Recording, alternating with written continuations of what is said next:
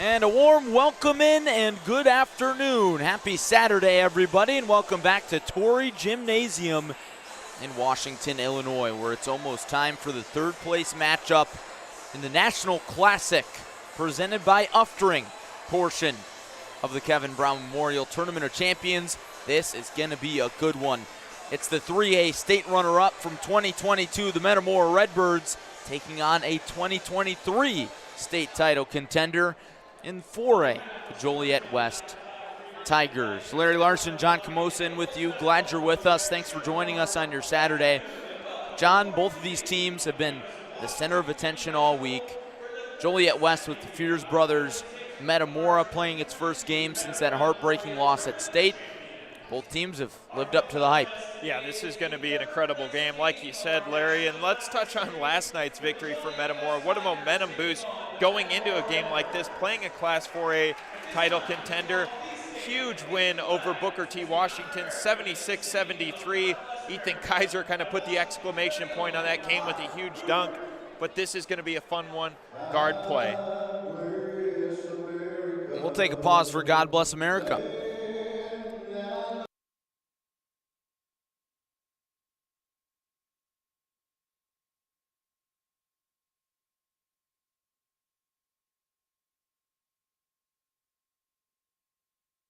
From the mountains to the prairies to the oceans, wide we foam. God bless America, my home sweet home. God bless America, my home sweet home.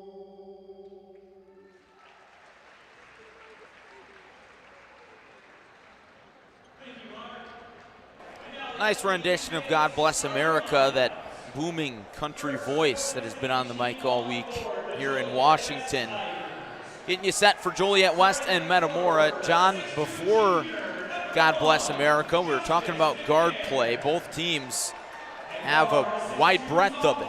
Yeah, it starts with Joliet West, Jeremy Fears, Michigan State commit. Jeremiah Fears, his younger brother, he's getting looks from Michigan, Oregon, to name some of the big Division I schools. And then when you look at Metamora, look at the depth on that team. Tyson Swanson, Drew Tucker, Tyler Mason, Matthew Zobris. That's just some of the powerful guards they have in that lineup. Of course, Joliet West has the big nationally known Fears brothers, but you look at Metamora, and we touched on this last night in their win over Booker T. Washington.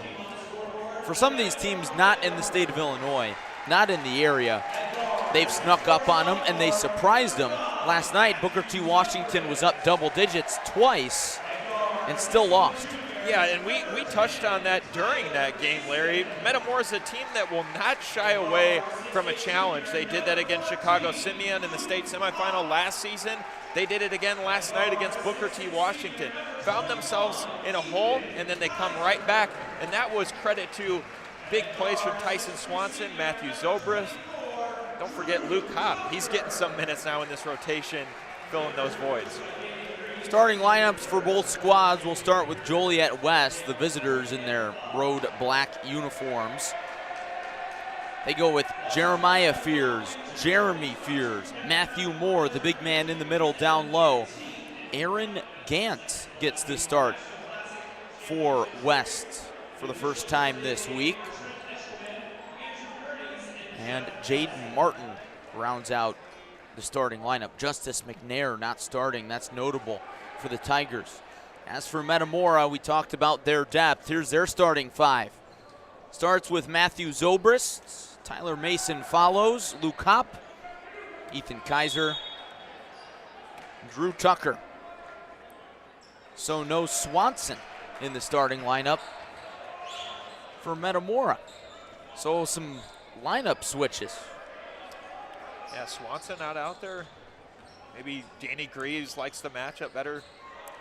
Jeremiah Fears off balance on the baseline, couldn't go. Offensive rebound by Jaden Martin. He's a big piece down low. Matthew Moore had a huge game. last night for West. Baby hook, well short, stick back. What a finish from Jeremiah Fears. Such a crafty guard, Jeremiah Fears. Able to get that rebound and put it right back. Pull-up jumper from Hop.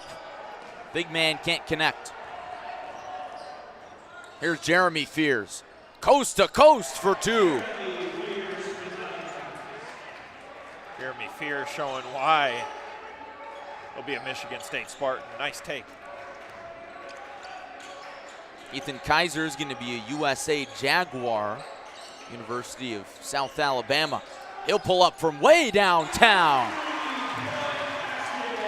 How about that deep three from Kaiser?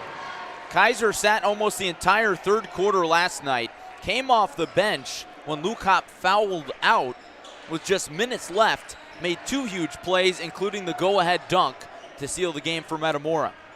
McNair inside, has it poked away. Tried to get it around the defender, Zobris. Hit it off his leg. Kaiser again. Couldn't stay hot. Offensive board by Zobrist. Can't turn it into two, but the stick back is good for Mason.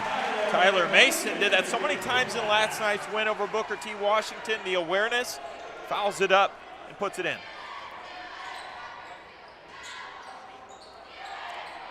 Fears showing off his limitless range. Tigers reset. We've had a few matchups today, John, where it's been Tigers versus Tigers and then Mustangs versus Mustangs. A little more traditional here. Moore has it poked away. Kaiser spins past half court. Dish to the corner for Hop. Well short. Hop trying two early threes. Fears blocked by Kaiser. There's Mason. Kaiser on the other end. Could it be an assist? Off the mark from Tucker. Early on, Metamora loves to push that tempo as well. Martin cans it.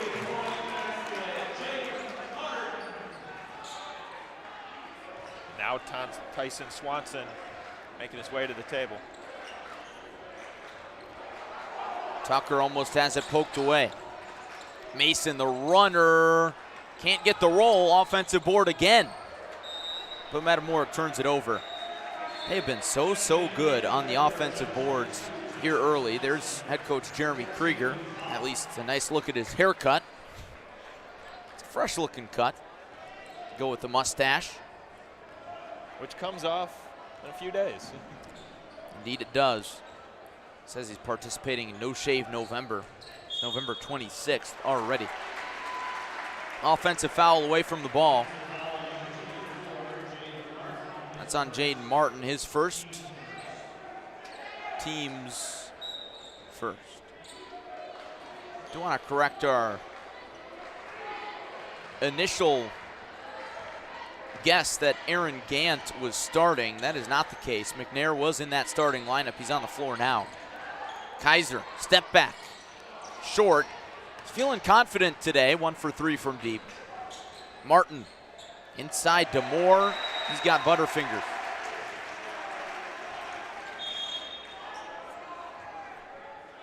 Chance for Metamora on this possession to either tie or take the lead.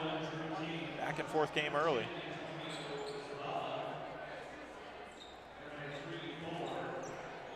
Moore gets a breather. So does Jaden Martin.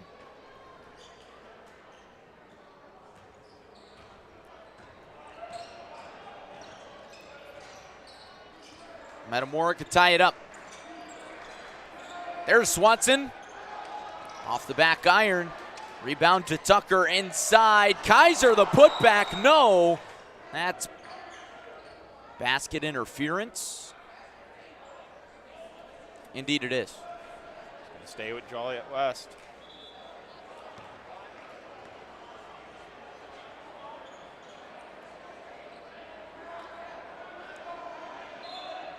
Metamora trailed 8-0 at the start of the game yesterday. Better start for them here today. Momentum has ebbed and flowed throughout every game for West. Fears turns on the Jets. First try, no. Second try, yes. His first step off the dribble, explosive. Yeah, such a talented guard. Corralling his own miss, right up with it. Zobrist on the other end, showing his own speed. You can count that one.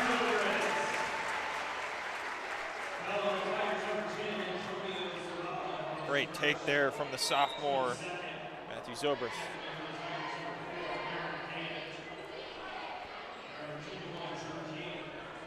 Usually when you get those young players at the varsity level, sophomore, maybe they didn't play varsity their freshman year, maybe a little timid to shoot the ball. You've got two sophomores in this game where it's absolutely not the case, and Jeremiah Fears and Matthew Zobrist, huge contributors on their squads last year.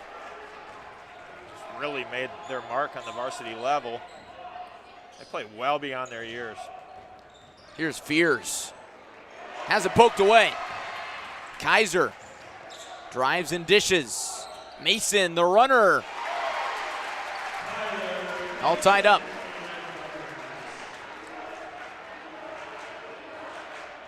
Great move there from Mason to get inside and let the little floater go.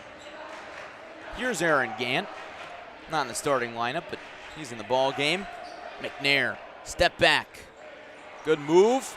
And there's Gant, almost cleaned up the mess. Zabala can't either, and a foul. Jeremy Fears, not happy, very animated. Big vocal leader for this Joliet West team. That's what you can expect from Fears this year. Obviously going to Michigan State next year, but big reason why he came back to West is to set a standard for this program and do something special for the community. He's happy to be back on the team with his brother Jeremiah, and they've certainly shown that here at the TOC.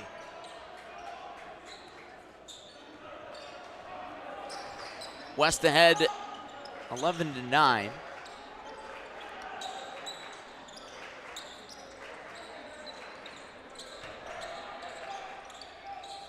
How about that dish from Swanson? Runner from Zobrist doesn't hit anything.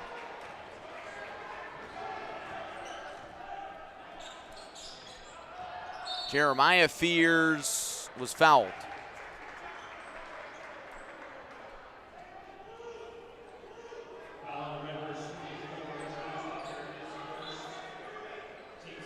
Fears will trigger it in. McNair to the sideline. Jaden Martin back in. Martin, tough shot and a make. Well contested there from Jaden Martin, but gets it to go.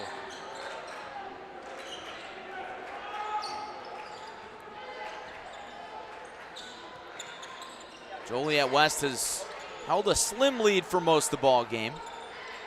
Just getting started. Third place game of the National Classic presented by Uftring. Triple from Zobrist. Rebound from Fears. Pushing that tempo.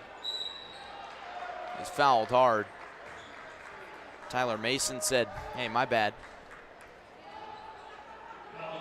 There have been a lot of moments throughout the tournament where things have gotten testy in these games, whether it's Joliet West, St. Rita. So many competitors in this tournament. A lot of games have felt like March. Jeremiah Fears, fadeaway jumper. That is pretty. What a move.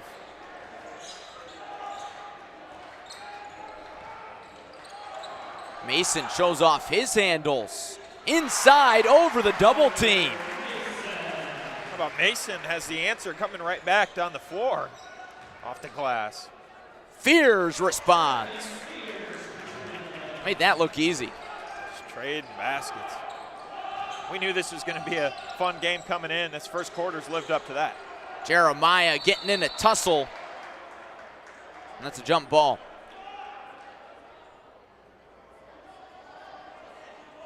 Drew Tucker.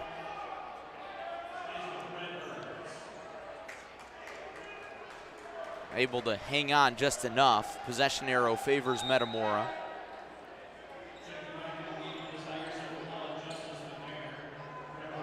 Fears out, McNair in. Fears with 6 points early for the Tigers.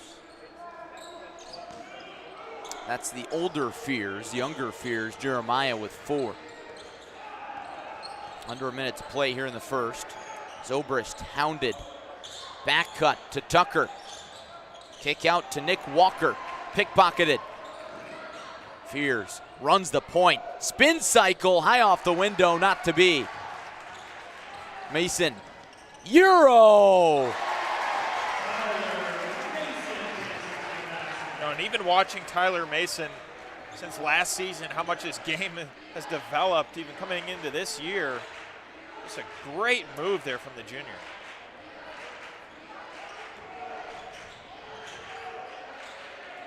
Shot clock is off.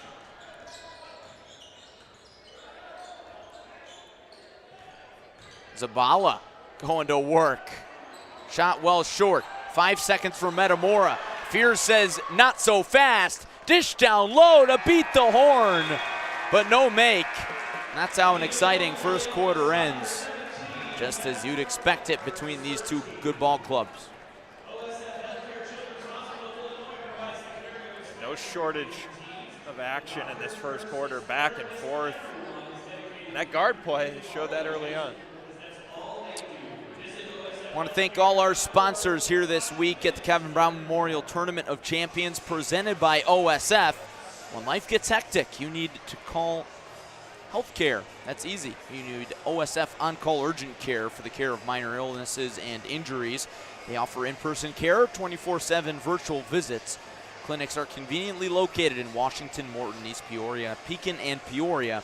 Visit osfoncall.org/urgent care. And the City of Washington welcomes you to the Kevin Brown Memorial Tournament of Champions. Washington is a growing city known for its quality of life and a diverse mix of businesses and restaurants. New inventory is in stock today at every Uftring Auto Group dealer. Choose from 11 franchises, 6 locations, and the year's best selection. You'll always get the best price at UftringAutoGroup.com. Teamworks is proud to be the official sporting goods provider of the KBMTOC and the KB Strong Foundation. Stop in and see us for all your apparel and sporting goods needs. Teamworks. And Titan Industries, a structural and miscellaneous steel fabrication contractor, is proud to support all the players, coaches, and fans at the TOC. Metamora trails Joliet West 17-13. Jeremy Fears trying to grow the lead. He's fouled. Fears having a big game early, 6 points.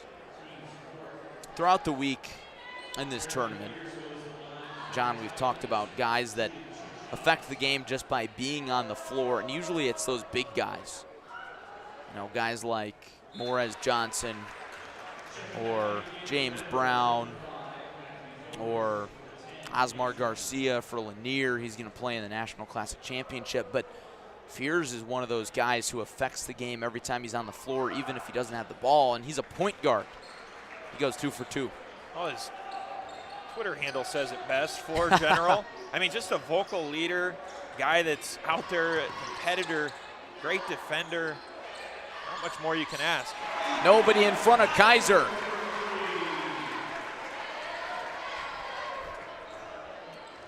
Back to a 3-point game.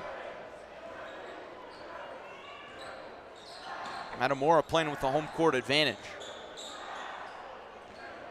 This little student section they brought, carrying over from yesterday. Jaden Martin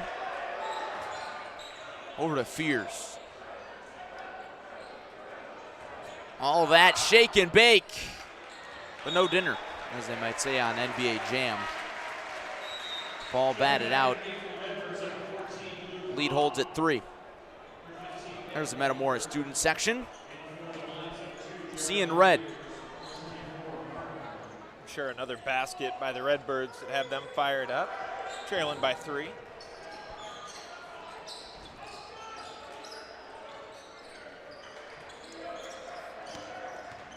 Swanson over the defense for the deuce. Back down to 1. Swanson's first bucket.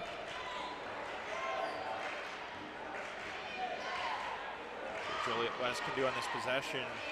Jeremiah Fierce, so dangerous, can create his own shot. His shot over Kaiser, halfway down and out. Volleyballed around into Gant's hands. Fierce from a little deeper. That's a heat check for most guys, but well within range for Jeremiah Fierce. He had a similar shot yesterday against Lanier. About the same spot on the floor. He pulls up from deep. Matthew Zobrist had Kaiser on the flash. Gets it back. He'll try from way downtown. How's that for a call and response? Sophomores trading some blows. Will Jeremiah get a response in? Jeremy directs traffic. Drive, kick, open Gantz. Can't bury it. Pulled down by Zobrist. Metamora could take the lead. Zobrist against Jeremy Fierce. Rhythm 3 for Kaiser. Too strong. Rebound from Swanson. Kaiser again inside. Can't finish. Fierce the outlet pass. Batted around. Swanson has it poked away. Fierce the finish. Gives him a little stare down afterwards. Jeremy Krieger was jumping up and down on the other end of the floor, was looking for the timeout, didn't get it. Zobrist, well short. Kaiser challenged Fierce. He wanted to jam, but he couldn't, and he's fouled. And Larry, you talked about these games being physical, these teams wanting to come out here, make their point, and how about that? Jeremiah Fierce with the layup, stares down Tyson Swanson on the ensuing run up the court there. Swanson sets a hard screen that puts Jeremiah Fierce right on the hardwood. You got to love these two teams fired up, showing that energy. Kaiser free throw too strong. Zabala and Gantz to the bench. Two guys, really depth guys for Joliet West, but they've played some really good minutes for the Tigers this week, and that's what you got to do in a 4-game, 4-day stretch, or 4-game, 5-day stretch in the case of West. Kaiser splits the pair.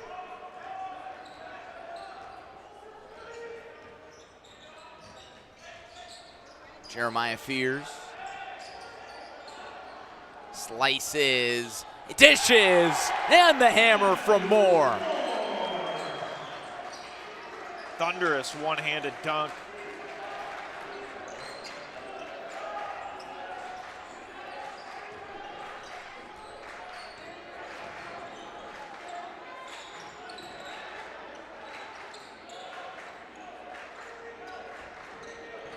Kaiser, nothing but net. Holds the finish in Jaden Martin's face. This is getting fun. Fierce, like a streak of lightning. He'll go to the stripe.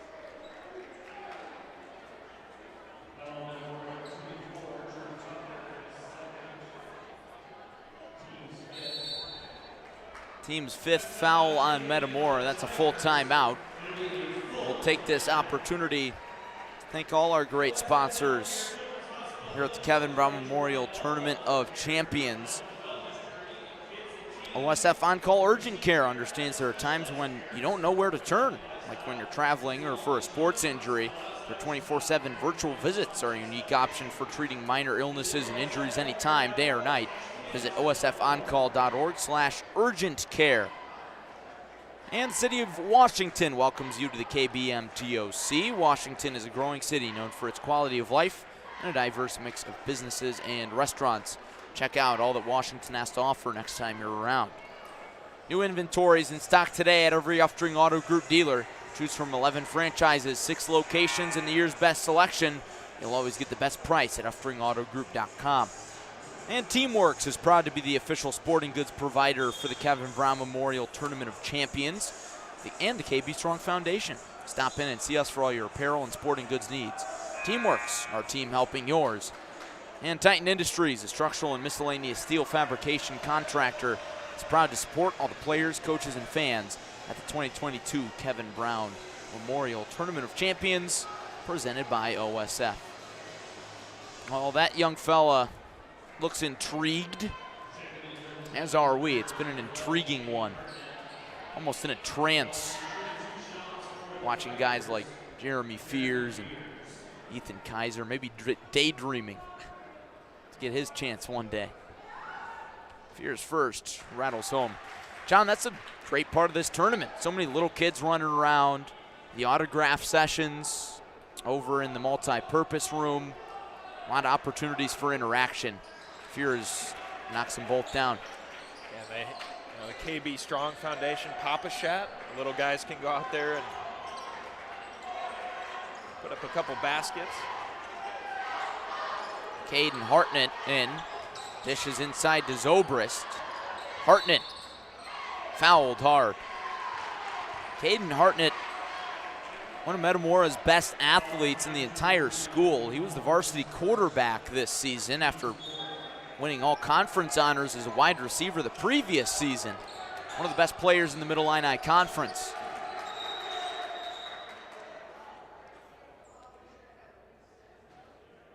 Shot clock issue causes us to have to redo this.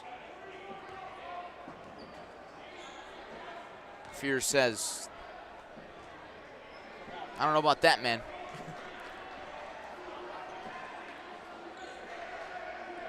Fresh crack at it, Metamora. 31 on the shot clock. I don't think Metamora will use all 31, but you never know. Zobrist, sophomore, having a huge game early. Almost at the half. Hop against the much larger Moore, or at least 1 inch larger Moore. Kaiser lost it. It'll stay with Metamora though. Kaiser with 10 points in the first half so far. Joliet West trying to turn that pressure up on defense. Zobrist against the clock, too strong. And hey, what do you know? Metamora used all 33, just as we didn't predict.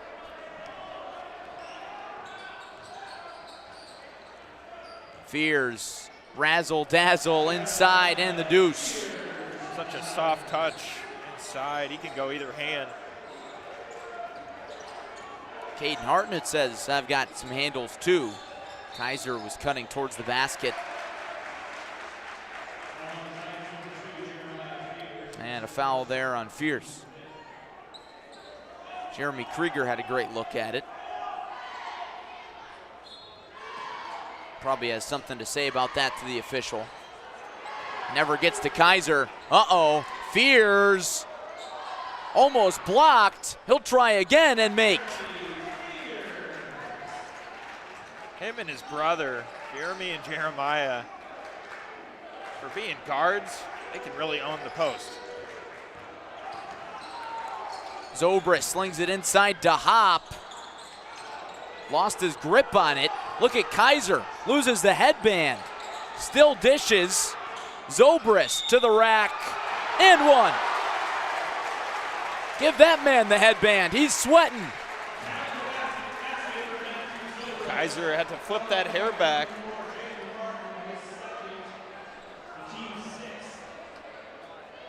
Kaiser puts it back on. Zobrist, the sophomore, with 7 points. Working hard. Only wristbands for him. Only one.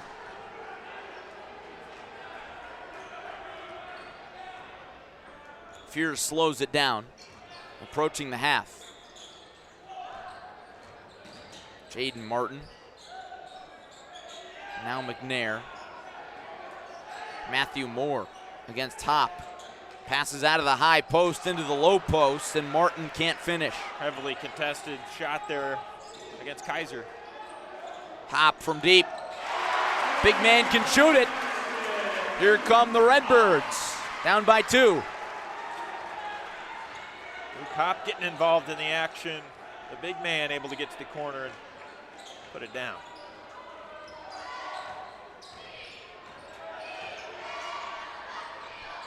McNair, the response is off. Moore gets it back. Moore dishes to Jeremiah Fears.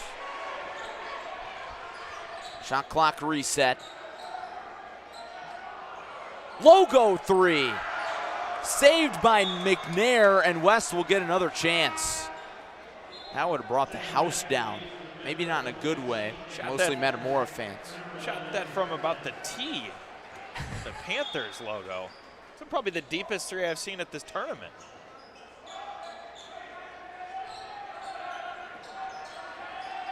Confidence to pull from anywhere. Martin, the runner, no good off the window. Another chance. McNair to the rack. No. Moore fighting for it. Last touch by Metamora. Getting a lot of second chance opportunities. Look at Jeremiah Fears, frantically waving at everybody. Probably saying something of the likes of, let's get it together here. Maybe 7th tries a charm. Going the other way. Offensive foul on Jeremiah.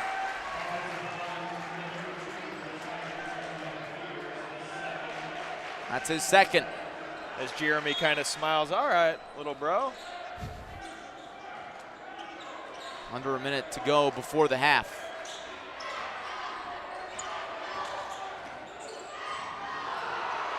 A lot of contact. Fears going the other way. Blink and you'll miss him. Made up for that. To the foul, he said, I'll take it right back for 2. Krieger in the official's ear. He wanted a foul there. A lot of contact right in front of the West bench. He's got a case. We heard that thud from up here. Swanson, drive and kick. Hop, that's his spot. Not that time. That'll head back with West. They could be up by as many as 7 or even more at the break.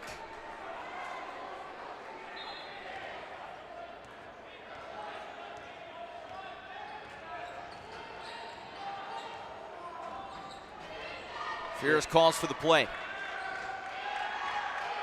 Might even create his own shot here. They're going to foul. Nick Walker, the junior, doles that one out. If you're with us on Wednesday night, Fears looking for the foul before the inbounds pass, but Walker comes out and Caden Hartnett comes in to guard Fears. He pulled out his entire bag of handles trying to create space, didn't get any at all, and still made the shot. Fears from 13, he's fouled. And that's a result that you'll take gladly if you're Jeremy. And Jeremy Fears, if you're the opposing team, not the player that you want to have the ball in his hands in the closing seconds. Going back to that St. Rita game when he hit that buzzer beater right before halftime from 3. He likes to take big plays over on his own.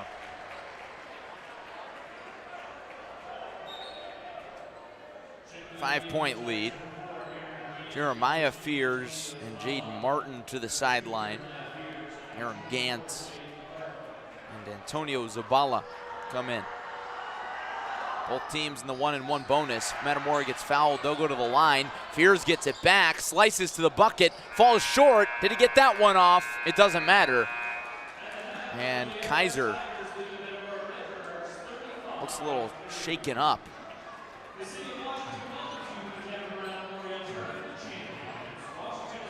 Metamora down but not out at the halftime break.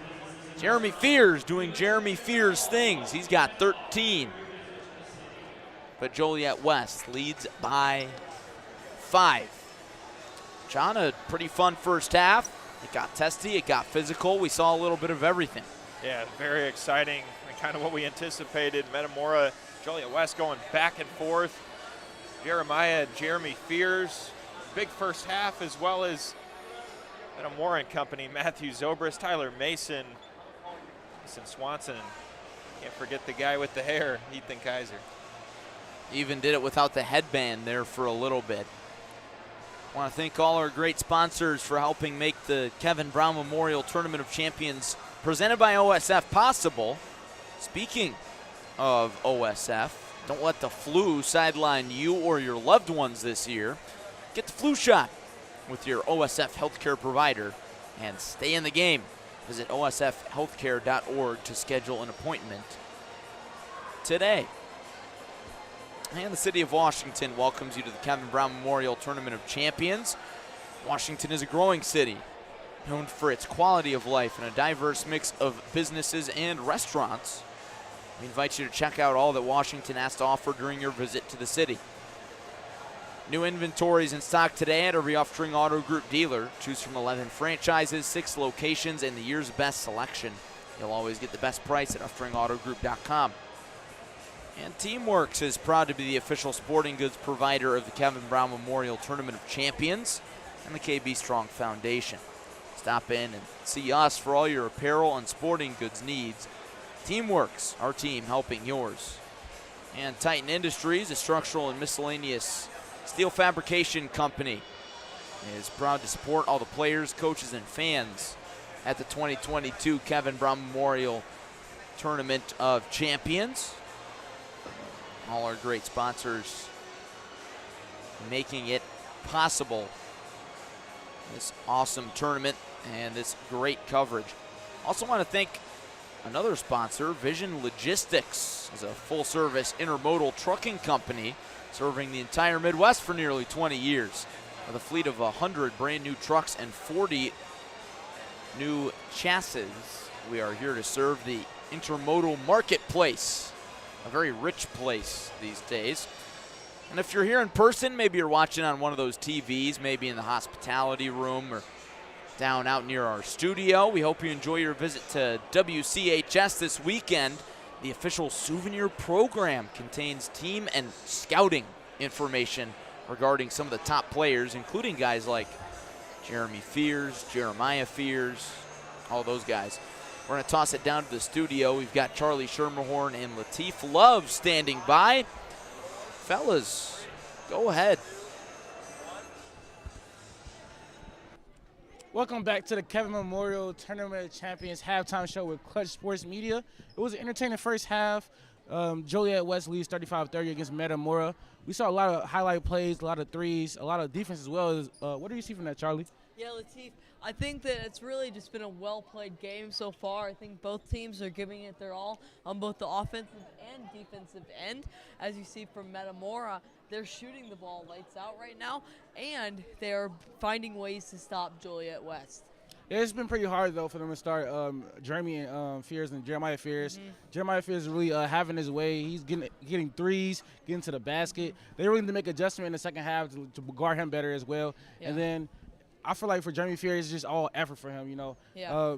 He gets downhill, gets to the basket with ease, you know. He gets to the line and stuff like that as well. So they're going to have to make some adjustments to stop him. There's not much you can do against the Fears brothers. They're just so skilled when it comes to their sport, and they can pretty much do it all. Like you said, they can finish, they can shoot. But what it truly is for them too is its effort, and they have shown that they have lots of it.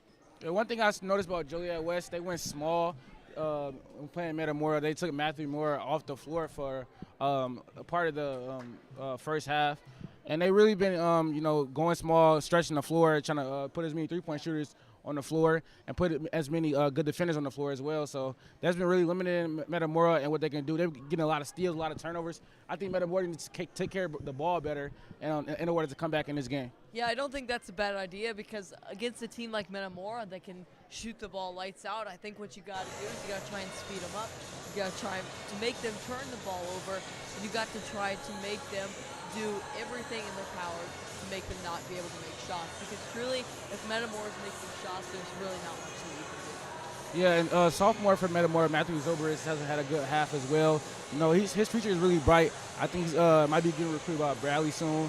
That's where I go to school. So it'll be nice to see him in how he develops in these last couple years of his high school career. You know, he's really stepped up for Metamora when sometimes with Ethan Kaiser not hitting his shots. He comes in, he hits a couple shots. He hit a big three in the first half. So he'll have to play well for Metamora to have a chance in this game. Yeah, Matthew Zobrist, only a sophomore. He's shown that he is capable of starting on this Metamora basketball team. He's shown that he's capable of impressing for all the fans. As you might have seen, he hit a three from about the logo, the TOC logo, which is very impressive, and that's really difficult to do. So he's a very impressive sophomore as of now, and he'll only start growing because his limit is the ceiling. Yeah, and it's been really hard for Joliet West to contest out there how far these Metamora shooters can shoot. Like, I feel like they're playing good defense, but Metamora is making tough shots. So I'll probably favor Joliet West in the later parts of this game because Metamora has been shooting lights out from the three-point line, and they're still down 5. You know, so maybe I believe they probably need to rebound better as well. Joliet West is one of the best. They got like 7 offensive rebounds. You know, they could probably hustle. Box out more, get a lot more rebounds because if not, it's going to get out of hand really fast. Yeah, Joliet West just dominating the offensive board so far, and I think that's one of their main keys for this game is to be able to get offensive rebounds and really make sure that they can get enough shots because if they're getting more shots, then really that gives them more of an opportunity to score and ultimately beat them. But after this game, this has been a high-intensity very game. Just one of the best games of the day, a packed gym. So we started off earlier with some games that, people hadn't came yet. But this game has been the opposite of that. It's been very packed, very intense. The fans are in it. The crowd is in it. Metamora has a home field advantage, basically, being closer to the school. So let's see how they use that in the second half as well. Yeah, Metamora's got a huge fan base right now. If you were tuning in yesterday or if you were at the game, you would know how loud it was. I mean, you couldn't hear a thing up there. I was up in the booth and I could not hear anything at all. And I feel like I'm getting that same vibe from today. Maybe a little bit less of a crowd, but still very impressive for somebody who's very close to home, but yet not their hometown. So it's very impressive for Metamora's students section and fans to come all the way out here and put on a show. So, yeah. Yeah, the first half being so intense, I feel like cooler heads will prevail. The team that takes care of the balls the most will end up winning this game. But that's all we got for you guys today for the halftime show. Back to the studio with Larry and John Camosa.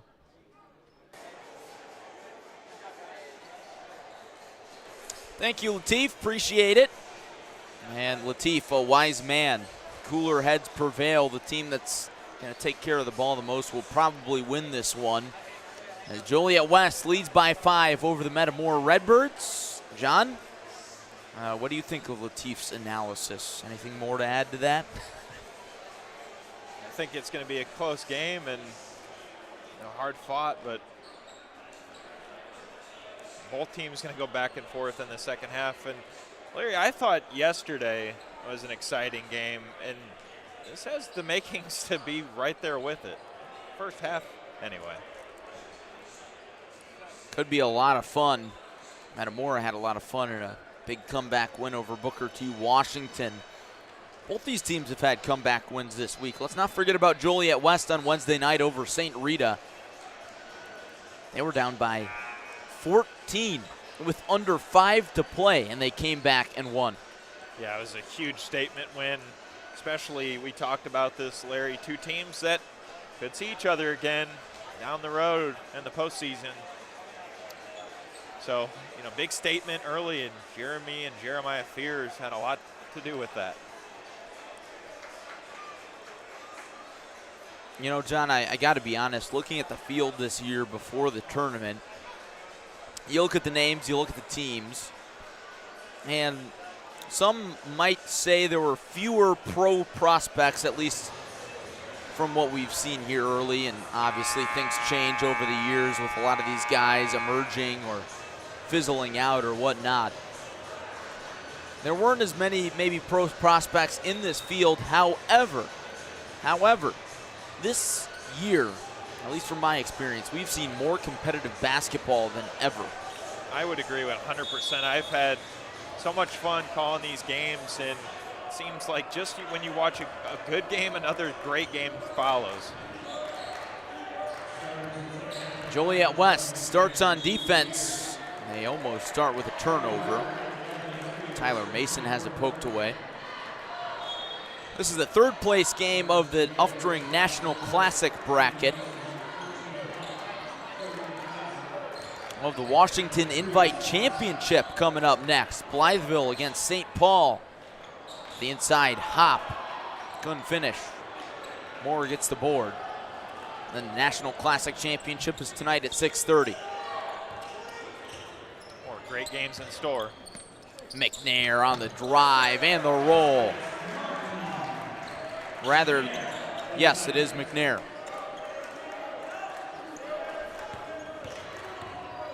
And if you notice this at halftime, Tyson Swanson now wearing number 3.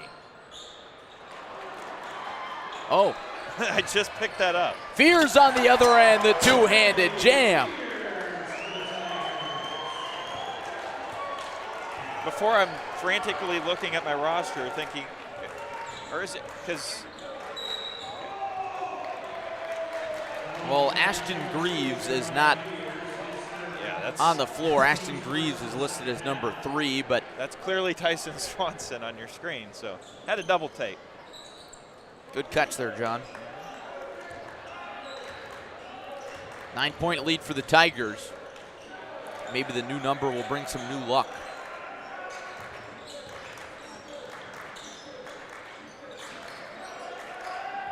Tucker. Kaiser. Shot clock down to 13. Kaiser doesn't want to use all of it. Rebound chased down by Jaden Martin. Ahead to Moore, he wasn't ready. Completely unaware there. That one tipped out by Jaden Martin.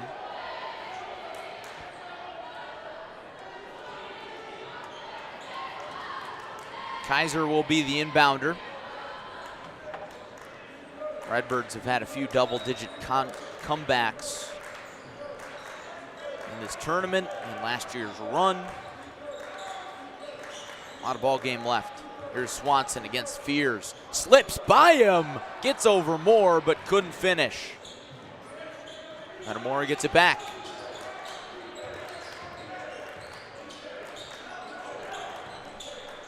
Hop to a cutting Tucker, and one.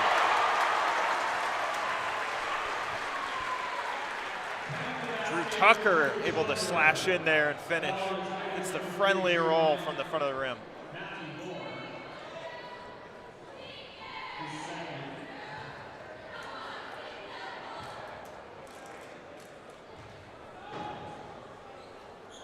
Tucker's free throw is pure. That was Tucker's first bucket today. Had a big impact last night, 20-point performance. Here's Jeremy Fears. Could shoot from here. Decides not to. Flings it to Martin. And that's a foul. Luke Kopp trying to play defense against Martin, or rather Matthew Moore. Yeah, Moore is such a tough player to contain in the post, 6'9".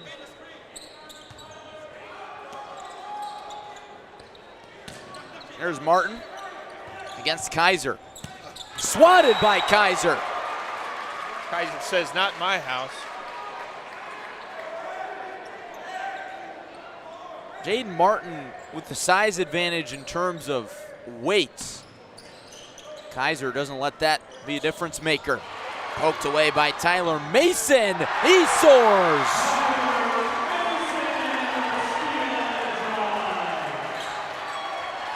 Tyler Mason getting up there, throwing it down.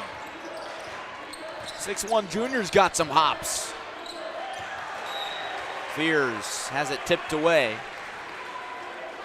But after that dunk, you could see Fears immediately races across the floor and communicates with his head coach, Jeremy Krieger, and slows it down. Moore Nice response. First time we've seen him in the mid-range today. He's been quiet, just 4 points. But if he gets going, he can get really hot. Yes, he can.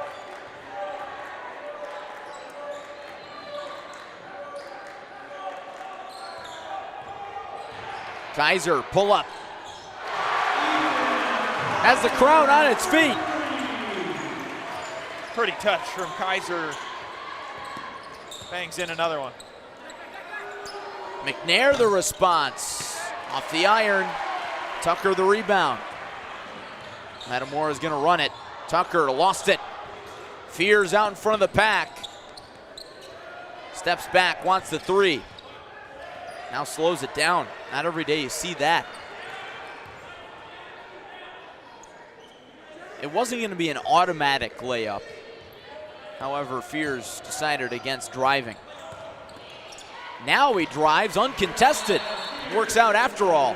Timeout Joliet West.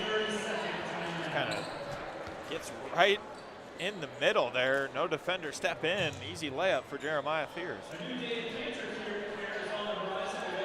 Full timeout. We'll take this timeout to thank our sponsor, OSF Healthcare, for supporting the Kevin Brown Memorial Tournament of Champions. They're the title sponsor.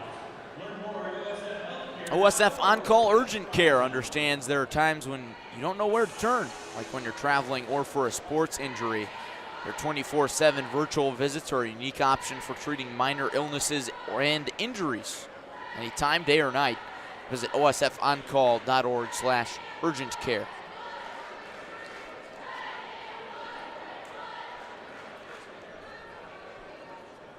So Joliet West 43.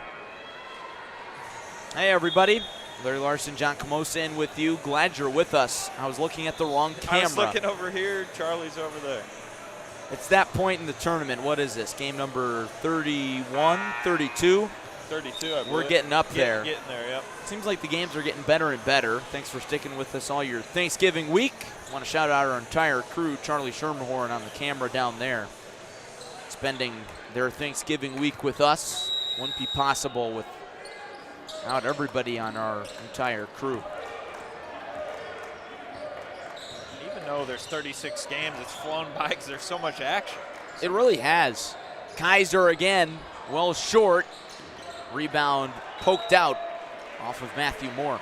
And you could see Matthew Zobrist now into the game for Drew Tucker. On that play that they turned it over, kind of looked like he hobbled back down the floor, maybe an ankle, so hope he's okay. Well, Zobrist is in. Mason, one of the hot hands, can't get it. Rebound loose, Metamora recovers.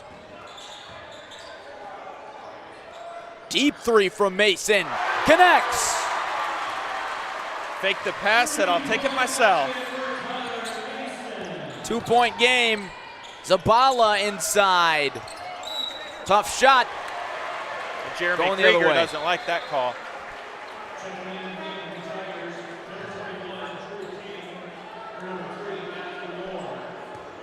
Chance to tie or take the lead for the Redbirds. You can feel the anticipation in here. Zobrist against Fears. Mason around a screen, back to Kaiser for the lead. Too strong, and it's out off the shot clock. I think the student section over there for Metamora was ready to let out a roar had that went down. Didn't we just sit through one of these last night? His back and forth Metamora game. Deja vu all over again. Drew King in the game for Joliet West. Pass to McNair, goes down.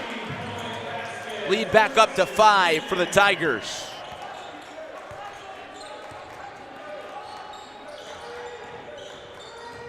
Zobrist pulls up over King, not off the window, gets it back though. Here's Mason. Tried to pass through a triple team, and he was fouled. In case anybody at home is wondering, Matthew Zobrist, as far as we know, of no relation to Ben Zobrist, a native of nearby Eureka. Swanson, that's a 2, his foot was on the line.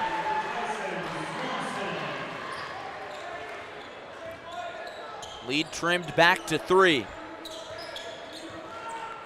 Fears.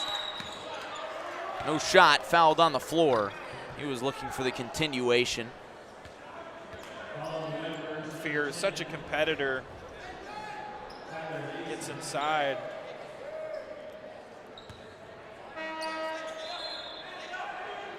Drew Tucker back in. Zobrist's 3rd foul. As a result, he takes a seat. Drew Tucker in.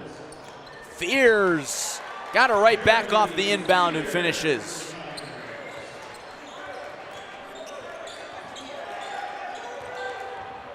Metamora gets past the pressure. Mason fouled. John, it looks like they didn't put West points up on the scoreboard. We've got it on our scoreboard, correct. I think they might. Shout out to Teddy Ball on the 48, sticks. 42. But it should be 48-43. Larry, I've seen that play twice now, and they're both from Jeremy Fears. Right off the back, the old playground move. John, I'm starting to think that this is a problem with the scoreboard. So Mason made his first free throw, So 44. and they put it up for Metamora. He goes 2 for 2. On the scoreboard, it's a 1-point game, but in all reality, it's a 3-point game. Now they fixed it, right? There it is. 45. There it is. Fears fouled. Oh my. Little anger on that one. Wants to throw it down. I think him and Kaiser went back and forth in summer. There's that scoreboard. Nice and fixed up. Too busy looking at that scoreboard. There we go. Fears free throw off.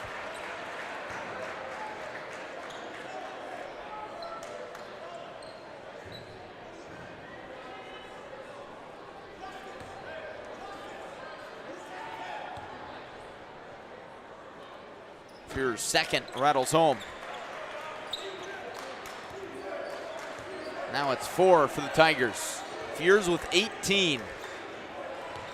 Having his way today. It's been tough. Metamora has kept it tough. Fears still finding a way. Here's Drew Tucker. Kaiser with room. And a foul. That's on the floor. Before the shot.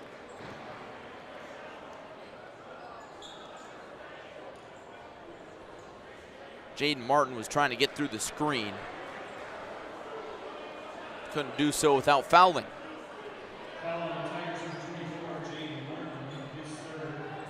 It's Martin's 3rd.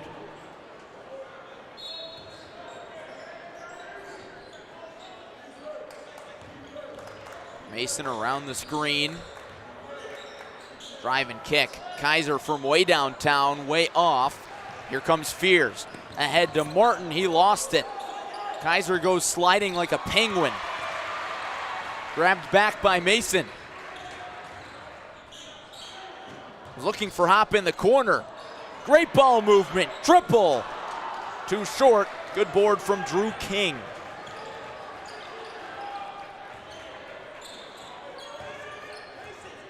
Mora trying to lock down on defense, get the ball back. Joliet West wants to extend this lead.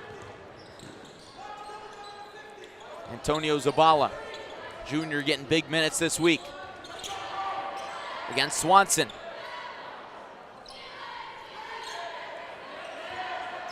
Fears, screen from King. Past the double team, finds Zabala, no look pass into a 3, off the mark. There goes Tucker. 1 second difference between shot and game clock.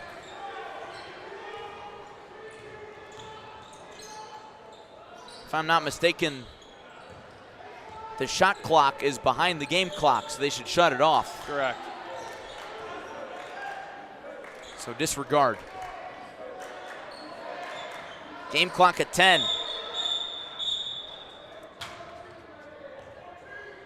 And and they're going to get Fears for the foul. He's still down. Kind of taking a breather.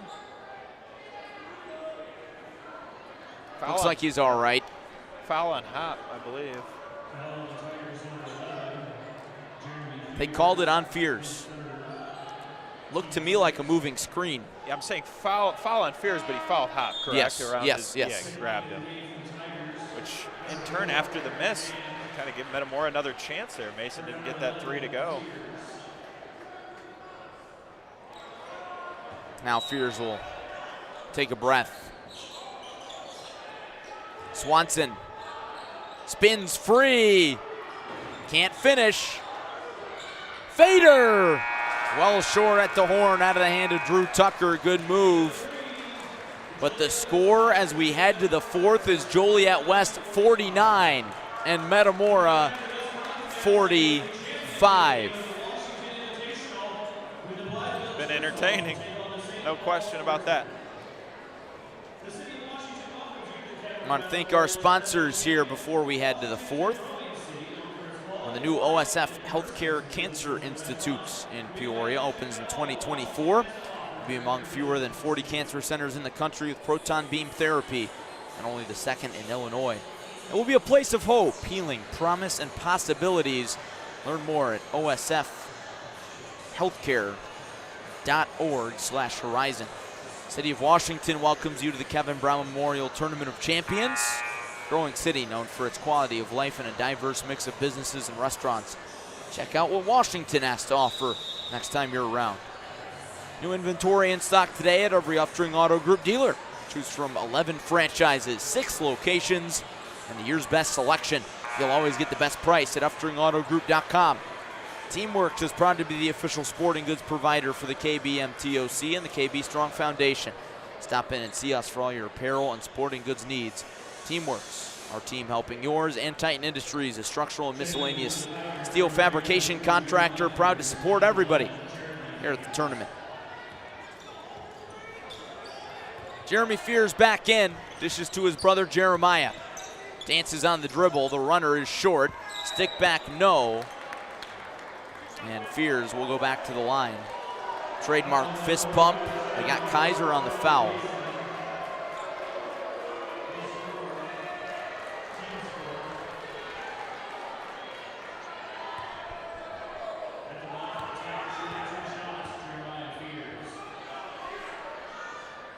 Fears gets the first, brings him to 16. And Tyler Mason, one thing of note, that's 4 fouls for Mason now.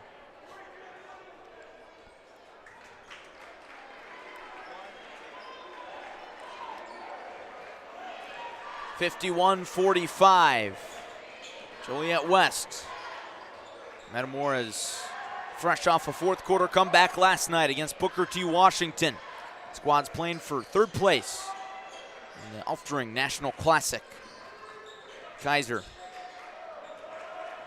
Swanson slices to the bucket. King says no. Right back, Tucker. Tucker inside to Swanson. No bucket. Foul before.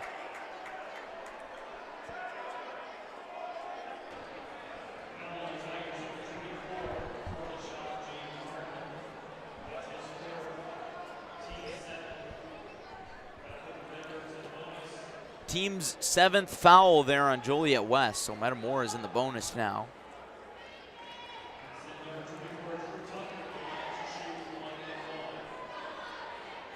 Drew Tucker, high percentage free throw shooter.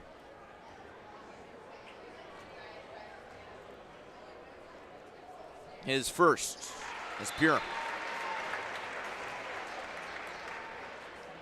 Able to knock down the big free throw.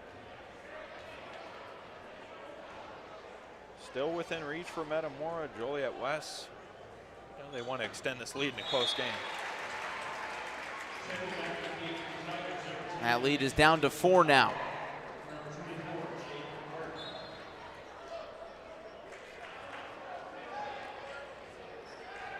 Fears takes a look at the scoreboard. Back to it.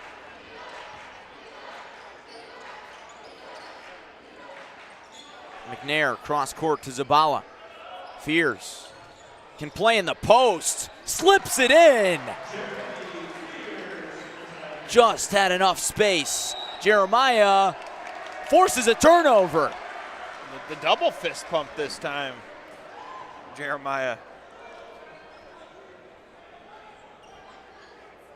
That's how you know things are getting good. Definitely. It's a big possession here for Joliet West. McNair inbounds.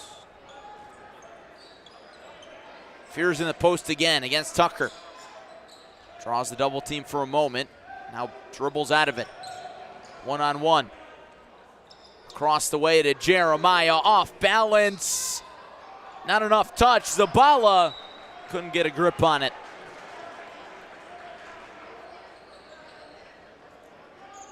How about that connection between the brothers? Obviously, it's been well established. And if it wasn't already, it was with the alley-oop yesterday that we saw.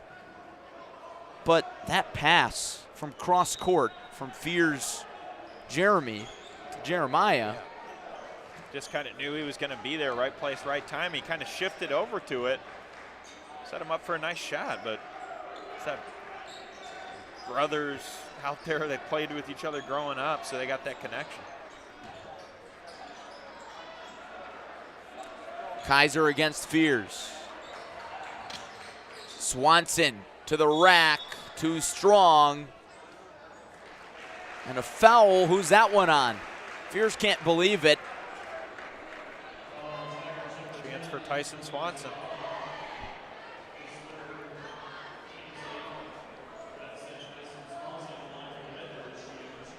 Foul there on Zabala. That's his third. Swanson's first, goes.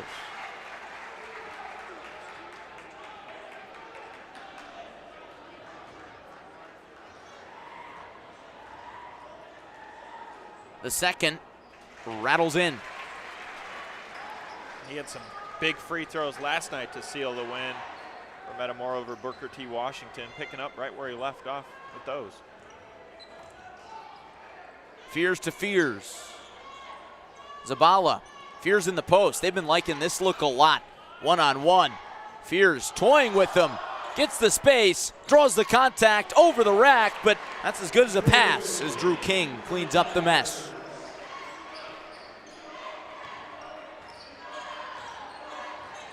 Kaiser going one-on-one with Fears now. Swanson to the inside. Short elbow jumper, no. Jeremy Krieger says slow it down. So much fun to watch all the different coaches this week at the TOC. Most head basketball coaches are animated, but Krieger falls into that category. Look at Jeremiah Fears. McNair comes up short. Should have moved the three-point lines back for this game. Tucker short at the rim. Fears slow to get up.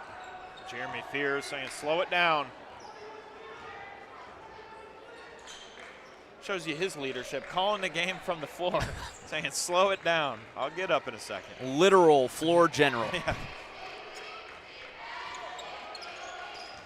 McNair inside, not enough English. King gets it back, in trouble, and one. Drew King hollers as he heads to the line. West starting to gain some separation.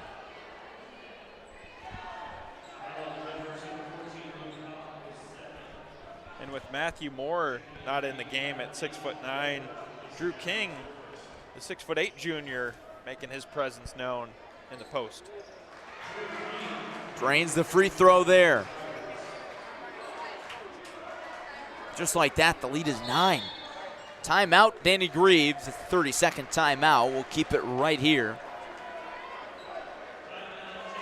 John, what's the message?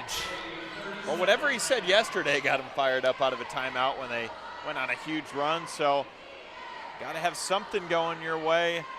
But it all starts on the defensive end. I think you got to come down, you got to score, and you got to make a big stop.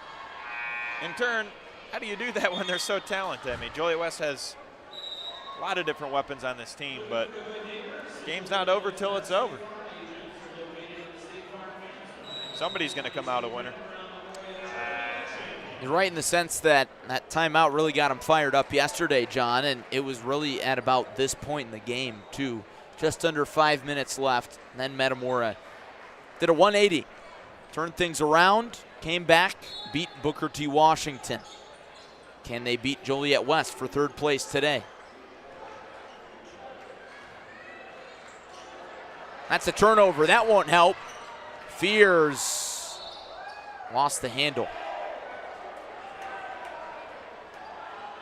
Jeremy's looking for a jump ball. That would have sent it back with Metamora. Jeremy Fears, hesitation, tough mid-ranger off the front iron. You can say that every time he's got the ball. Kaiser against Fears, backs him down. Both of them got tripped up, no whistle. Good no call. Nice look. Hop open down low. Good find from Tucker. 7-point game.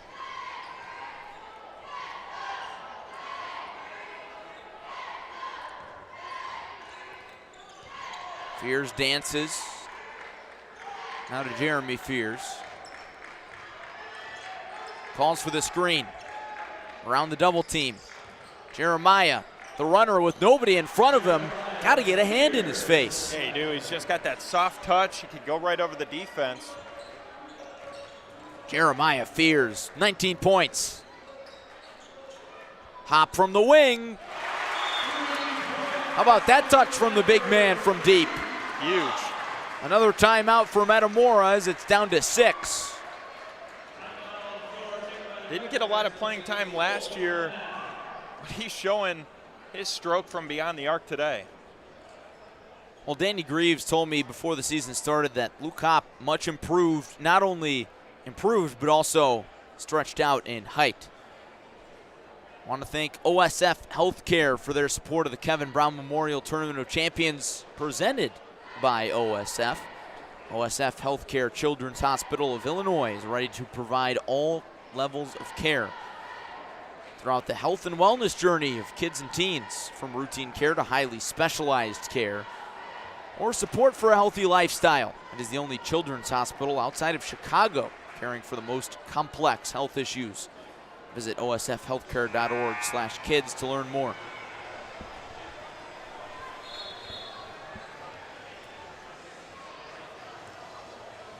Well, Metamora down 6. About 3 minutes to play on the dot. Danny Greaves sporting a fresh haircut. Maybe a fresh message in that Redbird huddle. A few timeouts in the last few minutes. Something to get his team fired up. Starts on the defensive end.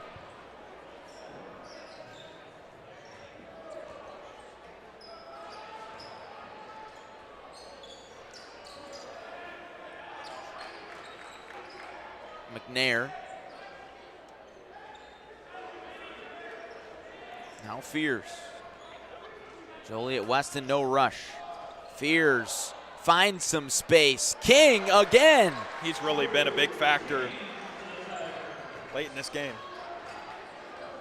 Didn't get much time in the first half at all. Tyler Mason looking for the response. No, Swanson's tip isn't good either.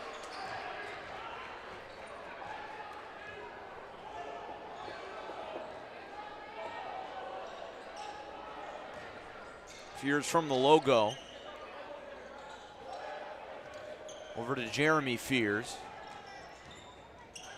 The lob to McNair. What a dime. McNair getting up there, throwing it down. Joliet West, a lot of momentum on their side. Kaiser from the volleyball line. That's an air ball. That'll take the wind out of your sails even more.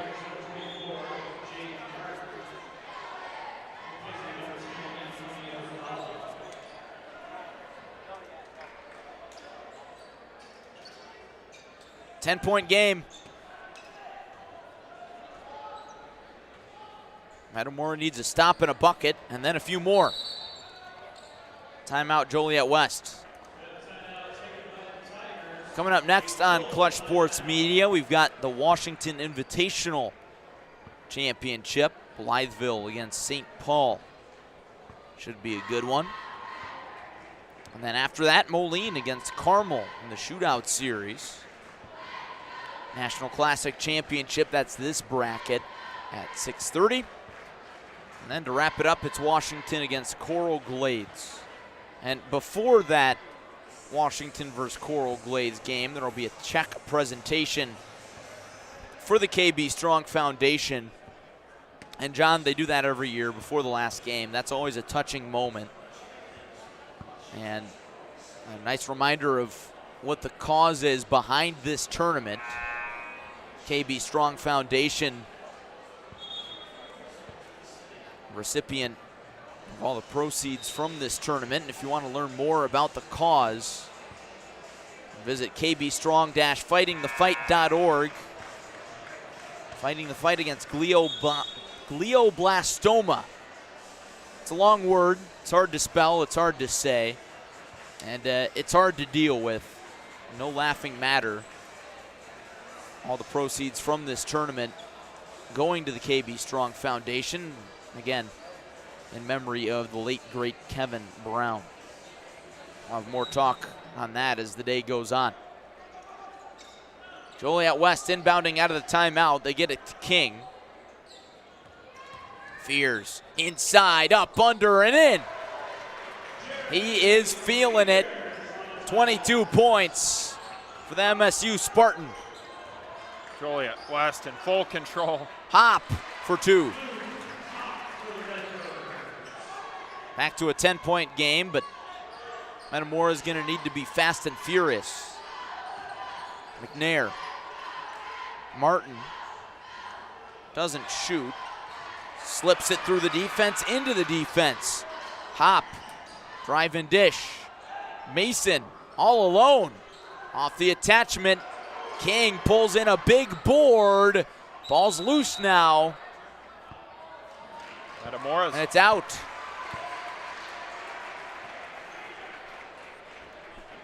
I think Drew King's foot was on the line there before the tie-up. That's in fact what happened. Maybe his pinky. Blocked by King. Oh, he's having such a big effect on this game. Fears fouled.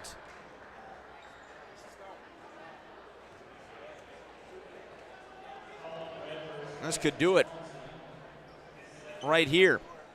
And what do you know, John? Fears brothers having the biggest effect on the game out of anybody. 19 points for Jeremiah, 22 for Jeremy.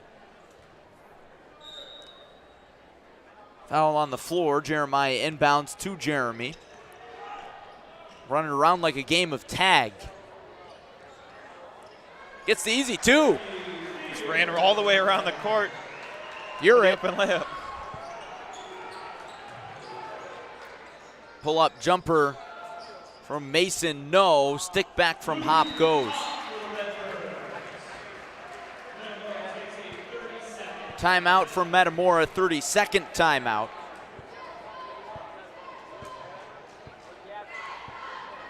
And we'll keep it right here. 10-point game, looking ahead for both these teams. Joliet West, John, they're going to play a very competitive national schedule. They're in the Southwest Prairie Conference. Certainly the favorites in that conference, but outside of that, every weekend they're going to be doing something new and going somewhere fun in all likelihood. They are, and a lot of hype built around this team. I mean, imagine being Jeremy Fears or Jeremiah Fears, knowing that every weekend you're probably going to play in an event or a big game, knowing that there's hundreds, if not thousands, of people there coming to see you. That's a lot as a high schooler. Fears got it across half court, and Jeremy is fouled. I think that's easy to forget, right, that these guys are high schoolers. A lot of them are going to be professionals and college players in the future, but still high schoolers getting the pro treatment. You know, you go to school,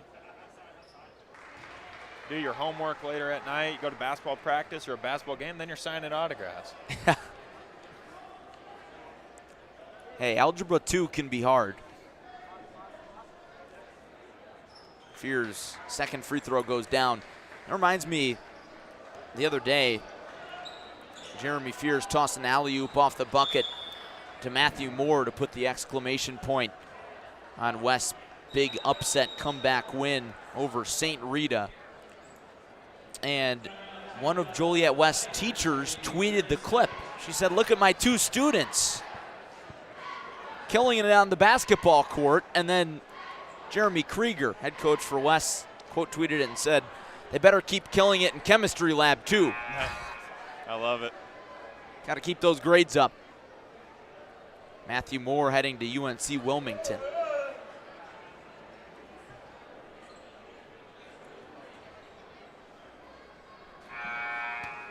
12-point lead for Joliet West.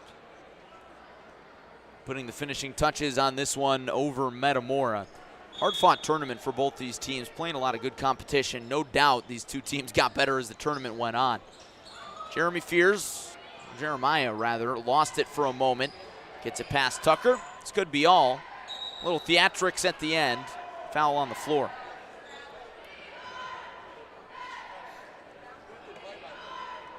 Metamora, on the other hand, playing in the Middle Illini Conference, John, and you want to talk about conference favorites? Well, Metamora, if there were odds, they'd be odds on, and it wouldn't be close. Jeremy Fears checks out, gets a nice ovation from the crowd.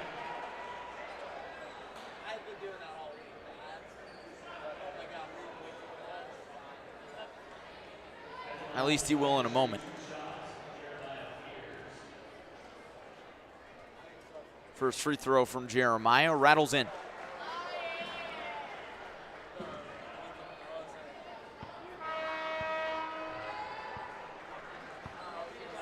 Now the subs come on. Joliet West fans and basketball fans alike give Jeremy Fears a nice ovation in his last appearance here in Washington. There's Charlie Schermerhorn for a moment. He's ready in the studio. Jeremiah Fears makes the free throw, and now he'll take a seat. 72-58 is the score. Could be our final. Drew Tucker pulls up from way downtown to Strong. Rebound brought in by Tristan Hofford. Heave at the horn. Doesn't count. And that's all she wrote.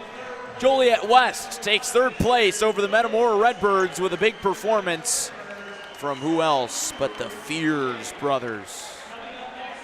Really impressive performance from Joliet West.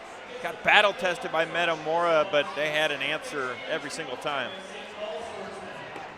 Joliet West finishes a nice week here at the KBM TOC with a 72-58 win. There will be all conference team honorees in the Upstream National Classic here in a moment. Those will be presented right now.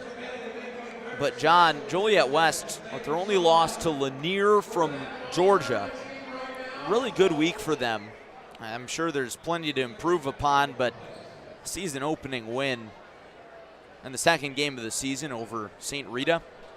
In addition to this win over Metamora, you will take that. Yeah, you can't ask for much more. And, you know, just look at the depth on this team outside of the Fears brothers. Look at the turnaround. It was really Drew King that had some of the biggest plays late in this game that helped the Tigers pull away. So really good tournament for Joliet West going forward into their season. I want to thank our sponsors one final time for this broadcast. OSF Healthcare Cancer Institute in Peoria opens in 2024. It will be among fewer than 40 cancer centers in the country with proton beam therapy, and only the second in Illinois. It'll be a place of hope, healing, promise, and possibilities. Learn more at osfhealthcare.org/horizon. City of Washington proud sponsor of the Washington Invitational, welcomes you to the KBM TOC. And Uftring, proud sponsor of the National Classic. New inventory in stock today at every Uftring Auto Group dealer. And Teamworks, proud to be the official sporting goods provider of the TOC. And Titan Industries, a structural and miscellaneous steel fabrication contractor. Proud to support everybody here at the TOC. There we get a look at Jeremy Fears. How's that shot? Jeremiah, soft smile. Jeremy with a little bit bigger of a smile. Metamora getting honorees now. Ethan Kaiser getting his award, and we should be doling out some awards for all the work that Charlie Schermerhorn and Lateef Love have done in the studio this week. Let's send it down to those guys. Fellas, go ahead and take it away. Welcome back to the Uftring studio. It's Lateef Love. I'm here with Charlie. We just had a great game. Metamora versus Joliet West came down to the last few minutes of the game, but Joliet West will pull away 72-58 behind 47 points for the Fierce brothers. It was a very good game. What did you see, Charlie? You know, I thought out of Joliet West, obviously the first thing that you can look at in this game is Jeremy Fear's performance. You know, I think that he really kind of stole the show there in the second half. He was able to knock down shots from the arc, and he was able to score inside, as well as being locked down on defense. Yeah, he was very good on both ends of the floor. Once they Coach Frieger made an adjustment and put him on Ethan Kaiser. He totally locked him down. Ethan Kaiser finished with 13 points, but most of that was in the first half. Once Jeremy Fears got on him, he really held him scoreless, made him take tough shots, forced him a couple of turnovers. So that's one thing about Jeremy Fears. He really locks in on the defense end. Also, I noticed that Drew King for Joliet West, he came in and provided some good minutes for Joliet West. Really good rebounds, really good defense, and he scored a couple buckets. He had 7 points on the day. But one thing I also like to know is that Metamora played a good game today, and you know they'll be going into Mid-Illini conference play. Having been through some tough battles already, and looked primed to win a conference. Yeah, even though Metamora did not come out with the W today, they still played a really good game, especially number 10, Tyler Mason, especially in the first half, I would say. Really throughout the whole game, but he was able to knock down shots from outside as well as throwing down a few dunks. And also, number 14, Luke Hopp was able to hit a few threes. With him being a big, that you sometimes see that nowadays, you sometimes don't, but it's very impressive for a 6'8" guy to be able to shoot from the arc. And yeah, so Metamora, they're going to 2-2 on the season, finishing the tournament off pretty well. You know, Ethan Kaiser got all tournament team, so they have a couple good players on their team. You know, really balanced, really good shooting, and I think they should go home holding their heads high. You know, showing that they competed for all 32 minutes. You know, so what do you say about that? Joliet West is a really good team, even though Metamora played well. I just think that they were a little bit outmatched, especially with the Fears brothers.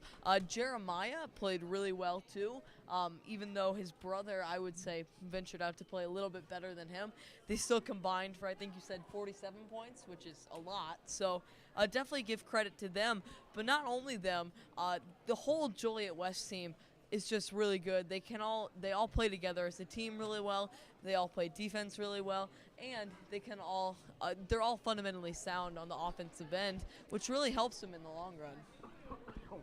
Moving on from the third place game, we have the championship game coming up for the Washington Invitational. That'll be against Blytheville against St. Paul. What's the keys for the games for this game? For Blytheville, I think that they have to limit the drive. I think they got to have heavy gap control. I think that if they allow St. Paul to get in the gaps and get into the lane, I think that they're going to be in trouble because as we saw yesterday with St. Paul, they were able not only to finish in the inside once they attacked the lane, but they were able to kick out to their shooters. So definitely for St. Paul, I would say that that is one of their keys, is attack the lane. But on the other end, I think for Blytheville, I think it is the exact opposite in not letting St. Paul's guards attack the lane. Yeah, I think it'll be key for St. Paul to try to stop Rashard Marshall, Ole Miss commit. They try to limit his touches in the paint, limit his putback opportunities as well. They try to keep the game slow. Don't let Blytheville speed you up. Try to keep control of the ball, keep the turnovers down, and it'll be a very good game. I think this game will be very low scoring. Both teams have very good scorers, but I think they also have very good defense, and so I think this will be a very entertaining game, a very entertaining championship game. Yeah, for the Chickasaws, I think that essentially just making sure that you're limiting St. Paul's points, I guess that's kind of the whole key of the game. But I would say that if they can do that, they're going to have probably a tough time scoring too, because as you saw yesterday, St. Paul's defense is arguably just as good as Blytheville's. So it should be a very interesting game, and both teams, not to mention, are very well coached, with Blytheville's coach Mackenzie Pierce and Mackenzie Pierce. Who they play? Blytheville. Blytheville. Yeah, sorry. And St. Paul's coach Patrick Roy. And yeah, so I have some X factors for St. Paul. Maurice Wright, he's the point guard for St. Paul. He's a really good scorer, really good mid-range shooter. He really needs to have a good game for today for them to win the championship. And then, of course, Rashard Marshall for Blytheville. He needs to make his presence felt in the paint today, and make those St. Paul centers get in foul trouble. Yeah, to add on to that for your key players for St. Paul, I'm going to add the big 6'9" guy, Babkar Gadiga. I probably just said that wrong. I'm truly sorry for that. But yesterday, he was able to essentially just annihilate the boards and pretty much grab every single offensive and defensive rebound. And that really helped them out a lot. So I think that he is one of the really key factors for this game, and he can certainly be an X factor. If he plays well, I think the St. Paul team will also play well. And that's all we have for you guys today. We're going to send it back up to the studio with Larry Larson and John Camoso on the call. So we see you guys for the next game. Thank you.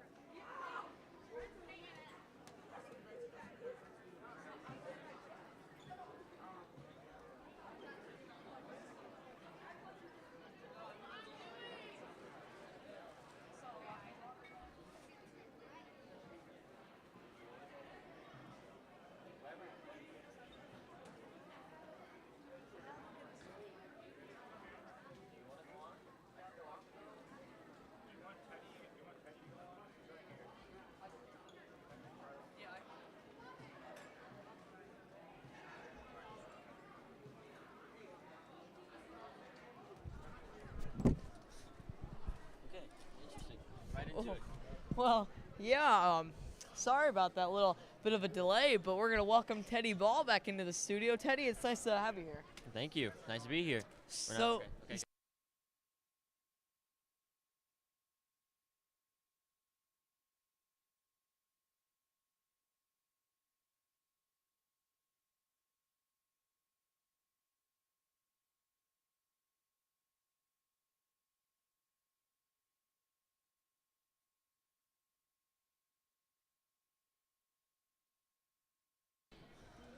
well, welcome back to the Train Auto Group studio.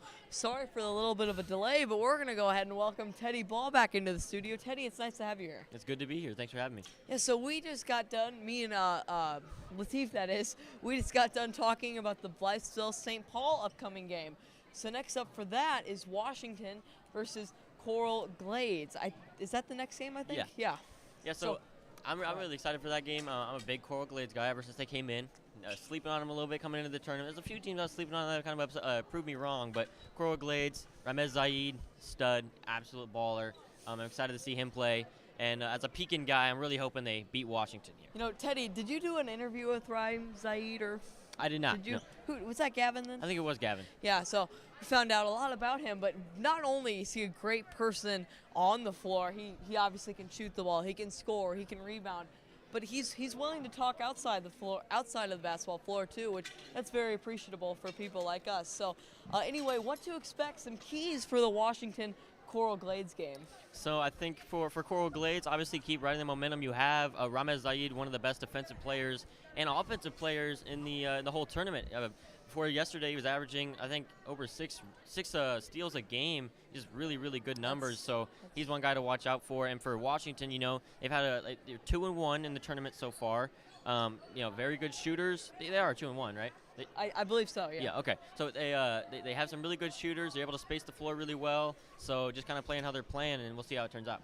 Yeah, just momentum is obviously a big factor.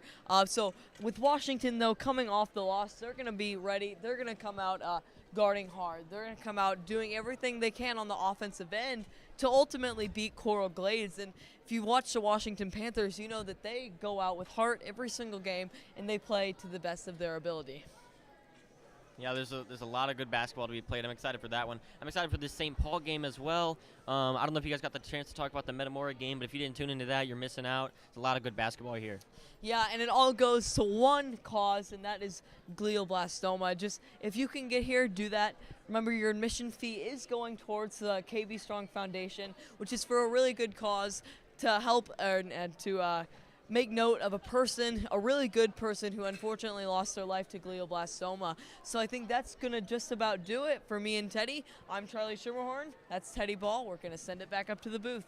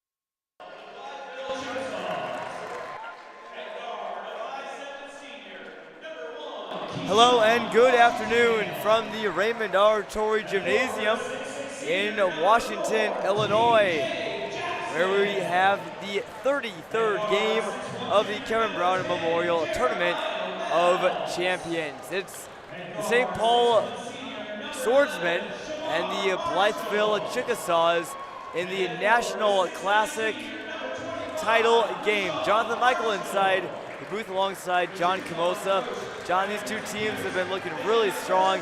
Neither one of them has lost a game so far, 3-0, and only one will emerge from Central Illinois with a spotless record. Yeah, let's start with St. Paul. A lot of depth on that team with Asami Masel, Maurice Wright, his brother Moses Wright, and Tong Wan at 6'7", the sophomore, can soar above the rim. And then for Blytheville, I think it starts with your man in the middle, 6'9" senior Rashard Marshall, headed to Ole Miss next year. But a lot of other weapons around him, including 5'7" senior guard Keyshawn Washington. Both Blytheville and St. Paul have looked really good so far in this tournament. Blytheville started off their campaign with a win against Coral Glades. St. Paul won over Lincoln Park. They both won their following 2 games, and here they meet in the National Classic title game. Reigning champions of this last year, the National Classic, was St. Mary's Prep from Colorado. They're a very strong team, went on to have a great season last year. So whoever wins this game will bode well for them in the rest of their season, although it doesn't matter who wins or who loses. These are 2 very strong teams as we get set for the tip between Fontenot and Marshall. And it's going to be a fun matchup with Fontenot and Marshall down there. As you look at Marshall at 6'9", Fontenot right there with them. A little bit shorter at 6'6", my apologies, but it's a big time matchup in the post as well as this great guard play on both sides. Certainly. So I stand corrected, this is the Washington Invitational title game. It's easy to get those mixed up. The National Classic title game will be coming up later between Winter Haven and Lanier. Swordsman get a stop early on, and here comes Maurice right the other way. What a tournament he's having. He gets things going early on. Fast break score. Kind of the player that was highlighted coming into this tournament, Maurice Wright, but so many other players on his team have emerged right alongside of him. The St. Paul team very deep. They've struggled with foul trouble. That was their Achilles last night. It still came away with a win. Good jumper there from Keyshawn Washington, who you mentioned, John. He's been one of the biggest helpers for Rashad Marshall. Here comes Moline down the lane. And the dish to Fontenot was incomplete. And the thing that's so impressive about Keyshawn Washington, John, only 5'7", but he'll go up against anybody bigger than him, 6'4", 6'5", he'll shoot it right over you. Washington, one of the smaller players that have gotten a solid amounts of playing time in this tournament, but not short on heart. Here's a 3 from Shamar Marshall off the bank and in. Blytheville, good start. That's Shamar Marshall. Again, no word on if he's related to Rashad. They could be. Also could not be as well. Moline with a 3. You've seen him play above the rim. That's the first time I've seen him shoot one from the perimeter, Joko. Yeah, big man stepping out there, taking the 3. And taking the 3 on the other end is Jeremiah Wells for the Chickasaws. And now the lead is 6 for Blytheville, who comes here from Arkansas. Fontenot, tough bucket in the paint, up and good despite him falling down. That early start, early momentum for Blytheville. Here's Wells now over to Marshall. They've both dropped in 3s. This one a floater. That's a pretty one right there. Not much spin, just put the pumpkin up in the air and watch it sail through the twine. Maciel, pull-up J is no good. He's had lots of those this week.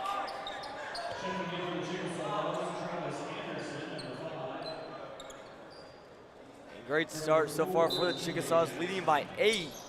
Only 2.5 minutes into this game. Wright thought about a 3, pump faked.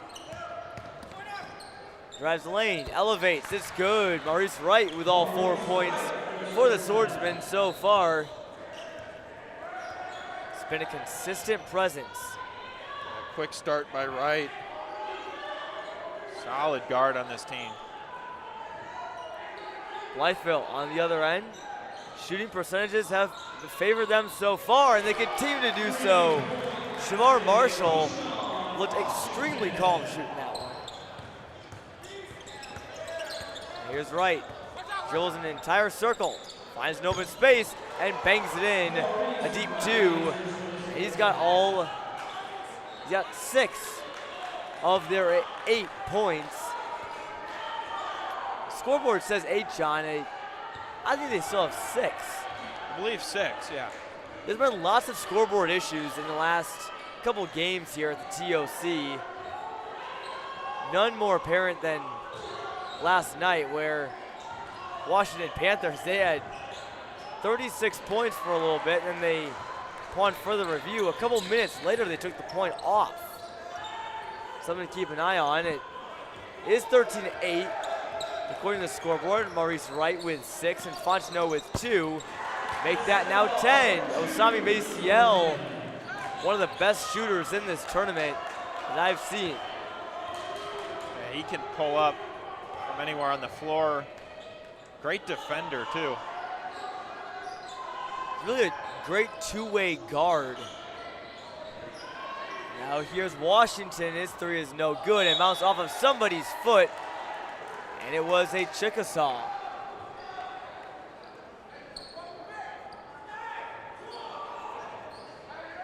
But Maciel, John, a great two-way guard. You know, we mentioned it kind of when we were trying to compare Jeremy Fears as Marshall with the rejection. Lots of guards out there, more offensive minded than defensive minded, but as Marshall drops in another one, he's got points on the brain. We compared Jeremy Fears earlier, rather our Latif Love did, to Drew Holiday. Good defender, good scorer as well. I put Maciel in that category. I would as well. And I think inside, if St. Paul's going to try to get baskets, the physical presence of Marshall right now, instead of going all the way inside, just take a jump shot. Offense coming early and often in this one. Another bucket for Maurice Wright. He's got 8.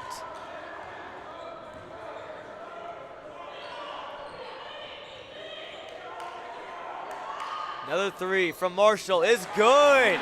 He's fired up. Punches the air and says, let's go. Marshall is really feeling it in the first quarter. Talked about Rashawn Marshall going into this one, but now it's Shamar Marshall, who's also had a good tournament thus far. Goes without saying, obviously. Everybody playing well for Blytheville. As Fontenot is stuffed by Marshall. What a block. Rashawn. That's his second block of the game. 2 big ones. Another 3 from Blytheville. No good. Wayne brings it down. Maciel and Marshall, 2 guards on each other right now at the bottom of your screen on the right portion. This could be the difference makers in this one. A floater, no good. Maurice Wright was ready for cleanup duty, but jumped a bit too early. It's Kishon Washington, 5'7", and he still finds a way to get it go down. Just for good measure. Block. Just for good measure after the whistle. That one won't count in the stat sheet. Came after the foul call. Just the first of this game. Incredible pace in this one early on. 6.5 minutes gone by. And that foul.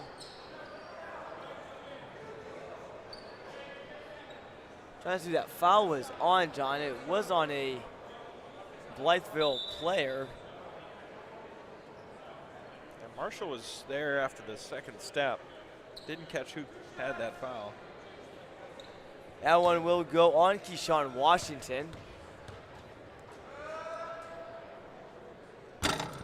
And off the rim and no good is Wright's free throw, one of his rare misses so far.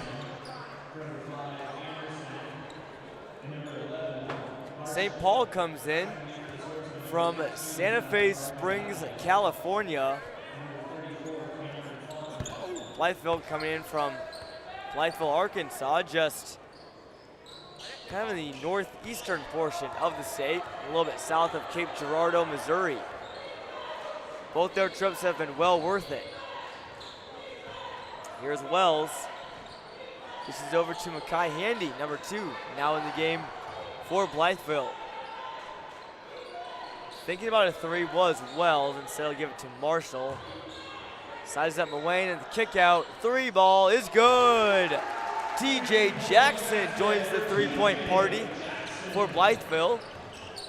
Everyone getting in on the action for the Chickasaws. No Chickasaw left behind. They lead by 9 in the early going. St. Paul, though, can respond. They did have a comeback victory against Lincoln Park in the first game of the tournament. Right, nice dish out to Gadiaga. And he works on him, and he traveled. John, it did look like he took a lot of steps. Switched the pivot foot, I believe. Just got called for that. Chickasaw has another chance down the floor to extend this lead.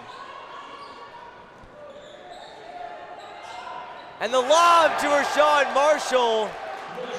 Everyone's just kind of standing around except for Marshall. He had a plan in his head. That was to attack the baseline and elevate for the alley-oop. Maciel in transition, no good. Lead is 11. Washington wanted it to be 13, but that one is deflected out of play. That's just the first bucket for Marshall, but it comes in loud fashion. And as a result, Fontenot will check in for Tong Moline on St. Paul. And what a find by Washington. They'll lob that one up to Marshall.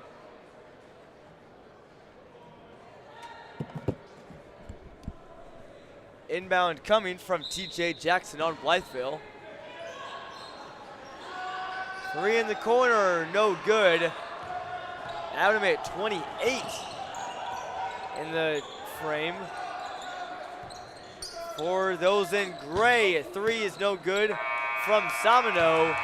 And that's where we end off in the Washington Invitational title game. Take a quick word for all 5 of our sponsors, starting with OSF. The new OSF Healthcare Cancer Institute opens in Peoria in 2024. It will be among one of the first 40 of its kind in the country and just the second in Illinois. It will be a place of hope, healing, promise, and possibilities. Learn more at osfhealthcare.org/horizon. And the City of Washington welcomes you to the Kevin Brown Memorial Tournament of Champions. Washington is a growing city known for its quality of life and a diverse mix of businesses and restaurants. Check it all out during your visit to the city. The new inventory is in stock today at every Upton Auto Group dealer. You got 11 franchises and 6 locations to choose from to get the year's best selection. You'll always get the best price at UptonAutoGroup.com. And Teamworks is proud to be the official sporting goods provider for the Kevin Brown Memorial Tournament of Champions and the KB Strong Foundation. Stop in and see us for all of your apparel and sporting goods needs. Teamworks, our team helping yours. And Titan Industries, a structural and miscellaneous steel fabrication contractor. They're proud to support everyone at the 2022 Kevin Brown Memorial Tournament of Champions. A hot start for the Blytheville Chickasaws from behind the arc and most recently at the rim. An alley-oop to Rashawn Marshall. They lead by 11. We have an early foul early on, and TJ Jackson is screaming in pleasure. He's pumped up about that, drawing the early foul. That one will go on Babacar Gadiaga for St. Paul. That one came right after the inbound, just 3 seconds into the second quarter. Yeah, he liked that one. He knows it gives his offense another chance. Put some points on the board and extend this lead. Just the first foul so far for St. Paul, who struggled with him in their previous 2 games. A spotless first quarter in terms of playing by the rules for the Swordsmen. Now here's Washington. Gives it to Wells. Working it around the edge, it's Shamar Marshall, and he is on fire. He can't miss. Shamar Marshall with 11, nearly outscoring St. Paul single-handedly. Maurice Wright wants the response, won't get it. And now here comes Blytheville and Gadiaga. just hacks TJ Jackson there. That one a little bit more easy to see. And the junior will head to the line. Kind of hit the deck. Did so hard. He's a little slow getting up. His routine, no good the first time around. It's always tough to kind of compose yourself back together and shoot a free throw after taking a hard hit to the ground, especially after being fouled hard like that. Jackson missed them both. So the foul, unconsequential for St. Paul. Got to get it across if you're St. Paul. They got it across with just 2 seconds left, but Blytheville gets a turnover. And having it stripped away was Jackson, now right. Maciel is shifty. How about the change of direction from him? It is no good. Now wide open, Wells, nothing but net. That one just softly hits the rim like a head hitting the pillow. 31-13, Blytheville. An authoritative start to this game.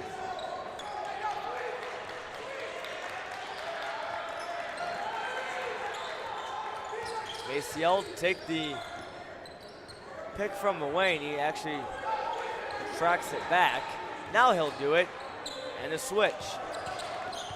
Nice find down low. Moline double teamed. Right, the triple. No good. Now 2-on-1 for the Chickasaws. Of course they'll shoot a three. Why not? A little off the mark, and Wayne says, puts his hands up. Not me.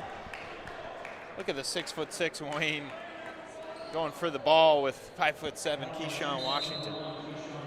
Talking about Wayne, John, we've talked about that guy a lot.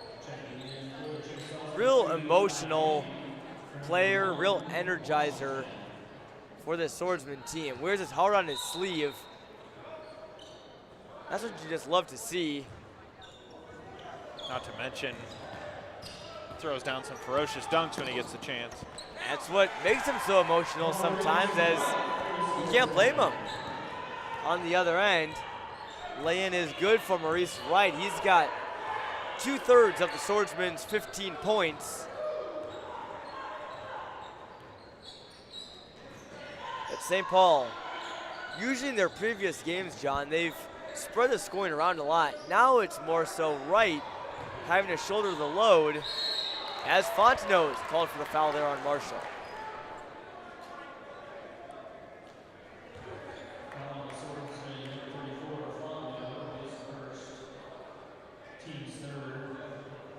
Chickasaws have doubled up the Swordsmen. Can extend the 16-point lead here. Rashad Marshall, that free throw looks good. He struggled with him a little bit earlier in the tournament. In the Blytheville's overtime win, we had a post-game interview with him, with Joey Wright, and his head coach, Mackenzie Pierce, came up to him during the interview and said, "You better work on your free throws." I joked with him there. It was 2 for 2, so it must have worked.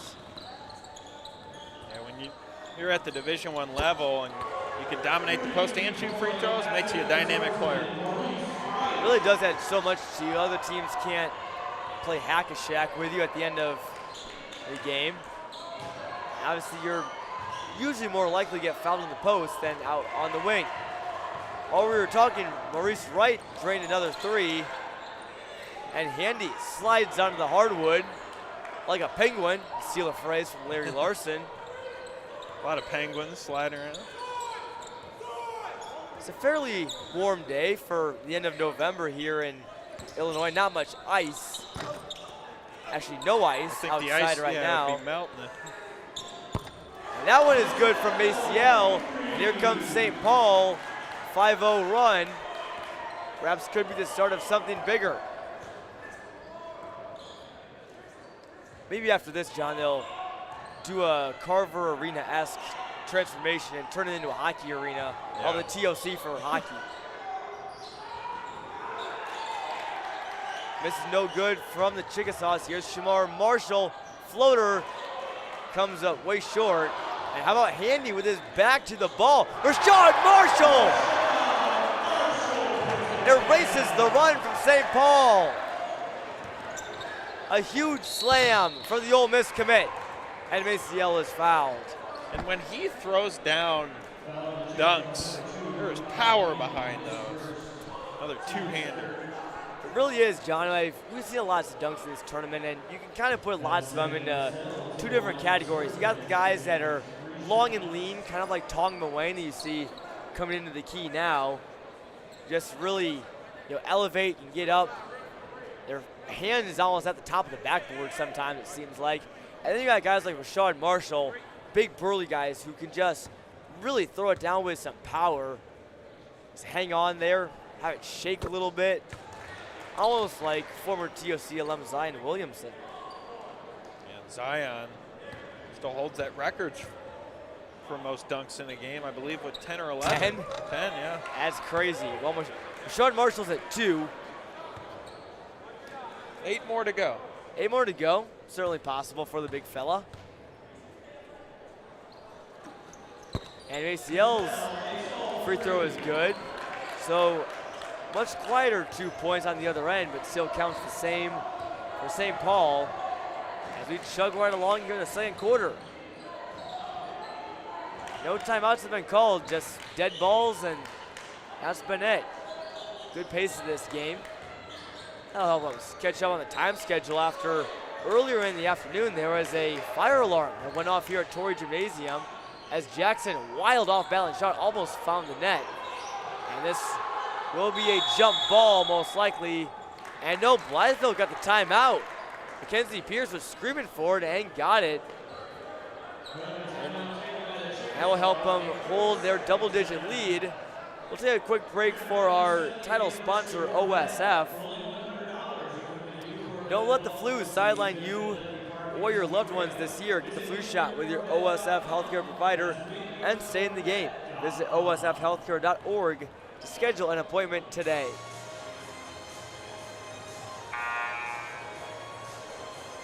No shortage of offense here at the Torrey Gymnasium in the Washington Invitational title game. Blytheville Chickasaws and the St. Paul Swordsmen. Two of the more interesting team names that we have in this tournament. I really like the Swordsmen a lot. As do I. And that's what Larry and I were discussing earlier. Just a lot of unique team names, especially you got your common ones, your Tigers, your Warriors. Lots of big cats. Panthers. Swordsmen, though, that stands out. Chickasaws. The game coming up next, we'll have the Greyhounds from Carmel, Indiana. Longhorns, I like that. I like Lanier Longhorn. I like that. I do as well. I like their jerseys as well. They wore ones yesterday that said "Hook 'em." Nice alternates. You think Texas immediately, but they're from Georgia. Certainly, that always took me at least until the second day of the tournament to get used to that. But the Horns have been up for Lanier. They'll play in the National Classic title game against the Winter Haven Blue Devils. That should be a dandy of a game. It should be. Maybe even better than Texas and Duke, Longhorns and Blue Devils. Yep. Blytheville leading by 11. They feed the post for Sean Marshall. Skies for it. Has it taken away though.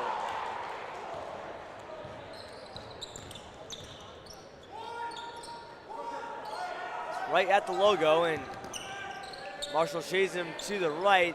Kick out to Fontenot is no good. Did hit the rim though, so the shot clock will reset to 20. Maciel got knocked down, no foul called. And another offensive board. Right for 3. Third try is no good. A fourth try, Maciel floater. And a tough possession there for the Swordsmen. It's uncharacteristic of them to miss 4 of them in a row. Finally pulled down by Marshall.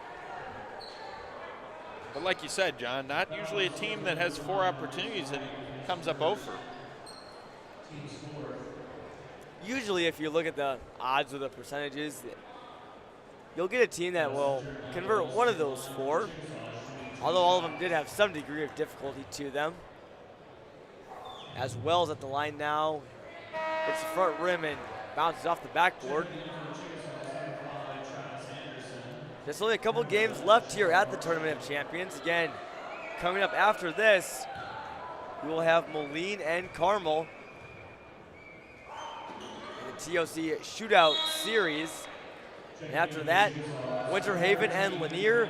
And as customary at the TOC, Washington's game being played last, they'll face Coral Glades, the Jaguars, who suffered a loss to Blytheville and came back with 2 wins to follow that.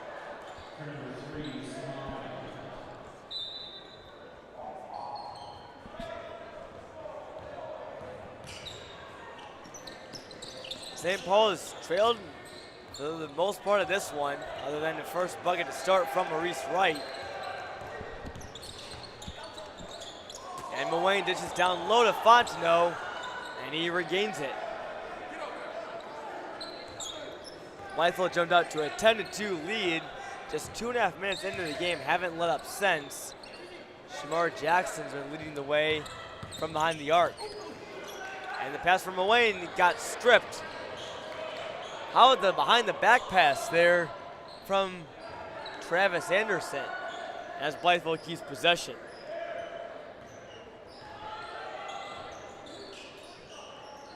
Marshall, he can step out of the perimeter. We've already seen him shoot it once. He's doing a lot of his work near the free throw line. It's kind of where his office is. It's a good spot right near the epicenter of where you would normally put all your guys on offense. Sets a lot of picks and everything, and has some action off the roll as well. That's why he's able to get so many alley-oops. Feed down low to Moline. He's been quiet in this one. Bounced out of bounds, and we'll go back to Blytheville. The scoring has come to a little bit of a break. Thought Blytheville could have been on pace for 80 or 90, maybe even 100. I think that's credit to St. Paul. They've kind of slowed him down defensively. Certainly a lot more hands from the swordsman have gotten on the pumpkin for Blytheville. And out of bounds, they force another turnover. Right on cue, St. Paul's defense continues to make an impact as Shamar Marshall checks back in for the Chickasaws.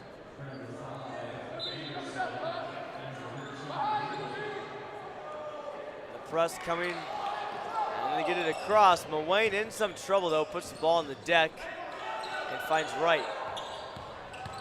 And I think one thing too, credit to Blytheville, Moline hasn't been able to get involved in this game at all. They've really put pressure on him, hasn't scored. They have been hounding Moline quite a bit as Maurice Wright came into the lane with NASCAR speed, laid it in. He's up to 15. Got a pop to the... Oh, and Marshall, can't believe he missed that layup. Puts his head in his hands in frustration. That will do it for the first half. Yeah, you can see Wright still holding his face there. Got kind of popped in the nose. Keep an eye on that. But Blytheville has their eyes on a Washington Invitational title. They lead by 10. John, your quick takeaways from the first half. Yeah, really sound offense from Blytheville. Just a good effort. Our Larry Larson standing by with Blytheville head coach, or rather Teddy Ball standing by with Mackenzie Pierce from the Chickasaws head coach as they lead by 10. We'll send it down to you guys. Teddy, it's all you.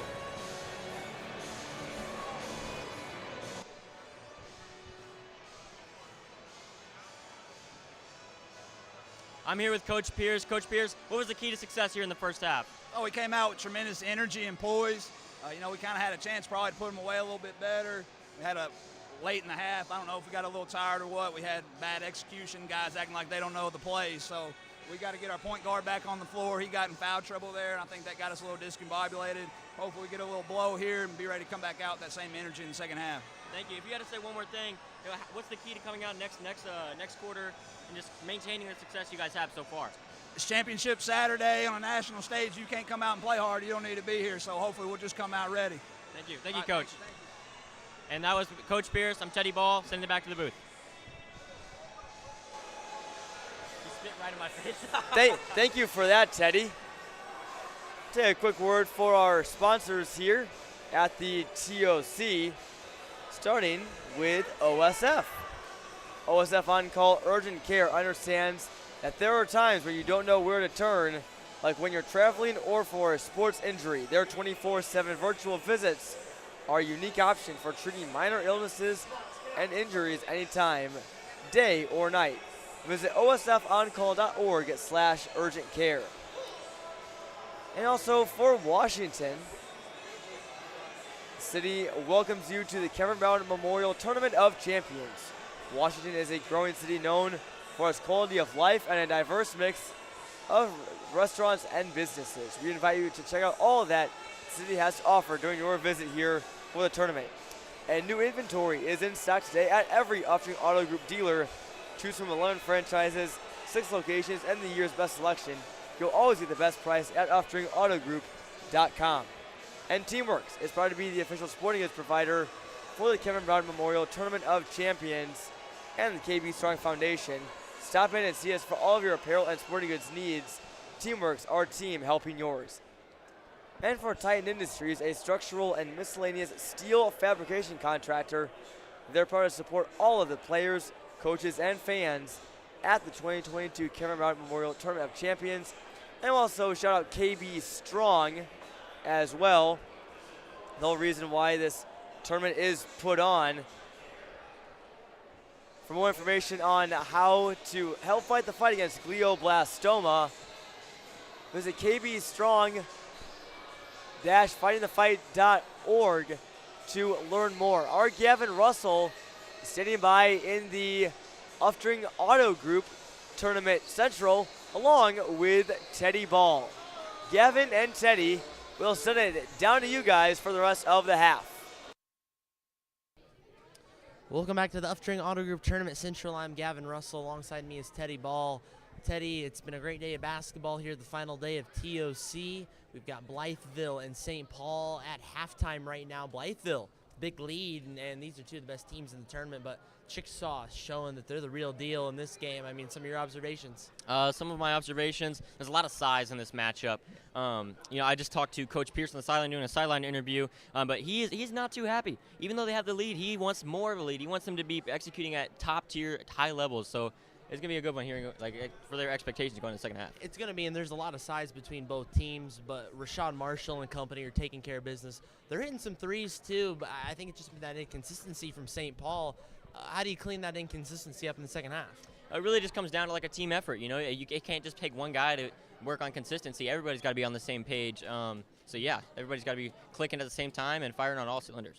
It's going to be firing on all cylinders. It's going to be an exciting matchup. We got a large contingent out here just behind us. You guys can't see it, unfortunately, but probably, I don't know, take a guess. Pick a number, how many kids we see out here. Ooh, just kids trying to get autographs? Or just fans. Maybe about 300 people around. 300, okay, that's a bigger number. I'd say maybe like 150. Oh yeah, probably. Probably. They're all trying to get some autographs, trying to get their pictures with Justice McNair, the Fears brothers, and company.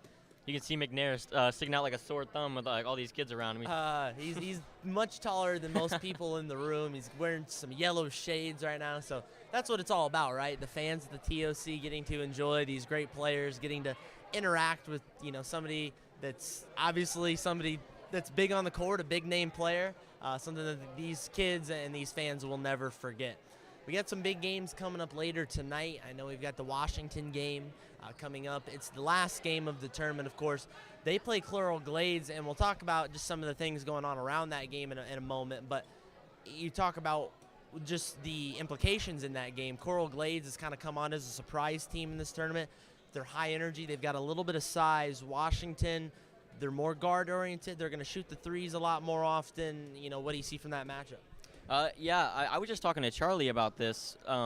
at the end of the last game, and we were both talking about it. And I'm a big fan of Ramez Zaid. I love the way he plays, high energy, high emotion. He's a leader on the court, and he's just done a lot of great things for Coral Glades. Like you said, not a lot of people were expecting them to do how they're doing so far, but they've just played very well, and it's partially because of his success. Yeah, Ramez Zaid is one of the best ball handlers I've seen in a long time, and probably one of the best in this tournament. He does a lot of the little things. Not much of a shooter, but he distributes. He assists in other ways. He gets a lot of assists at that. They got steals. A lot of steals as well. Yeah. Washington trying to bring the fight. They didn't come out on top last night. They played a tough game, but they can shoot a lot of threes, and I think that's what they're going to kind of live and die by this year is the three ball. You've got Micah Brewer, you've got Jake Stewart, and then of course a host of others that are going to get in on the action from time to time. Yeah, I mean, Washington has been playing very, very well despite the loss. But, yeah, one thing I've noticed, they have been shooting the ball very, very well, especially in the first half. That's what I've noticed. First half, Washington comes out on all cylinders. They're shooting very well. They've slowed down a little bit in the second half, but overall, hopefully they can fix that issue going against Coral Glades, who is a pretty good, decent second half team. Yeah. In addition, that being the last game of the tournament, so it'll really top things off. It's going to be a big crowd, and you're going to have the Washington student section going, the Orange Crush. A lot of fans out here watching that one to wrap up the tournament, but of course the check presentation for KB Strong, which is incredibly important. Of course, the money that they're going to donate, they're going to have a couple of special guests and a couple of people, so it's going to be a lot of fun. We got to send it back, unfortunately, for the second half. Blytheville and St. Paul getting ready to do second half battle. We'll be back for more studio action later today on ClutchSportsIL.com. Thanks for that, Gavin. I want to give a great shout out to Gavin Russell and Teddy Ball and a couple of their members, Lateef Love, Charlie Shermerhorn. They've done great in the studio this week. Again, we'll have more interviews to try and find some guests. See who's around Torrey Gymnasium. You never know who you might find around here tonight or any night of the TOC, but Blytheville holds a 10-point lead here at halftime. Shamar Marshall got things going for the Chickasaws early on. He's got 11 and 3 three-pointers. Sean Marshall also had 6 in the first half, but game lead goes to Maurice Wright from St. Paul. Joko, what do you think that they need to do to get out of this 10-point deficit that they are facing right now? Well, it starts with the inside. How do you contain Rashard Marshall? That's a tall task, but got to crash the boards, get rebounds, pressure their guards, and then offensively, got to get the tempo going a little bit. John, we saw in that one possession, 4 cracks at it, couldn't get the ball to go in the basket. Got to get the lid off here in the second half if you want to get back into this game. Certainly, and we talk about Joko, it's a diverse scoring team. This St. Paul squad is. Obviously with Maurice Wright, Osami Maciel has stepped up quite often. He's got 8 in the first half. That matches his point total from Wednesday, their overtime win against Lincoln Park.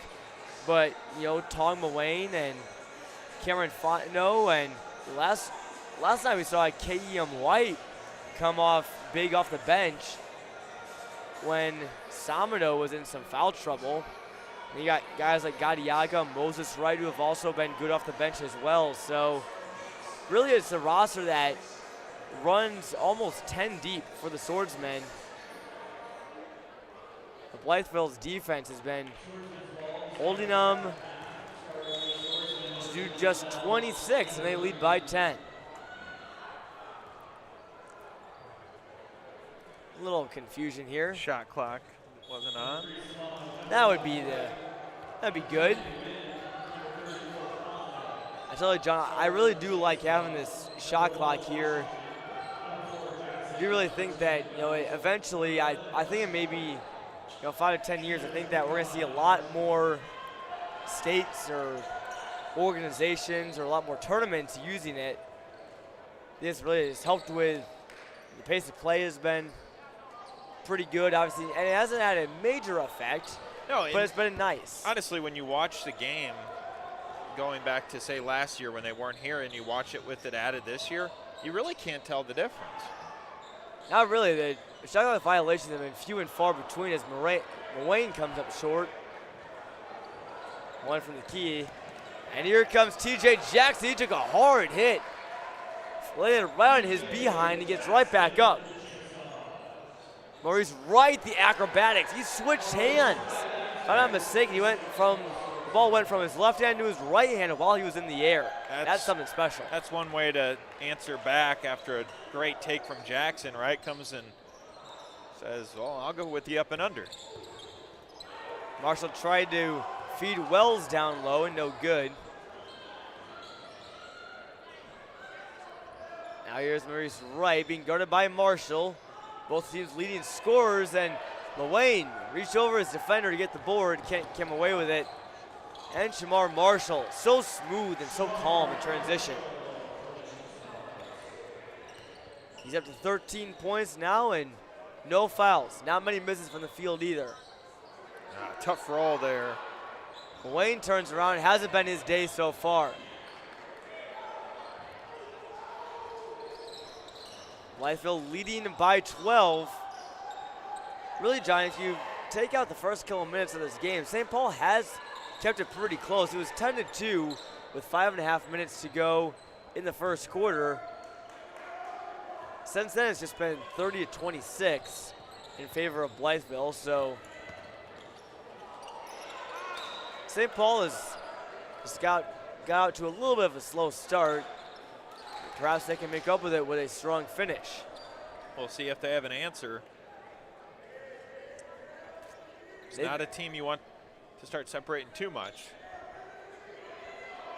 Certainly, and they've came back on multiple occasions. Although Blytheville might be their biggest test yet.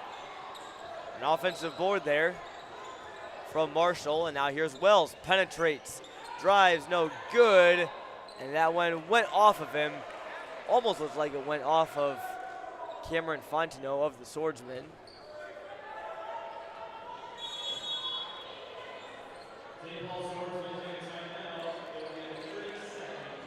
A timeout. It's maybe an official timeout. One of the officials is tying his shoe. Still haven't seen a timeout being called on the scoreboard. We'll take a quick break for our great sponsor, OSF. The new OSF Healthcare Cancer Institute opens in Peoria in 2024. It will be the second in Illinois and one of the first 40 in the nation to offer proton beam therapy. It will be a place of hope, healing, promise, and possibilities. Learn more at osfhealthcare.org/horizon.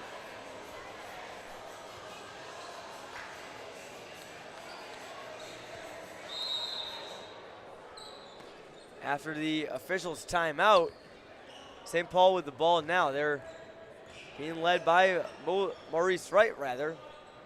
There's also Moses Wright. Seems like every game, John, there's been at least one set of brothers, or at the very least, two players with the same last name on almost every team. We've seen that a lot. Got the Fears. You had the Kneeples on Wisconsin Lutheran back from Tuesday night. The Wrights. The Wrights. Right here. Moline, you guys, Brayden and Owen Freeman. Pewaukee had the Momsoloviches. Just go on and on. Go on the foul there. Was the Chickasaws. That's an offensive one on Osami Maciel. That'll be his first and team's first as well.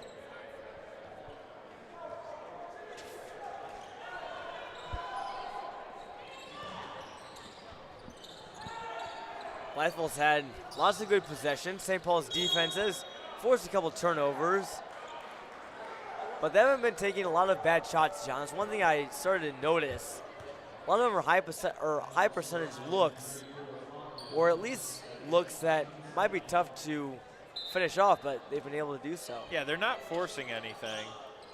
Like you said, John, still looking to get good possessions, good shots. Oh. That's a pretty good high percentage look there. Had he finished that one, I think the whole gym might have erupted. He almost put Cameron Fontenot on a poster. Who knows? Might have been the new cover photo for the website had that went down. There's a guy named Zion Williamson on there throwing one down. There's been lots of potential new cover photos for the TOC website at this tournament. Jeremy Fears, a couple of big slams. I think one of the biggest ones, I think that elicited the largest roar from the crowd, was the one from Joliet West, Matthew Moore, in their game against St. Rita. The game was out of hand. There was 2 seconds left. The Tigers had just completed a comeback, and they had a wide open court, and alley-oop thrown to Matthew Moore, slammed it down as time expired. And Moore just stared down the cameras after that. That was something else.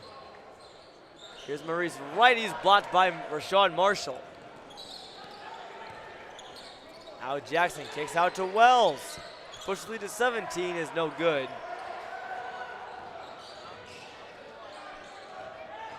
And Marshall just racking up the blocks today. He's got at least 3, and Moline just can't get one to drop. Maurice Wright, the offensive rebound. And he caught Jackson sleeping, but still couldn't finish. Another second chance missed opportunity for St. Paul. Kenzie Pierce, the Blytheville head coach, claps on the sideline. You know, Maciel, 3 is good. They needed that one to go for some confidence. And they finally can convert on a 3rd chance. Something that's played them as they've gotten the offensive boards, John. They just haven't been able to finish it off. Wells drives right over Tong Moline, and that one tickled the twine for 2. Really nice shot there, falling away. All right, fadeaway 3, no good. Been back and forth, a seesaw game here in the 3rd quarter. Pretty even in terms of scoring on both sides. Shamar Marshall, 3, no good. And taken in now by Moses Wright. There'll be a jump. I believe that will favor St. Paul, and it does. Rather Blytheville, I stand corrected. Here's Marshall, backing down Moline, no good. Gets his own board and had it stripped. A foul there on Shamar Marshall. That will be his first of the game.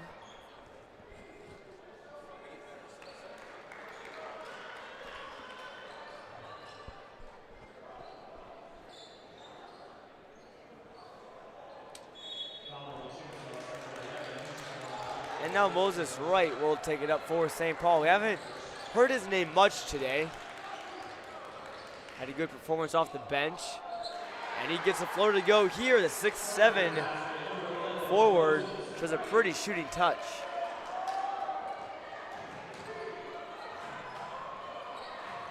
And Blytheville trying to just hold off comeback from St. Paul.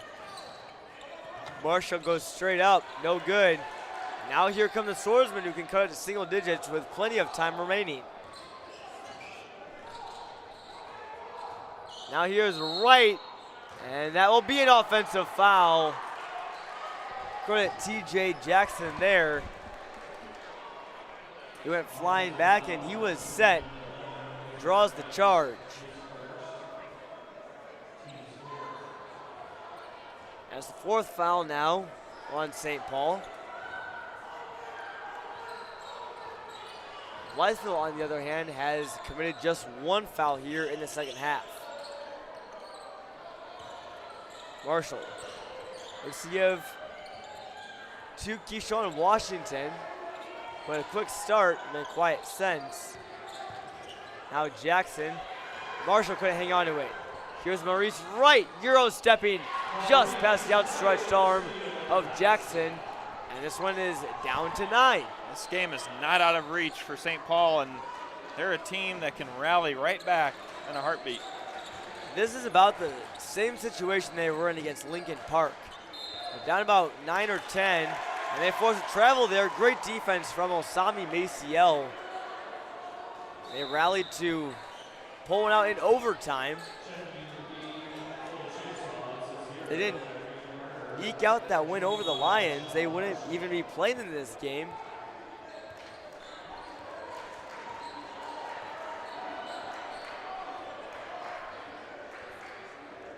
Maurice Wright directs traffic.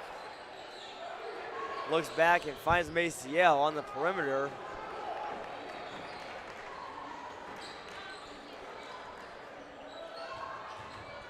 And now here's Wright, drives baseline, bounce twice on the rim, no good. And now here come the Chickasaws. Can they get a bucket to regain their double-digit lead? And they will not, at least for the time being. That foul going on Tong Moline, who is bearing down on Washington, who is almost a foot shorter. Yeah, he went right up on him, no fear.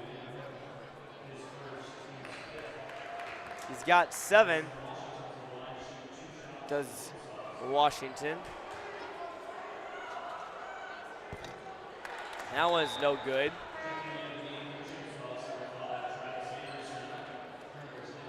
Checking out for Blytheville is TJ Jackson. Billy Davis in for Blytheville, along with Travis Anderson, another player checked out for Blytheville. Didn't get a chance to see who it was. Second one is good, and the lead is back to 10. Just extending that lead, trying not to give him a window, but Wright might have an answer. Nope. Doesn't there. Well, he's been hot tonight with 19 to lead all scorers. Now here's Washington. That one was deflected out of bounds. Shot clock is off for the Chickasaws. He didn't hit it on this end, but Wright late in the game, probably not the guy you want to leave wide open on the arc. Definitely not. Excuse me, but he was instrumental in that win over Lincoln Park. As was Tong Moline, who's been pretty quiet so far. No points, just 1 foul. Here's Wright, now with 10 on the clock. Defended by Marshall. Dribbles in on him, kicks it out. Here's Samino, 3, corner, no good. That one was an air ball. And Washington, half-court heave at the horn. Hits the top right of the backboard. That will wrap it up for the third quarter. St. Paul could make a comeback, but they need to erase a 10-point deficit to do so. Stay tuned to find out what the outcome will be, but after a quick word for our sponsors, starting with OSF. Stay in the game this year. Don't let the flu sideline you. Get your flu shot at OSF. Go to osfhealthcare.org to find your local provider. And also for the City of Washington, who welcomes you to the Kevin Brown Memorial Tournament of Champions. It's a great city and growing as well, known for its businesses and restaurants. Make the most of your visit here during your trip for the TOC. And for Upstream Auto Group as well, new inventory is in stock at 11 franchises and 6 locations. For more information and how to find the best price, go to upstreamautogroup.com. And Teamworks, they're proud to be the official sporting goods provider for the Kevin Brown Memorial Tournament of Champions and the KB Strong Foundation. For all your apparel and sporting goods needs, check them out. And for Titan Industries as well, a structural and miscellaneous steel fabrication contractor, they're proud to support everyone at the Kevin Brown Memorial Tournament of Champions. Here's Maurice Wright. Jumper from the lane is good. St. Paul has now cut the lead to 8.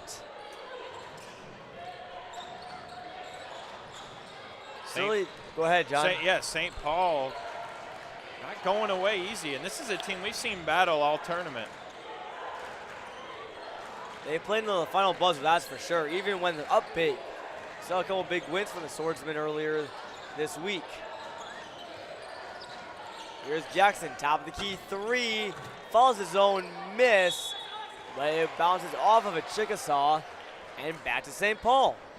So they've got enough stops, St. Paul has. Now they can just keep getting some buckets. They're right back in this game. And keep in mind, only down an 8. Juan still hasn't scored. Exactly. Hasn't gotten involved. So this is a team multidimensional. They have different guys that can step in, even when one of their better players has been held scoreless. Neither is Derek Samino, who has the ball now, number 3 in white. He's put up some good numbers this week. Put up 15 points in an earlier contest. But he also is at 0. If one of him or Moline can get going, it could be very beneficial to the Swordsman. Missed shot there along the baseline. And now here comes Blytheville, another steal. Here comes Maurice Wright. Drives past Washington, lays it up and in. We have a ball game on our hands now in the Washington Invitational title game. Here comes St. Paul. And you know who's not scoreless? That guy, 23 for Wright. 23 of 39. And Moline called for the foul there against Marshall. Well, would have been interesting to see what would have happened if that foul wasn't committed there by Moline. Would have either been a huge block from him or likely a posterizing slam from Marshall. He'll get it again and kick right back out. Shamar Marshall, no good. Now here comes a 3-on-2 break. Moses Wright lays it up and in off the front iron. And St. Paul has it to within 4. Mackenzie Pierce of Blytheville shakes his head. Say, guys, you can't let this happen. St. Paul, on the other hand, they are very happy. They've quickly cut into this lead in just 2 minutes in the 4th quarter. Yeah, just a great comeback from St. Paul. Able to battle their way all the way back in this game. And now, John, we're setting up for a great championship finish. Championship game, and can't ask for much more than some dramatics, theatrics, whatever you call it. We'll give a word for OSF. OSF On Call Urgent Care understands that there are times where you don't know where to turn, like when you're traveling or for a sports injury. Their 24/7 virtual visits are a unique option for treating minor illnesses and injuries anytime, day or night. Visit osfoncall.org/urgent care.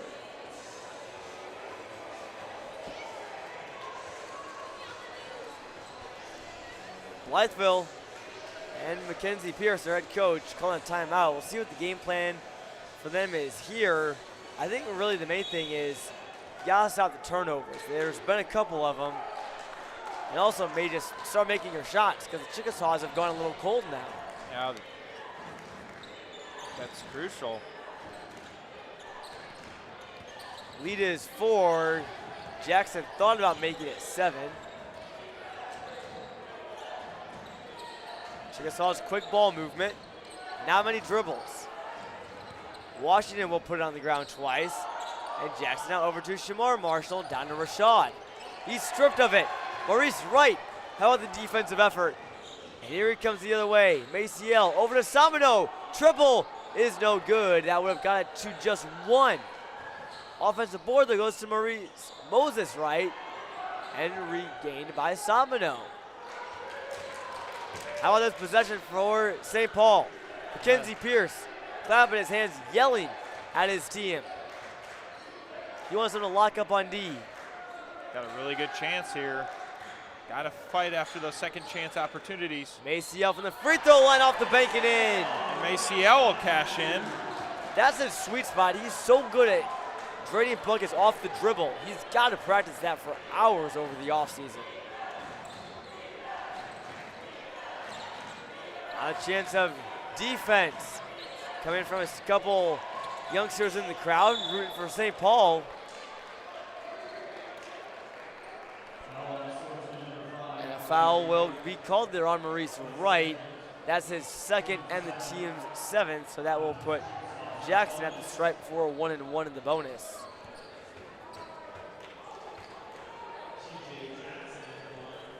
St. Paul trailed by as much as 17. And they've cut it to 2. Jackson, first free throw is good. That's a big one. Huge free throw there for Jackson. Trying to separate a little bit, but St. Paul, they've done a great job. No good on the second one as Moline hits the deck. Swordsman can tie the 3. Here comes Maurice Wright. Elevates, no good. Moline almost had it. Says there's a scrum on the floor. And it looks like Blytheville got fouled. It looks like Moline. That's number 3 on Moline. No one with 4 fouls, at least to our knowledge, for St. Paul. The same goes for Blytheville.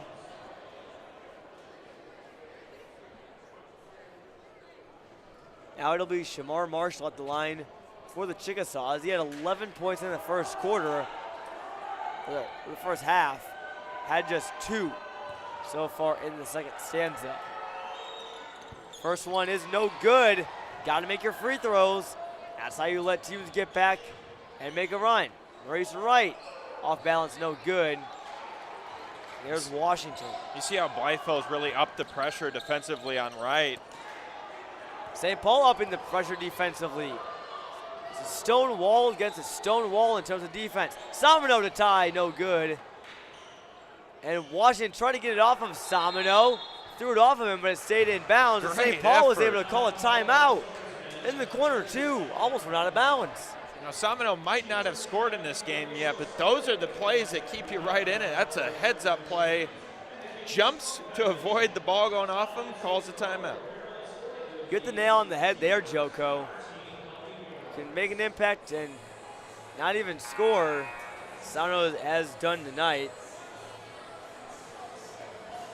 4:03 left to play in the Washington Invitational Championship game.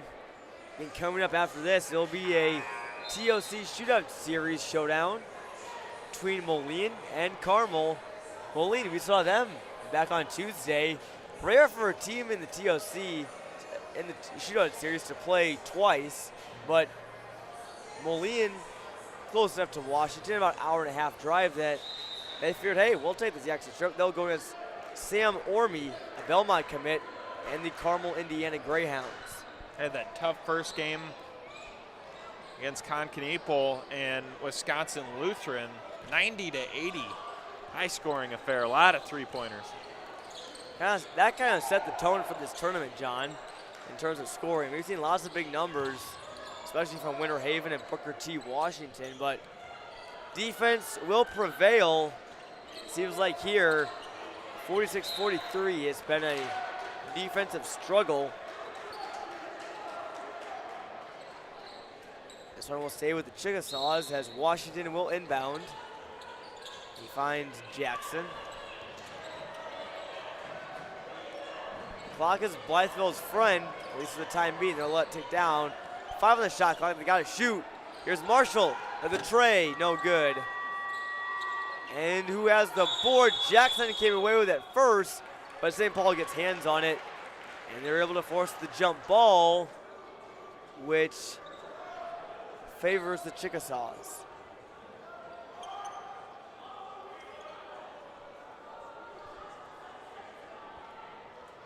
Patrick Roy, the head coach for St. Paul, is talking to somebody at the scorer's table, possibly arguing that it is their ball and the possession arrow was wrong.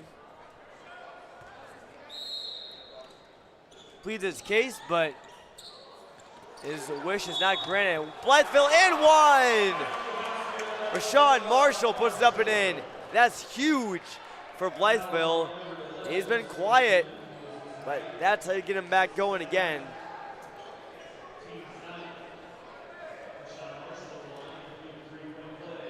Marshall, chance to extend this lead. And he sinks it. 3 for 3 at the line is the Blytheville big man. And a much improved mark compared to some of his games earlier in the year, or the tournament rather, where some late misses almost cost his team the game. St. Paul still within reach. There's Maciel on the screen there from Moses Wright. Floater is no good. Moline had it and lost it. Now if Blytheville can score in this possession, it would be huge. See if they go back inside to Marshall. They do, and he throws it back in and finds Washington. How about that effort from Marshall? Great effort. See how he's kind of trying to slip around inside on Moline. Now before St. Paul gets to take away Maurice Wright to the rack, up and no good. John, we've seen a lot of layups on that right basket, bounce around a lot. Starting to wonder if that rim is maybe a little bit more tight than the other one. Maybe it's just a coincidence. Never know. But that's a tough break there. Could have cut it to 4. It's a bucket that you don't exactly need just yet, but you really would want to have as Moses Wright fumbles it out of bounds. 2 back-to-back costly mistakes for the Swordsman. That won't help in a 6-point game with 2 minutes left to go.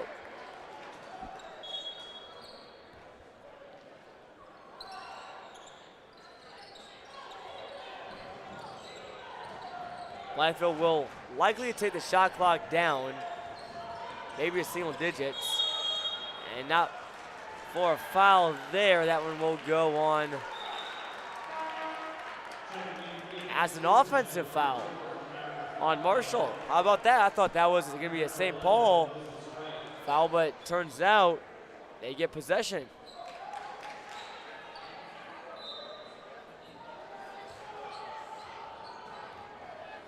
Now Wright, still enough time. Maciel with it. He shoots the 3, no good. Fontenot slapped it, but it's back with Blytheville. Jackson had a man one-on-one, didn't go up with it. Here's a shot. Marshall barely down the lane, and he got hacked by Derek Samino.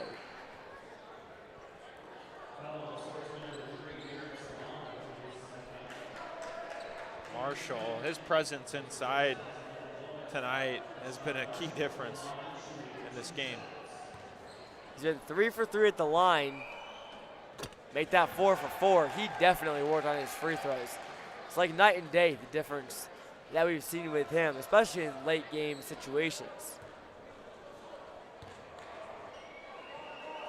To give Blytheville an 8-point lead is no good. Now here's Maciel. Right, the 3, they need it. Moline, that's a big rebound. Might keep their chances of tying it up or winning alive. Wright needs to go. Turn around. How about that move? Pulled that trick out of the bag.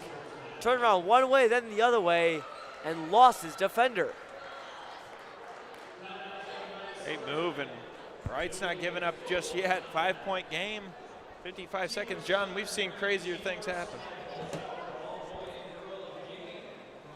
59 seconds left. Obviously with a 35-second shot clock. Now this is where that shot clock gets interesting. Obviously, instead of being able to run out the clock or play the foul game, Blytheville will have to shoot either that or maybe St. Paul could force a turnover, but regardless, you don't have to foul here with just under a minute to play. No, you don't yet, and still enough time with the shot clock, John. 20-second difference on there. Just pressure the ball full court or pick them up in the half court. Try to force a turnover. And Blytheville's been doing that. They've led for almost the entirety of this game, save for a bucket from Maurice Wright to kick this contest off.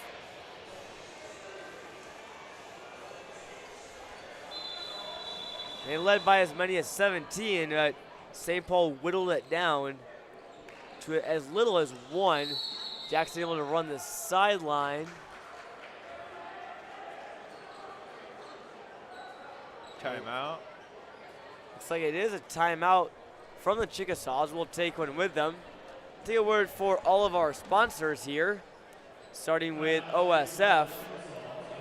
With the new OSF Healthcare Cancer Institute in Peoria opens in 2024. It will be among fewer than 40 cancer centers in the nation with proton beam therapy and only the second in Illinois. It'll be a place of hope, healing, promise, and possibilities. Learn more at osfhealthcare.org/horizon. And the city of Washington welcomes you to the Kevin Brown Memorial Tournament of Champions. Washington is a growing city known for its quality of life and a diverse mix of businesses and restaurants. We invite you to check out all that Washington has to offer during your visit to the city. And a new inventory in stock at every Uftring Auto Group dealer. Choose from 11 franchises, 6 locations, and the year's best selection. You'll always get the best price at UftringAutoGroup.com. And also a shout out to Teamworks and Titan Industries as well.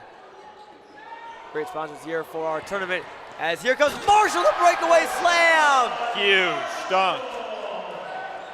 He ran a streaking route down the court, and nobody was back there to defend it.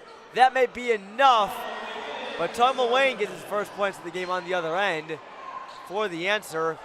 And Samino almost poked it away. They'll say it went off of him.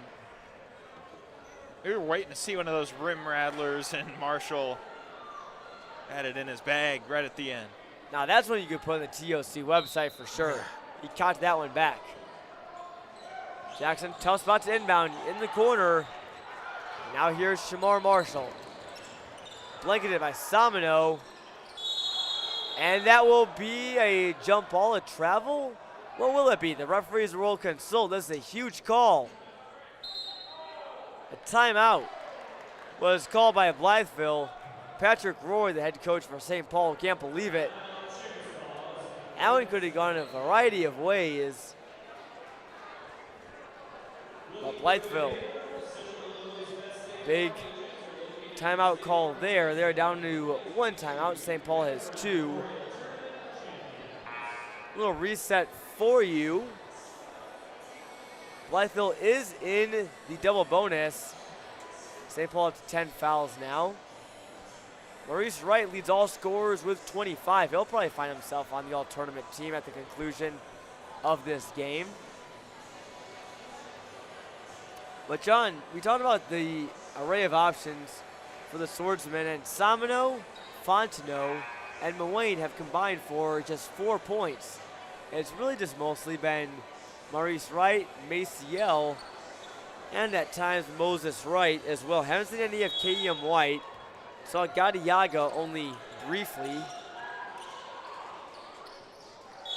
Trapped in the corner, that's an over and back. You're right. Now St. Paul, the plot thickens. St. Paul, really good chance. They're not counting themselves out. First things first, you need a bucket here. Ideally a 3, but you can get by with a 2. Right, spins, up and good. Who else would you want to shoot other than Maurice Wright? That sequence is a start for the swordsmen. They cut it now down to 3 with 24 seconds left to go. 27 points now for Maurice Wright. Quite the performance from the senior guard. There you see the swordsmen in their timeout. Obviously, John, 24 seconds left. The shot clock is off, so now do you maybe try and foul on the inbound or maybe go for the turnover? Yeah, I would try to put as much pressure as you can, maybe one of those traps like they had in the corner. Just the last possession there, which forced Marshall into a bad throw. Maybe just try to put some pressure, and if it results in a foul, it's a foul, but I wouldn't just go for the intentional right away. I agree. There's still a lot of time left in this one.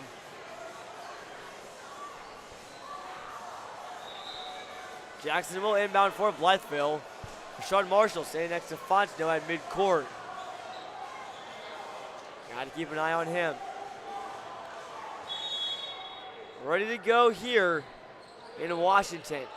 Inbound in the corner. Jackson is fouled by Maciel. John, I'm assuming that fall was maybe a little bit too early for your liking. Yeah, just a little bit.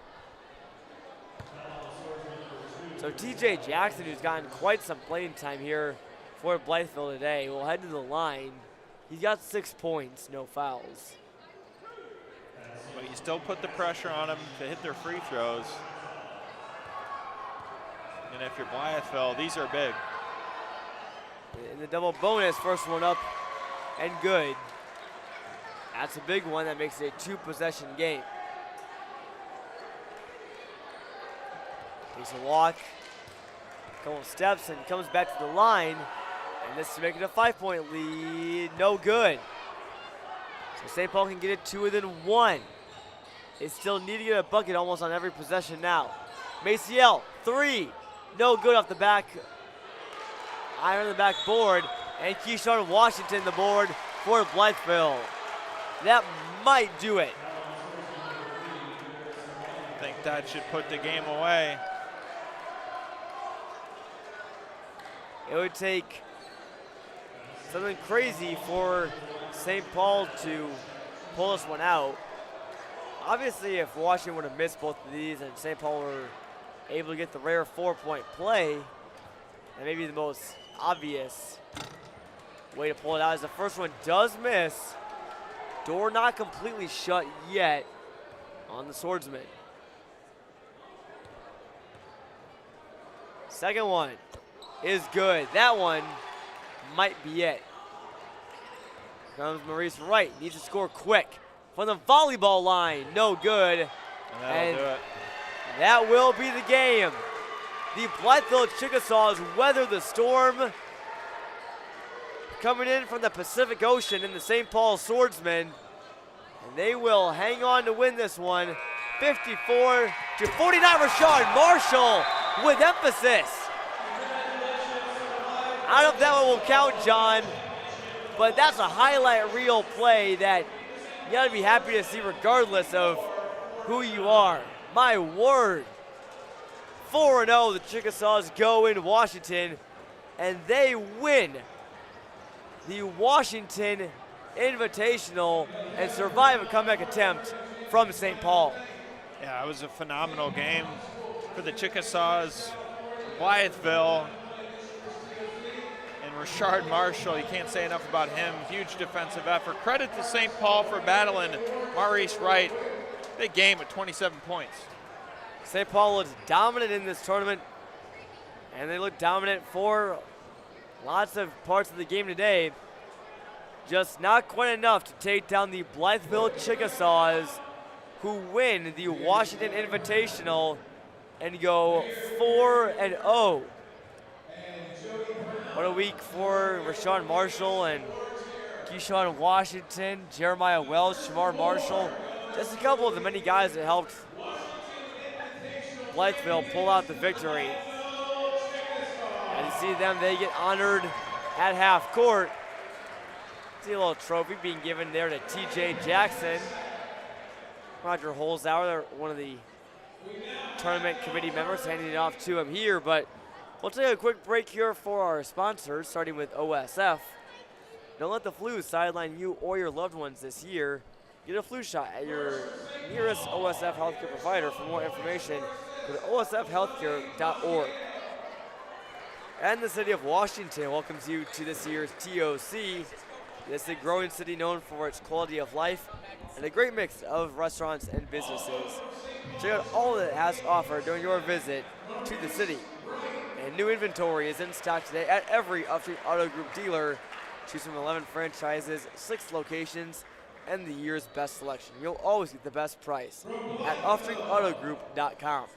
And Teamworks is proud to be the official sporting goods provider for the Cameron Brown Memorial Tournament of Champions and the KB Strong Foundation. Stop in and see us for all of your apparel and sporting goods needs. Teamworks, our team helping yours. And for Titan Industries, a structural and miscellaneous steel fabrication contractor, they're proud to support all of the players, coaches, and fans at the 2022 Cameron Brown Memorial Tournament of Champions. We will send it down to the Upstream Auto Group studio with Gavin Russell and Charlie Schermerhorn standing by. Guys, we'll send it down to you.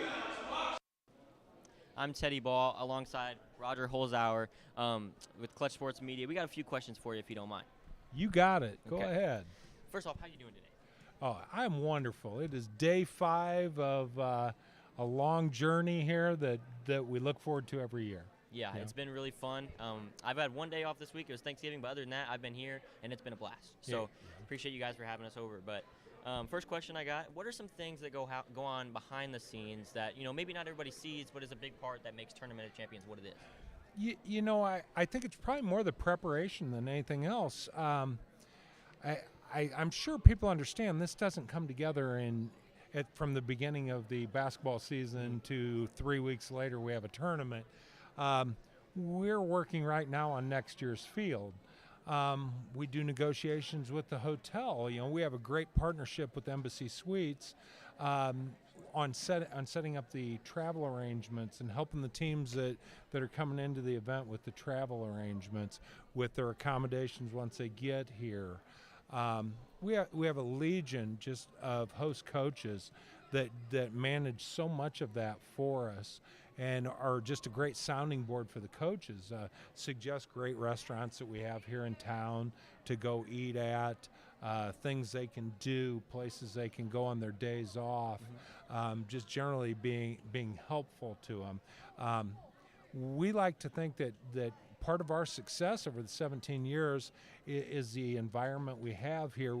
You were here Wednesday night and saw what that environment looks like in a full house. Last night we had a great crowd, wonderful environment, but the hospitality, the Midwest nice, they like to call it, and it's just that they're treated right when they're here. We treat them like we want our teams to be treated when they're on the road. So, for sure. You guys have treated us very, very awesome, so we appreciate that. Another question I got for you, what's some of your favorite moments from the tournament, not just this year, but just all time? Oh, all time? Wow, that's a great question. Over 17 years, there's been a lot. Watching the Kinston, North Carolina team with Reggie Bullock and that, sitting in the Washington student section cheering for the Panthers after they had just played. That was really cool. A lot of them are non-basketball memories, The first couple of years when we did the Thanksgiving dinner for these teams, and back then we were hosting a lot of prep school teams too, and we had people from countries all over the world that had never seen a traditional, American Thanksgiving, and that was just a really cool thing. And then you go back all the way, I look at 2018, we're down at Countryside and listening, to Coach Brown, who is coaching his first 2 games back now after having his first brain surgery, and the message he delivered to the student athletes of these guest schools of ours. I mean, it was just something that, it was life-changing.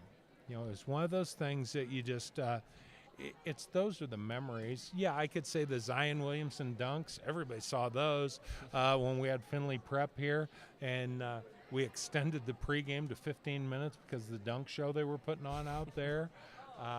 The great teams we've had over the years, that's just been amazing. We had a team out of Wisconsin several years ago, Ron Cali Catholic, that was possibly the most disciplined team. I've never seen a team play 32 minutes and never make a turnover.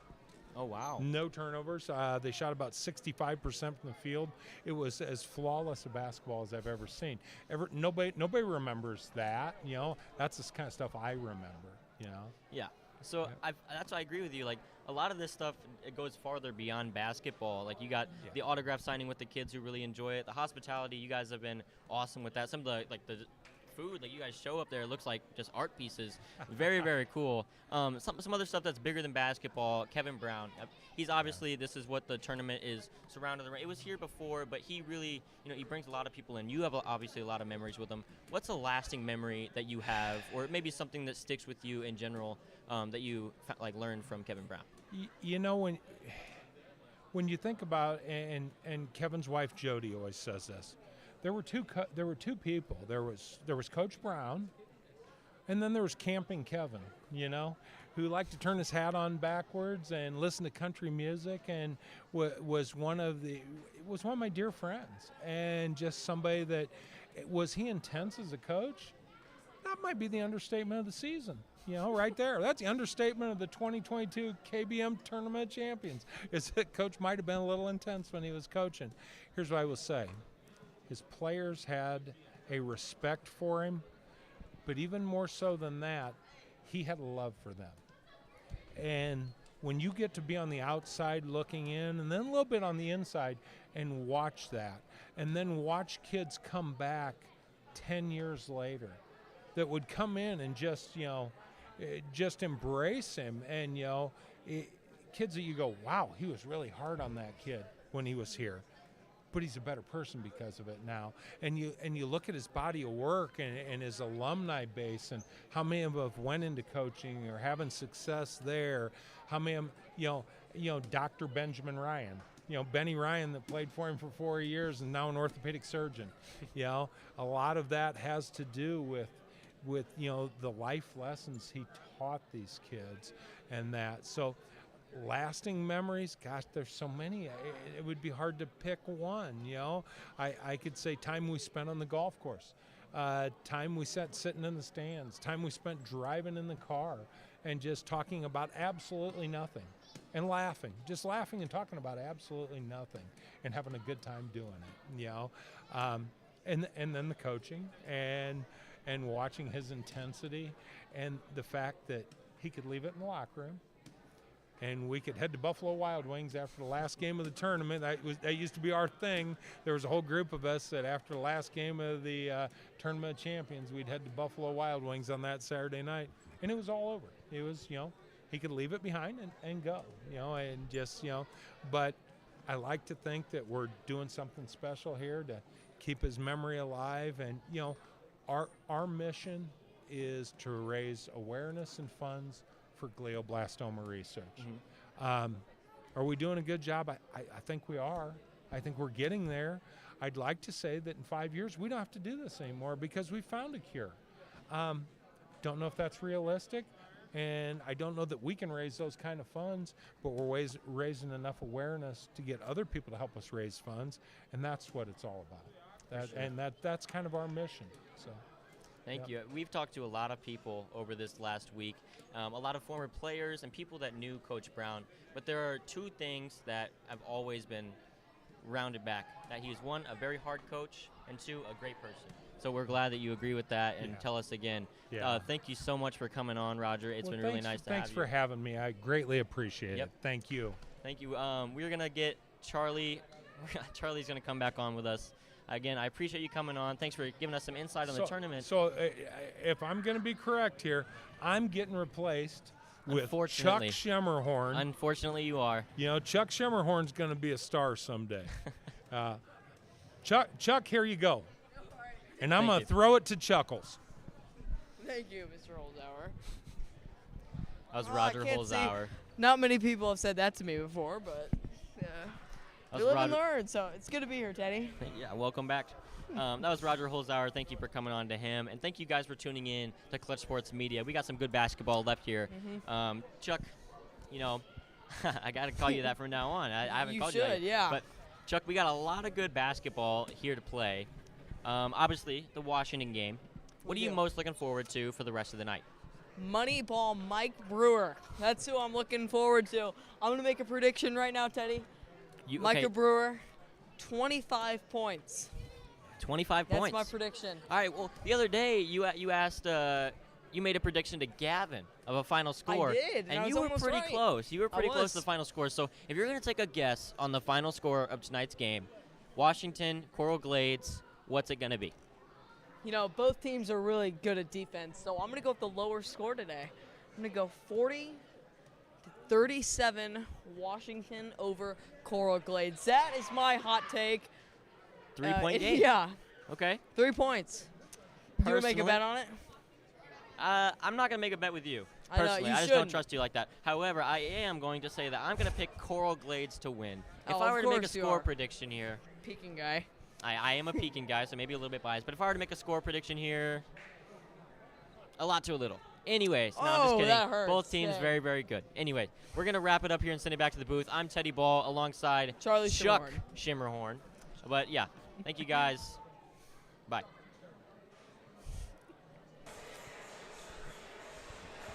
Thanks, guys. Back here at Torrey Gymnasium, where we have Moline and Carmel coming up.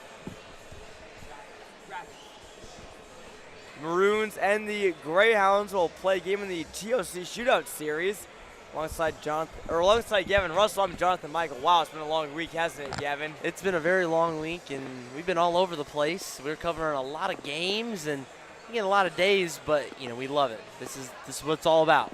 Certainly, game 34 of the TOC. It's kind of flown by also at the same time. It's also and lots of basketball. But this matchup, Gavin, the Maroons, they've come in off of a loss to Wisconsin Lutheran down here in Washington on Tuesday, down by the score of a 90-80. That game was neck and neck, and Maroons really showed off their offensive scoring prowess, and they're led by a pair of Iowa commits, Brock Harding and Owen Freeman. Yeah, they have a couple of standout players. Whenever you get two Big Ten players on the same team, you are doing pretty good, especially teammates, both going to be Hawkeyes. So if you're a Hawkeyes fan out there, you're going to be excited to see this duo coming along. They're going to put on a show tonight, but they got a tough opponent, Carmel. They're going to put up a good fight and make their first TOC appearance. They will indeed, and Carmel, they bring a challenger in the paint for the 6'10" Owen Freeman. They have 6'9" center Sam Orme, a Belmont commit. Be playing with the Bruins next year again. A very strong mid-major program, new to the MVC. So he can definitely ball, and we're excited to see what else that the Greyhounds can bring here tonight. As we start to introduce the starting lineups, we'll get them to you as we hear them. And one thing I want to note, Carmel, their enrollment over 5,000 in the school. How about that? You don't see that too often, at least here in Central Illinois. Some of the biggest schools, maybe a couple thousand, but that's huge. They have a huge school. Not many schools in Illinois have around 5,000. I know one of the biggest ones are Morton up in Chicago. There's two Mortons. There's one in Berwyn and Cicero, two different high schools. They combine them, and they have close to 10,000 kids. Wow. And they have Lincolnshire Stevenson. They have about 6,000 or so. But Carmel, it's good to know, a big school with lots of success in their past. Moline as well, they've been really good at hoops in the last couple of years, thanks to the Harding brothers. Started with Brody and now Brock. Senior guard is a shifty playmaker, can really shoot the ball. We can expect him to see lots of shots tonight. Maybe get up near above 20 points. That may be his threshold. Starting lineups for Moline. It will be Harding and then Taylor Lewis, junior guard. And Gavin, they have a number 4 listed up there, but there is not a number 4 listed on their roster. Or rather, no, I was on the Greyhound side. Again, it has been a long week. We apologize, everybody. I thought it said Maroons, that said Greyhounds. Moline stars, we'll start with Brock Harding, and then we'll also feature Jasper Ogburn, Trayvon Taylor, Owen Freeman, and Grant Welch, the senior forward. Carmel, they will roll with Jake Griffin, Alex Kudo, Ryan Clevenger, Spencer White, and Sam Orme, numbers 2, 3, 4, 5, and 15. Overall, a little bit of a smaller lineup for the Greyhounds. They have Orme at 6'9", White at 6'4". Nobody else in their starting lineup taller than 6'1". Getting ready to tip off here in Washington. Maroons and the Greyhounds, a near whiff from Freeman and Orme to start this one off. And here comes Clevenger with it for Carmel.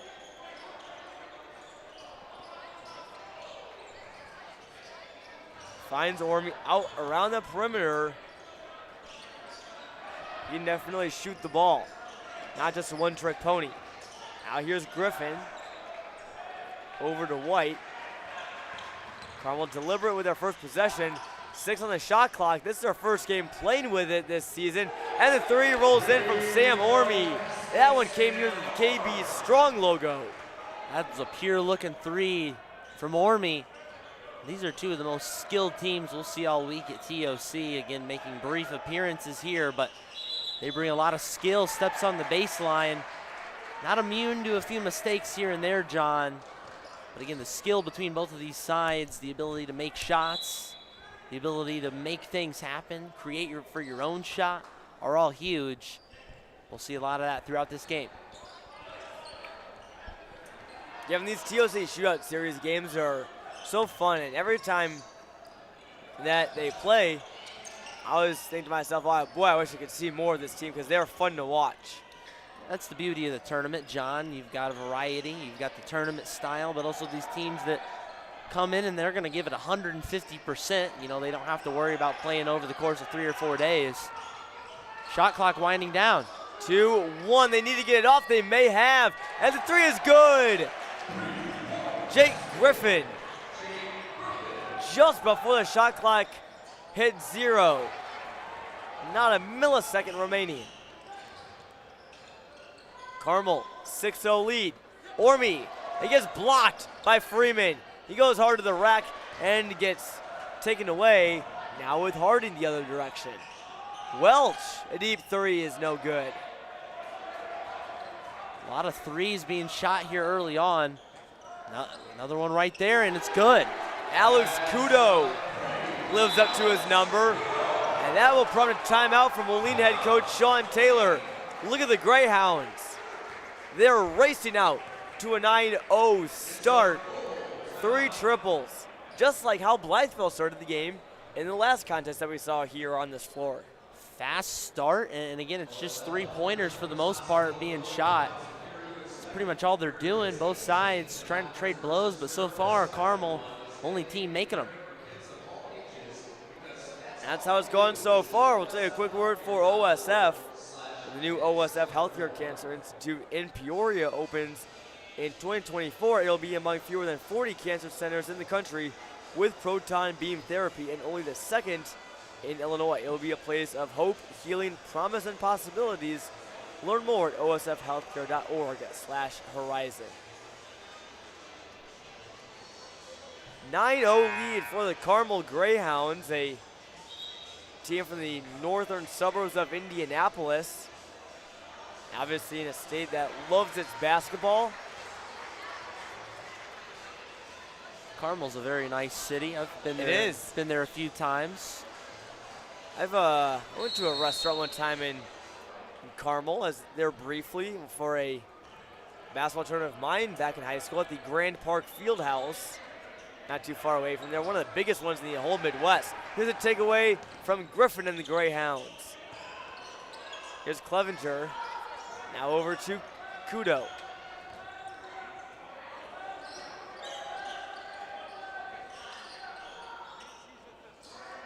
Orme at the free throw line. Finds Kudo. Baseline J, no good. Here comes the Maroons. Not quite sure if Kudo's name is pronounced Kudo or Kaudo. Maybe you ask our live chat. Maybe a Carmel fan has the answer. Here's Brock Harding for Moline. Down off the back iron. And reeled in there by Orme. He's been busier early on. And I know Freeman and Harding both are very good. They're dynamic. There's another bucket right there. How about an 11-0 start for the Carmel Greyhounds? Back to my point about Freeman and Harding. They're very good. Just trying to be a little too fancy in the early on. They're trying to throw some lobs and things. Just got to simplify your game a little bit. Going up. Nice pass right there. Bingo, that's exactly what you got to do. Big 3 there from Jasper Ogburn to get Moline on the board. That's a big shot. Moline couldn't afford to go much longer without having that big of a scoring drought. Find your open man, make nice passes, and shoot in rhythm. He checked all the boxes right there. Ogburn, the 6-foot senior guard, as here's Clevenger. Corner 3, knew it right from the start, no good. Now Moline the other way. Another 3 here, and they're only down 5, so. And right on cue, there it is, Trayvon Taylor. Of the 6 field goals we've had both ways, rather 7 field goals. It's been 6. 6 field goals, trying to get the numbers straight. 5 of the 6 have been threes. Seen lots of threes as Orme makes it 6 out of 7. Now it's 7. Now it is. Read my mind. Maybe Sam Orme heard us. I don't think we're being that loud. I don't think so. I hope not. Carmel leading 14-6. Harding and Freeman almost lost it. Now here's Welch driving baseline and short. Floor burn for both Welch and Clevenger, and it'll stay with the Maroons. Here's Harding now, feeds it down to Taylor. He's got his second bucket in a row. To my count, that's Harding's second assist. He's made a couple of nice passes and sets up his teammates well. Maybe an undervalued part of his game, but he's a great playmaker. He is a great distributor, Gavin. You'll see him making lots of passes that most wouldn't even dare try. Orme gives it off to White. Now back to him. Great cut there from White. Finds a man around the 3-point line. Kudo thought about it. Now over to White. Good defense by the Maroons, taking away the open shot. 2 on the shot clock for Carmel. They ought to get one up. And that is a shot clock violation. Jake Griffin couldn't get it off in time. And they're going to look at it. 0. Time is up. And Moline will take possession now. And that's the second one in this game already. Just the first quarter, Carmel struggled with the shot clock. Not because they're not looking to take a shot, but they're just being cut off by that Moline defense. No lanes to drive, no open shots. Alex Schimmel is now in for the Maroons. That foul will go on Brock Hardy, an offensive one. That's the first foul of the ball game. I like the pace we're playing at right now. Trading some buckets, lots of threes flying. No fouls really. Yeah, one of the ball boys stepped right onto the court, went a little bit too far. Haven't seen that before. 34 games in the TOC, and that's the first ball boy stoppage we've had. Again, a little tight. Probably didn't know much better. He's all good. Chilling by the corner now. Don't want to run anybody over. Especially with Owen Freeman at 6'10" on the court. There's some big bodies out there. Sam Orme, pretty big body as well, and big presence in the score sheet. And this 3 rattles in for Carmel. That's Jared Bonds, another forward who can shoot the ball. It's raining in Washington, but it's not raining outside. It's raining threes in the gym. Might have to start mopping up the floor after all these splashes. Pull out your umbrellas. It's been wet and wild here at Torrey Gymnasium. Brock Harding continues that trend. And Gavin, just as we mentioned, these shootout series games really do live up to their names. They are shootouts. They are. They're tightly contested. Both teams going a million miles a minute, but they're skilled and they can afford to play that way. There's Kudo. And a Bonds in the corner. Carmel again, waiting to get the right shot. They've done a nice job of it so far, leading lots of open looks. Bonds now drives on Freeman, and he learns the hard way. That's not a good idea. First big block of the game for the future Hawkeye. He goes up and is fouled there by Bonds. And Moline can cut it to 4 after trailing 11-0 early on in the first quarter.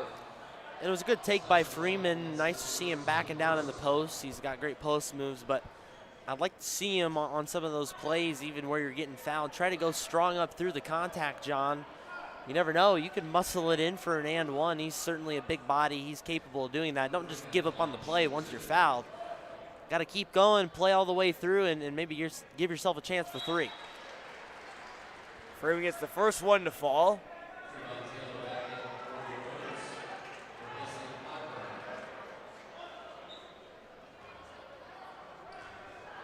The second one, dribbles, shoots, nothing but net. He's a good free throw shooter. He does. He has a good stroke. And Freeman, they transfer from Bradley Bourbonnais. We saw him at the State Farm Holiday Classic last year, Gavin. And my first impression of him was that he was a monster. He's a monster, but in a good way. Exactly. Especially for this Maroons team. They're happy to have that monster on their side. The monster for Carmel, though, has been 3-pointers. Spencer White gets one to fall. And that is, I believe, the 6th triple for the Greyhounds in the first quarter. All but one bucket for Carmel coming on the 3-ball. Harding fouled on the floor with 3.8 left to go. Gavin, I've seen lots of great shooting performances, but I don't know if I've seen anybody shoot as many threes or sink as many of them as we have so far with Carmel. Taylor, with time expiring, is good. That'll put a cap to the first quarter. Carmel jumped out to an 11-0 lead, but Moline comes storming back. They trail now just 20-15. Let's take a quick word for our sponsors, starting with OSF. OSF On-Call Urgent Care understands there's times where you don't know where to turn, like when you're traveling or for a sports injury. Their 24/7 virtual visits are a unique option for treating minor illnesses and injuries anytime, day or night. Visit osfoncall.org/urgent care. And the City of Washington, where this tournament is held, welcomes you to the Tournament of Champions, a town that's growing, known for its businesses and restaurants. Check out all that Washington has to offer during your visit here to the city.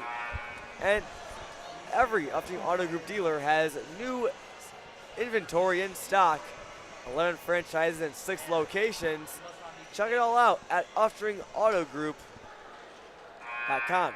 And Teamworks, they're proud to be the official sporting goods provider for the Cameron Mountain Memorial Tournament of Champions and the KB Strong Foundation. Stop in and see us for all of your apparel and sporting goods needs. Teamworks, our team, helping yours. And for Titan Industries, a structural and steel fabrication contractor, they're proud to support all the players, coaches, and fans at this year's TOC.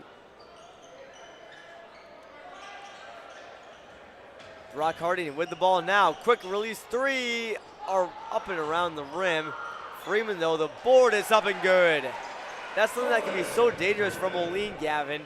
If I had to forecast what they might look like, Brock Harding will shoot a lot of times, and whenever he misses, Owen Freeman will be right there to clean up the boards. That's why it's great to have a guard and big man duo, John. You give yourself an option for pick and rolls, great screen option, but more threes, and I'm forecasting a storm coming in from Carmel. Thundering three-pointer right there. The meteorologists probably couldn't have predicted this. 7 of 8 from 3 is Carmel.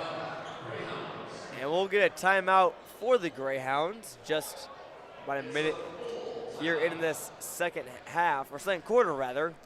And I'm looking here at the tournament program, and I was looking for team stats. Unfortunately, they don't. It's a great put-together program, I'll give it that. But most three-pointers in a game was Noah Wells from Champaign Central. He had 11. I'm curious what the amount for team three-pointers is. They don't have that stat listed here. We can consult the TOC website. They'll have it there. I'm curious to know. Let's get the research department on it. One of my favorite things to do during a broadcast is find out some stuff. I had to toot my own horn, but last night I found out that Cardinal Ritter's jerseys, who had Thekla on the front of them, I was like, what the heck is that? A couple minutes later, I found out that that's the name of the street on which their high school is situated on. But they're one of a few schools that have had some clever jerseys without maybe just putting their mascot or school name. Longhorns hook them on the front of their jerseys yesterday. There lots of good jerseys. River City emblazoned on Moss Points. They had a good win today over Urbana at 8 a.m. Most three-pointers in the game is held by Yorkville Christian, Gavin. And take a guess at when that one was. That one up and good for Jared Bonds. I'm going to guess last year in their game against St. Rita. Correct. Now the second part of that question is, how many threes do you think that they had? Oh man, that's really tough. I'm trying to do the quick math here. Let's go with 24. A little bit less than that. 19. 19 is the team record. 19. So Carmel still has 12 to go, but they're on that pace. Its record is within sight. These Greyhounds are barking. They lead by 7, 26 to 19. Now here's Braden Freeman for Moline. Now gives it over to Ogburn.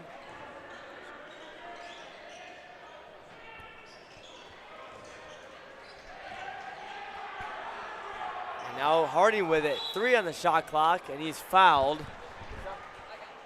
Kind of got bailed out there, John. There was 3 seconds on the shot clock. I think Harding would have been able to take it up and got a shot off, but it would have been a tough one.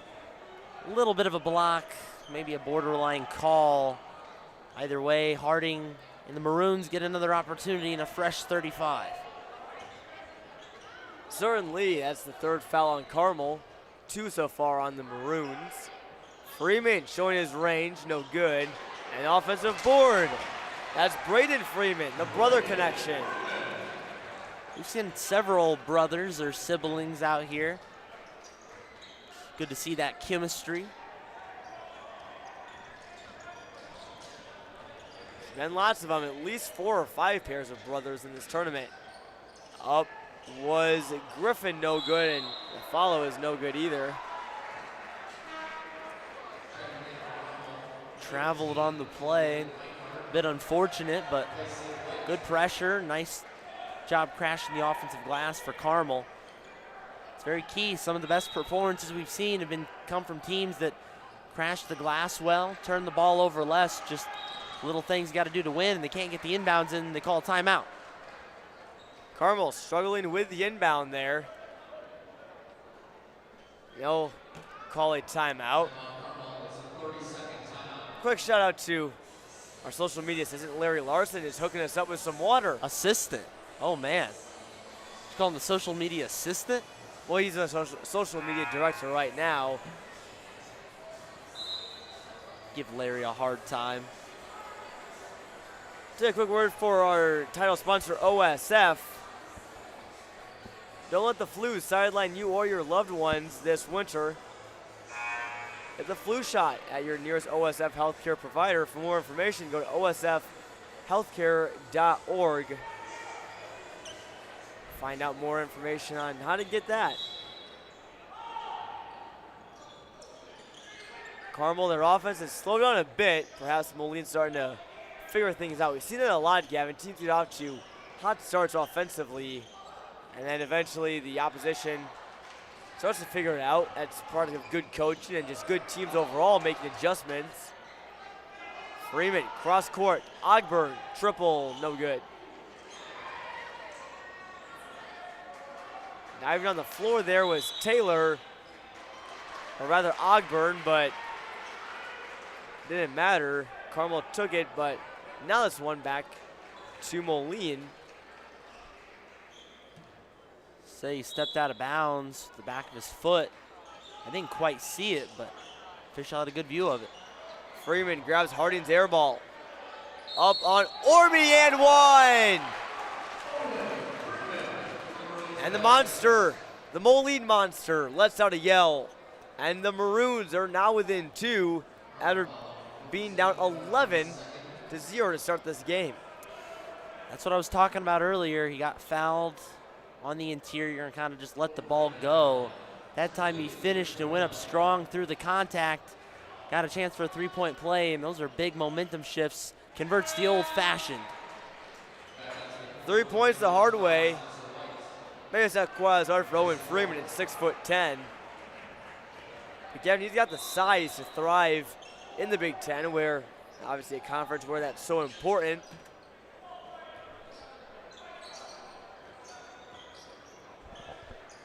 Carmel bringing it up now. See if they go for another three or if they try and keep Moline off balance or if they stick with their bread and butter. Haven't seen a three in a minute. It's unusual. Carmel's been hitting so many of them. Griffin thought about it. Bonds waiting, no. And he'll go up physically and drains it.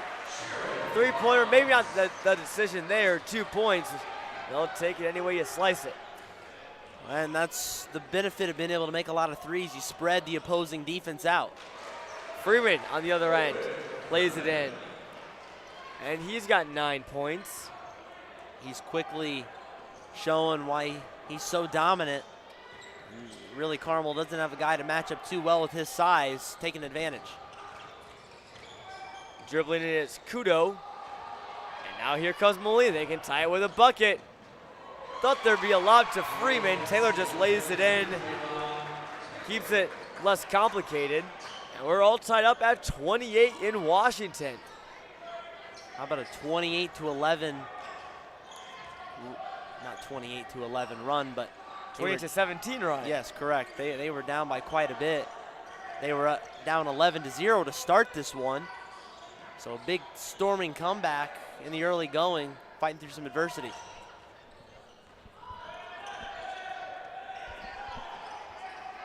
Just over 3 minutes and 20 seconds to go in the third quarter. We'll get a whistle and a foul.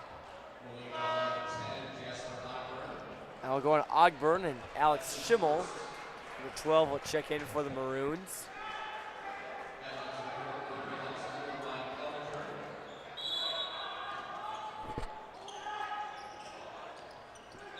Having trouble getting the inbounds in over Freeman. And Harding almost stole it away. He'll get called for the foul. He's still in disbelief. He's barely moved a muscle for about 5 seconds. He looked like one of those statues that you see in tourist destinations where they just are completely still. Yes. For minutes at a time. Street performer. Yes. Although I think Brock Harding's got a brighter future in basketball. Yeah, I don't know that he's going to be too much of a street performer. How about a performer on the basketball court? Here's Carmel looking to get back in the lead. And a nice take to the rim there by Jake Griffin will result in a pair of free throws on the shooting foul.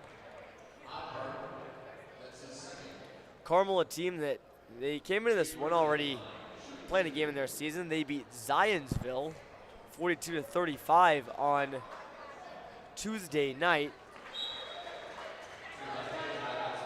After this, they will play Lawrence Central in Indianapolis next Friday.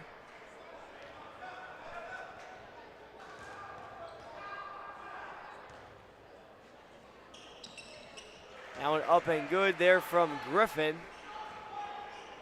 And the lead is now held by the Greyhounds.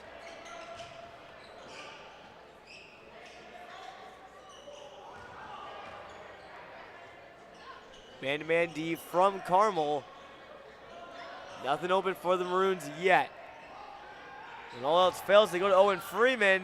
He's triple teamed, and he traveled with it. 3 defenders were too much for him, and he walked. That's big for Carmel. And he just kind of stumbled backwards, lost his footing, but great pressure causing it. He gets some full court pressure from the Maroons. Freeman, the younger one, Braden, almost comes away with the steal. Now working is White. Here's Bonds. He's been shooting good. Not that time. Off the back rim. And here's Harding, who's got just 3 from Moline. How about the quick hands there from Griffin?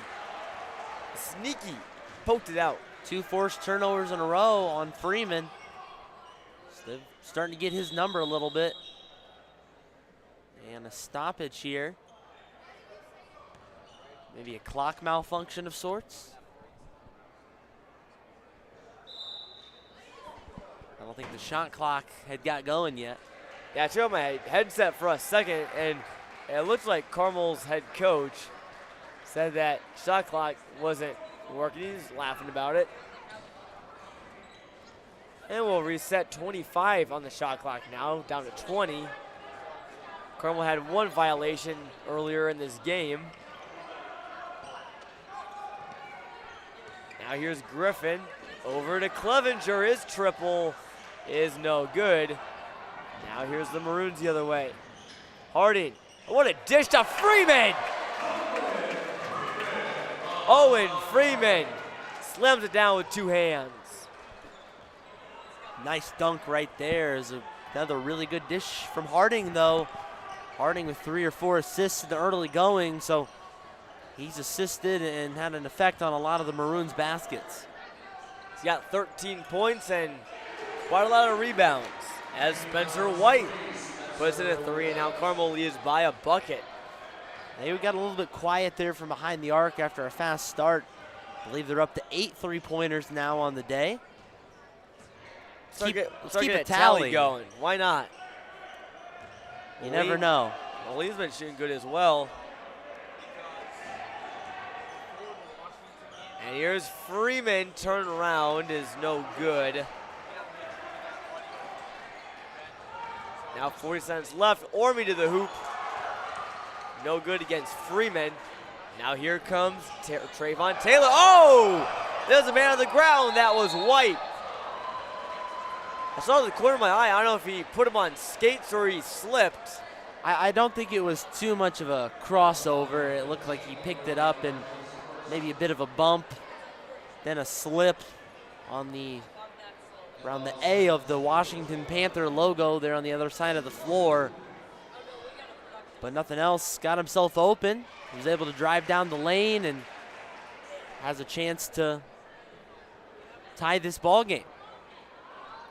If you want to see a real crossover, go to our Clutch Sports IL Twitter page and just go back a little bit. This morning, Urbana's Gideon Kapongo at an 8 a.m. game was already out there disrespecting a Moss Point Tiger. I don't know who it was, but he put him on the floor. I mean, just took his ankles. Man, that was something else. 32 all, Carmel, one chance to take the lead going into the half. 8 on the clock, and blocked, Freeman. Logan Reinhardt, 5'11" guard, stands nearly a foot shorter than Freeman. And a nice block. Not sure, maybe Freeman thinks we're playing volleyball. He'd be a pretty nice volleyball player too. And Moline forces the turnover.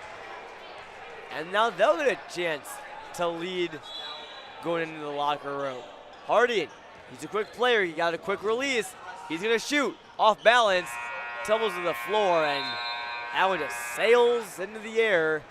And we are all tied up at halftime. It's been a thrilling game between Carmel and Moline. Gavin, game 34 of the tournament, but we're waking up now. Oh man, we're waking up in a big way, and it's raining 3-pointers for the Carmel Greyhounds. They come to Washington and showing, hey, they can shoot the ball really well, showing why they're an excellent team from Indiana, neighboring state. Moline, on the other hand, coming from the Quad Cities area, showing that they've got some guys to play also. Brock Harding and Owen Freeman getting it done and keeping this close. Tie ball game. I'll wrap it up for the first half. A quick word for our sponsors, starting with OSF. When the new OSF Healthcare Cancer Institute in Peoria opens in 2024, it will be among fewer than 40 cancer centers in the country, with proton beam therapy and only the second in Illinois. There will be hope, healing, promise, and possibilities there. Learn more at osfhealthcare.org/horizon. And the city of Washington welcomes you to the KBM TOC. Washington is a growing city known for its quality of life and a diverse mix of businesses and restaurants. We invite you to check out all that Washington has to offer during your visit to the city. And new inventory in stock at every Uftring Auto Group dealer. You got 11 franchises, 6 locations, and the year's best selection to choose from. You'll always get the best price at UftringAutoGroup.com. And Teamworks, they're proud to be the official sporting goods provider for the Karen Brown Memorial Tournament of Champions and the KB Strong Foundation. Stop in and see us for all of your apparel and sporting goods needs. Teamworks, our team helping yours. And Titan Industries, a structural and miscellaneous steel fabrication contractor.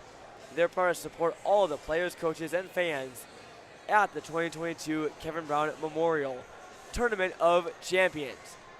It's like guests in our Uftring Auto Group Tournament Central are ready. Teddy and Charlie, send it down to you guys. What do you got for us? I'm Teddy Ball. Alongside me, Chuck, Carmel, Indiana game. What are your thoughts so far? Well, I think right out of the gate, if you were watching it all, Carmel came out smoking hot. 9-0. 9-0. They went 3 for 3. And at first, I thought that they were going to set a record for most threes in a game, but kind of towards the second quarter, they cooled off a little bit, and Moline decided they were going to step up their play and start to like almost take the lead, but they ended up tying, I think, at the end of the half, or maybe Carmel's winning by 1, I think, or something. So yeah. Yeah, I mean, overall, really group effort for Moline to get back into the game. But Owen Freeman, Brock Harding, some of those guys, like in the forefront, ready to lead for them to, get back in contention for this game. So credit to them. Great half so far. We have more tune in for the second half here on Clutch Sports Media or Clutch Sports Media IL website. But, looking at this game, good game. It is a good game. Great game. Along with a lot of the other games we've had, Metamora, Moline West, some other teams really, really good in contention, having great matchups. Looking forward, you got the Washington game. I know we've been talking about that. That one I'm excited for. I know you're excited for. Very excited. Championship Sunday. Let's reflect a little bit. We got reflect. the stuff for the future.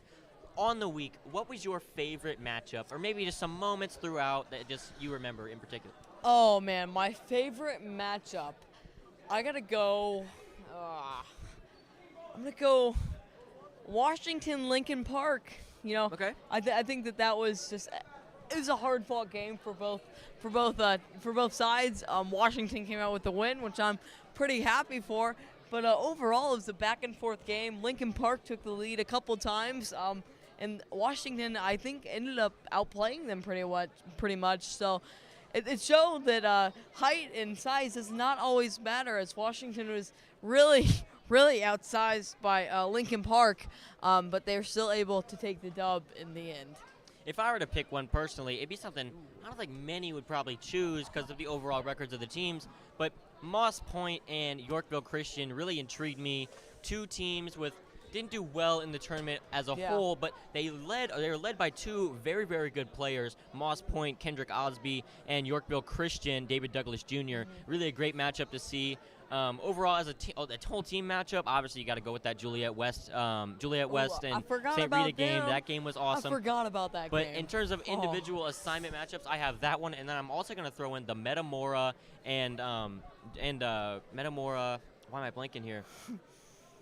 It's Metamora versus Booker T. Washington, the Kenneth Lewis, Ethan Kaiser matchup. That one was entertaining, high action, big stars, big players, and big moments. That's what I've been saying all week long here at Clutch Sports Media, so it's been really fun. To go back to that David Douglas Jr. and Yorkville Christian game, and the Kendrick Osby game for Moss Point, there's a lot of players in this tournament that are similar. When you look at Kendrick Osby, when you look at Kenneth Lewis, and when you look at David Douglas Jr., to me at least, they all remind me of pretty much the same player.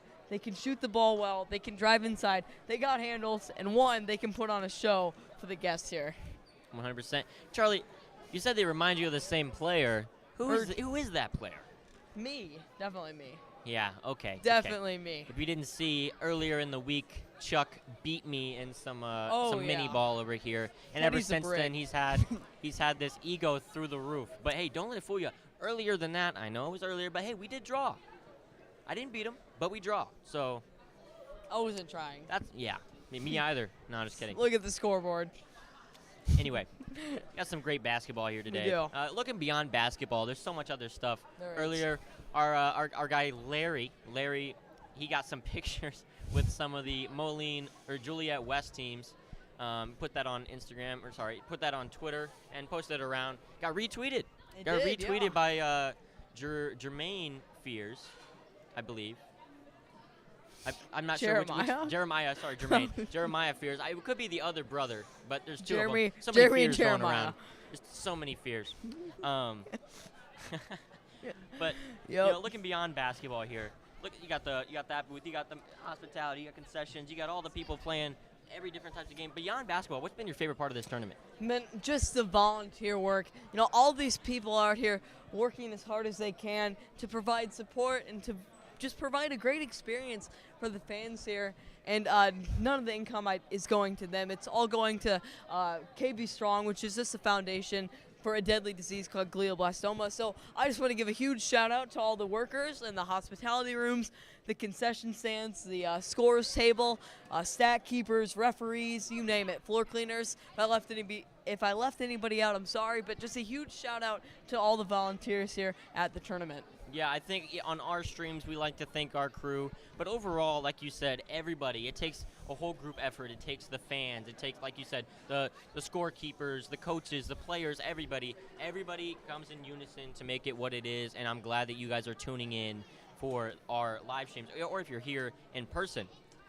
We got some great basketball for the rest of the night. However, this game we got Moline West and I've been blanking today. You're good. Moline West and Carmel, Indiana. So that'll be a good one.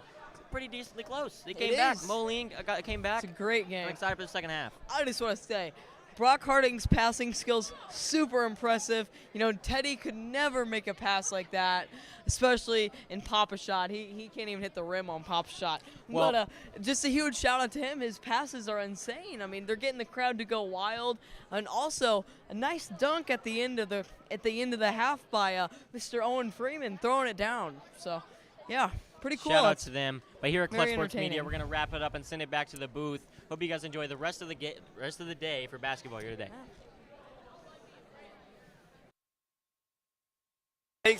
Thanks, Teddy and Charlie. We're about a minute and 20 seconds away from getting started here in half number 2 at Washington's Torrey Gymnasium, where the Carmel Greyhounds are all tied up with the Moline Maroons at 32.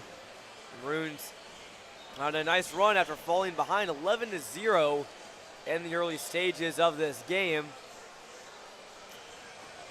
Gavin, we saw Carmel jump out to a great shooting start.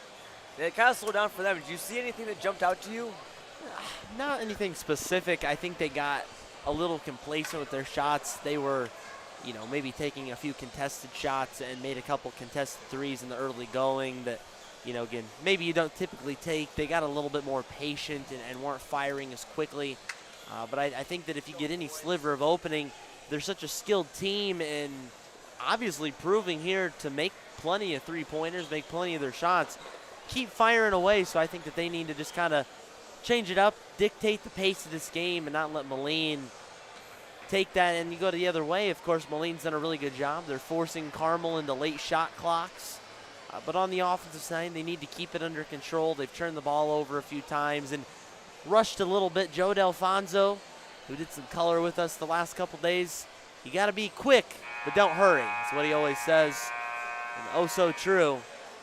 Wise words from Mr. Delfonso. That's the kind of top-tier analysis you get on Clutch Sports Media. Joe Delfonso was a treasure yesterday.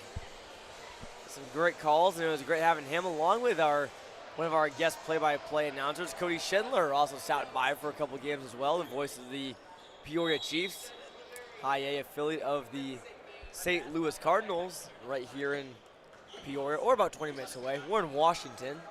Very close. Here come the Greyhounds. Sam Orme, big first half for them. He's got at 6. 2 threes to his name, but nothing else. And they move quickly right there. Again, they're starting to dictate a little more of that pace of the game. No dice on the shot, but again, I think Carmel needs to kind of play how they started the game, and that was moving quicker, shooting quicker baskets. Freeman, just so tall. Billy has to jump to get it up to the rim, and Moline has their first lead of the ball game. Heads up, though, by Orme. He's got 2 fouls. Wasn't really going to do much to contest that one. Don't want to have 3 on him early, especially with the way Carmel's been shooting it on the other end. It might be able to get it right back in quick fashion. Here's Clevenger, kicks it over to Kudo, and that floater is good. This could be a very back and forth second half. It's got the makings for it at least. Trading blows in the first few possessions. It took some time for Moline to get out of that 11-0 deficit, but since then it's just been blow for blow. And a loose ball on the ground with tie up, and that will favor Moline. That could be big later in the game though, and you always want to scrap for some of those loose balls.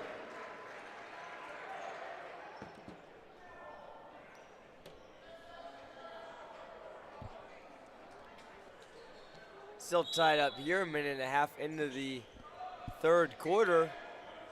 Here's Brock Harding. He is always fun to watch. That three up and no good. And Freeman, another rebound. And he is fouled. What else can you do, though, against 6'10" Owen Freeman? Carmel, obviously, they play in large school there in Indiana, but they probably won't see a ton of players with his build.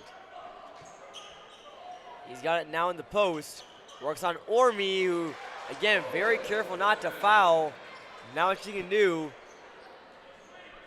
is keep Freeman from scoring. He's starting to take over a little bit.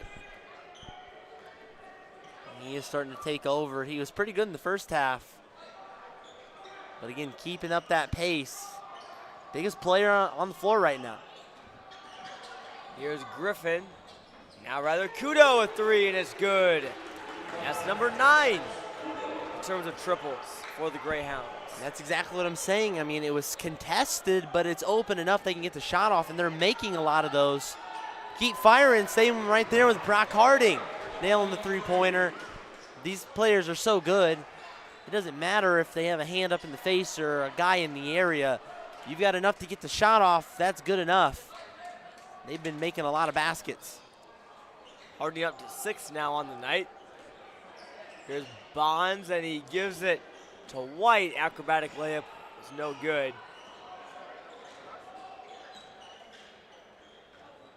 Now here's Harding with it for the Maroons. How about that move to the hoop? Up in the air and lays it in with the left hand. And Moline now leads by 4. Moline taking the lead, and again, they were down 11-0 to start this game. Harding flopped there. Now here's Kudo on the perimeter. Now Bonds a three for Carmel, no good. And Moline could make this a 3-possession game. Harding kicks it out, nice pass to Braden Freeman. Almost got away with a travel. Rebounds his own miss, up off the glass, no good. And Carmel will have it, trying to throw it off the hands, but now it's back to Harding. And he just gives it to Orme. Here comes Bonds. Yes, sir! Breakaway slam for Jared Bonds. That's a big bucket for Carmel as they try to get some momentum back, trailing by 2. Big steal and bucket right there. Brock Harding playing a little out of control. Again, he started this way in the first half, just trying to be a little too fancy. He's capable of those big plays, but they're not always going to work, especially when you're playing a really good team like Carmel. So you got to settle it down. He did so in the first half, settled down, played a much simpler game. Just got to get back to that here in the second half. Take a quick break for our sponsors like OSF. New OSF Healthcare Cancer Institute opens in 2024. It will be one of the first 40 cancer centers in the nation to offer proton beam therapy, and just the second in Illinois. It will be a place of hope, healing, promise, and possibilities. For more info, go to OSF. What am I saying? OSFhealthcare.org/horizon.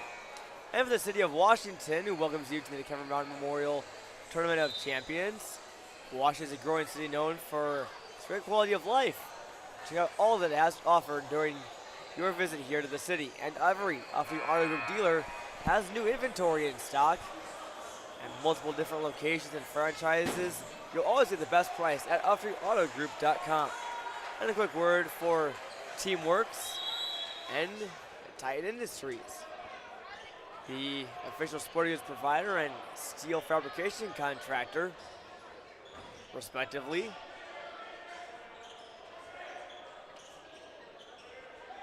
Moline nursing a 2-point lead.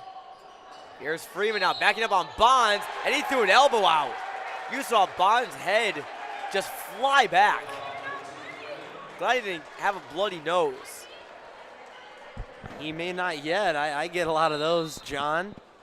Quick hit to the nose. Hopefully he's all right. But, yeah, it was a hard back down there from Freeman. He did throw an elbow, a little inadvertent, but hope he's all right and it goes the other way. Did seem inadvertent. I don't think Freeman meant any bad blood. See, Bonds working on him here. And Freeman comes away with a turnover. So back and forth we go. Freeman picks up the foul, but gets right back on it and makes a big play. Orby, the biggest player on Carmel's roster, not on the court right now, so it's up to the 6'5" Bonds to try and stop Owen Freeman. He's been the catalyst for Moline. Here's Harding now. Runs out of space, finds Freeman, no good. And it's Owen Freeman. Oh, he missed it. What a tough break right there. Everything but the points. Had every part of the rim, just couldn't go in. Warming now back out there for Carmel. Here's Kudo. Jumper is no dice. So scoring has slowed down significantly, Gavin, after it came fast and furious back in the first half. Both teams locking in and really understanding each other and how they play and what they want to do. Ormy, I believe, was the one that picked up that foul. That's 3 on him now. Something to keep an eye on. Brock Harding, right after going up for that, immediately pointed at Ormy for the foul, so a little gamesmanship there.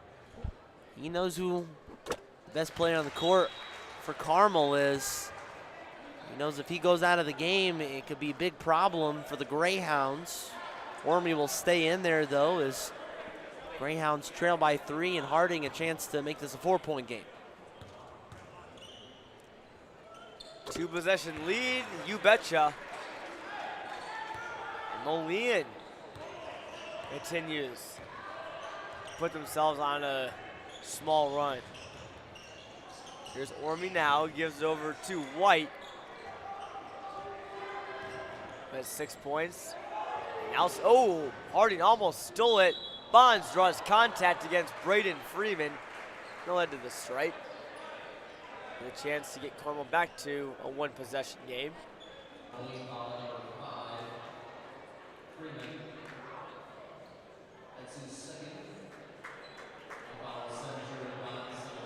So far, a foul update. Carmel has 2 and Moline has 2 as well. First one up and good from Jared Bonds. Checking out is Jake Griffin.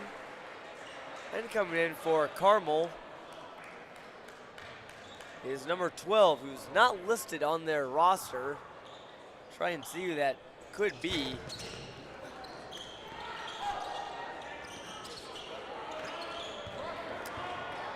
No name?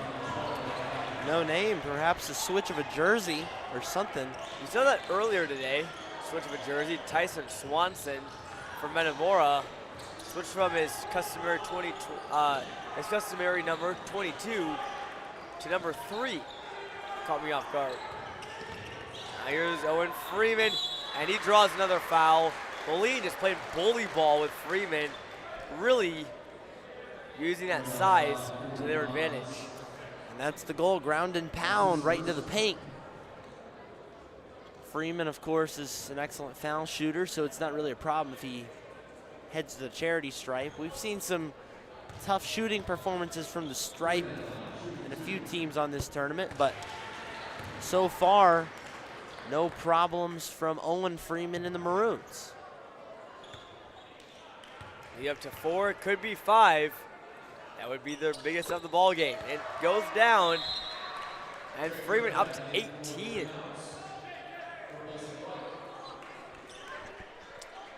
And he just kind of moving along. He's had a big effect, but just kind of a subtle 18 almost. You know, he's had balanced scoring, contributes on a few possessions here and there, and you just, again, having an effect on the entire game. Picks up a quick foul, though. Knows he almost had an opportunity, just got a little too aggressive and picks up the foul. That'll be his second. And the team's third. Inbound goes to Jared Bonds.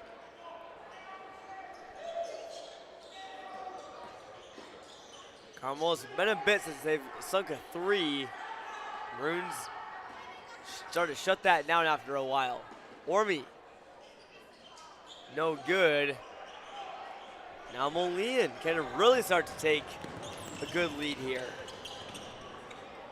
Harding looks for Braden Freeman. Almost got taken away there by Orme, but he swings it under and goes up for the bucket. Moline. How about the Maroons, Gavin? 47-29 run after being on 11 zip to start this ball game. Very impressive and fighting through adversity. Carmel shooting a lot of those threes early, but they've stiffened the defense up quite a bit. Turnaround from Bonds, no good. Lid on the basket for the Greyhounds. And it makes me question why they're trying to work it inside so much. Freeman's a big presence. They're not really working the perimeter much. It looks like the goal has been to try to attack the inside, get to the low blocks rather. Maybe they'll try to extend it back out to the three-point line come fourth quarter. About 5.5 seconds of difference between shot clock and game clock, so Harding will have to do something here. We'll go with a one-hand floater, and there will be a foul on Carmel, I believe, so that will keep it with Moline, and now they can hold for the last shot. That's significant who that foul is on, because it's on Orme. And Orme picks up his fourth. Oh boy. Not too pleased with the call. Didn't seem like a whole lot of contact there. Maybe ticky-tack you could bargain for, but Orme not too much of a fight, just a little annoyed maybe perhaps. Now this is where Freeman could really start to take over. How about the box out from Jared Bonds? Beat out Freeman, now he's in trouble. He's got to get rid of it. But Carmel trails by 7 to the Maroons. Moline takes that quarter 15-8. They're sitting a little bit more pretty with 8 minutes left to play. Quick word for our sponsors here at the TOC, starting with OSF Healthcare. The new OSF Healthcare Cancer Institute opens in 2024. It'll be among one of the first in the nation for cancer centers to offer proton beam therapy, and just the second in Illinois. It'll be a place of hope, healing, promise, and possibilities. Learn more at osfhealthcare.org/horizon. And the city of Washington welcomes you to the Kevin Brown Memorial Tournament of Champions. Washington is a growing city known for its diverse mix of businesses and restaurants. During your time here in the city, check out all that it has to offer. And for Upstream Auto Group, new inventory is in stock today and every day at Upstream's 11 franchises, 6 locations, and they always have the year's best selection. For more information, go to upstreamautogroup.com. And Teamworks is proud to be the official sporting goods provider and apparel provider for the Kevin Brown Memorial Tournament of Champions and the KB Strong Foundation. Teamworks, our team helping yours, and Titan Industries, a structural and steel fabrication contractor. They're proud to support all the players, coaches, and fans at the 2022 Kevin Brown Memorial Tournament of Champions.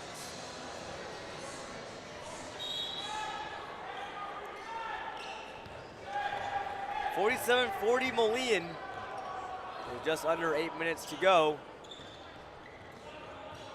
Carmel still has lots of time, but the threes have not been falling for them quite as often as they have been. Now here comes Trayvon Taylor one-on-one, and he loses the handle. Dishes it down to Ogburn, and the easy lay-in for Moline. They're up 9. What a turn of events. Again, once the threes stopped falling, really wasn't able to do too much for Carmel. They've had trouble getting inside. Here's a 3 attempt though. No good. They'll need some more of those, certainly. Here's Kudo, size it up. Brock Harding. Just 1-3 in the second half for the Greyhounds. White thought about one. And that one will stay with Carmel. Greyhounds had a successful year last year, going 18-6 and winning the Metropolitan Conference. Now foul on Braden Freeman. He got caught holding Jared Bonds. It was nearly a 5-second count on the inbound again, so Freeman is so big, you're having trouble just getting it around him to inbound the ball. So then on Tuesday, Wisconsin Lutheran struggled with it as well, as Carmel is struggling, continuing to struggle on offense. White stepped out of bounds there. Now Moline can push it to double digits. So Carmel needs something to get going, Gavin. There's just not a lot of energy, they just seem out of sorts. They do, and I think they've just gotten a little demoralized. They haven't really been able to find much of a rhythm in the second half, and shots aren't falling like they were in the first half. It's just been a struggle. Is any secret what Moline's game plan is that. Owen Freeman now over 20 for the Maroons. And he takes it away too. So not just on offense, but he's really just changed this entire game from a defensive perspective. He has. He creates a big presence in the middle, and again, they're trying to take it in there, but there's just not much to do. Foul is called there on the Maroons, or rather the Greyhounds, pardon, Spencer White. As Logan Reinhardt checks out for Carmel. Shut up and no good. Now here's White driving on Freeman, and another foul. Yeah, and I like a good pace of play, John.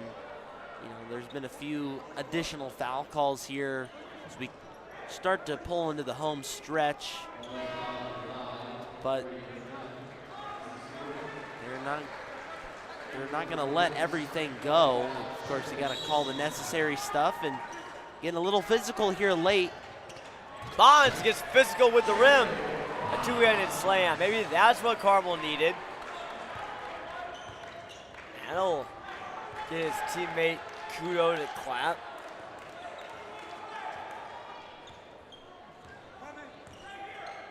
Harding now to Freeman. Now down to Trayvon Taylor. Ooh, a nice move there on White. And he draws the foul. So that's now number 6 on the Greyhounds.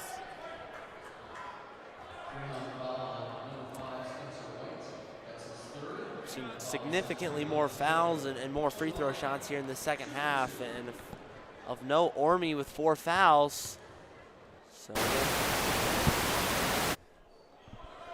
Sorry about that. One of our basket mics seemed to have a little static. We'll try and get that figured out between games.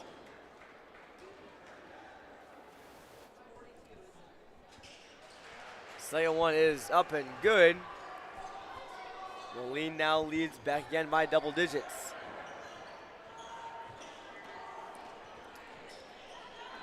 gotta see if they can get some more 3-point opportunities.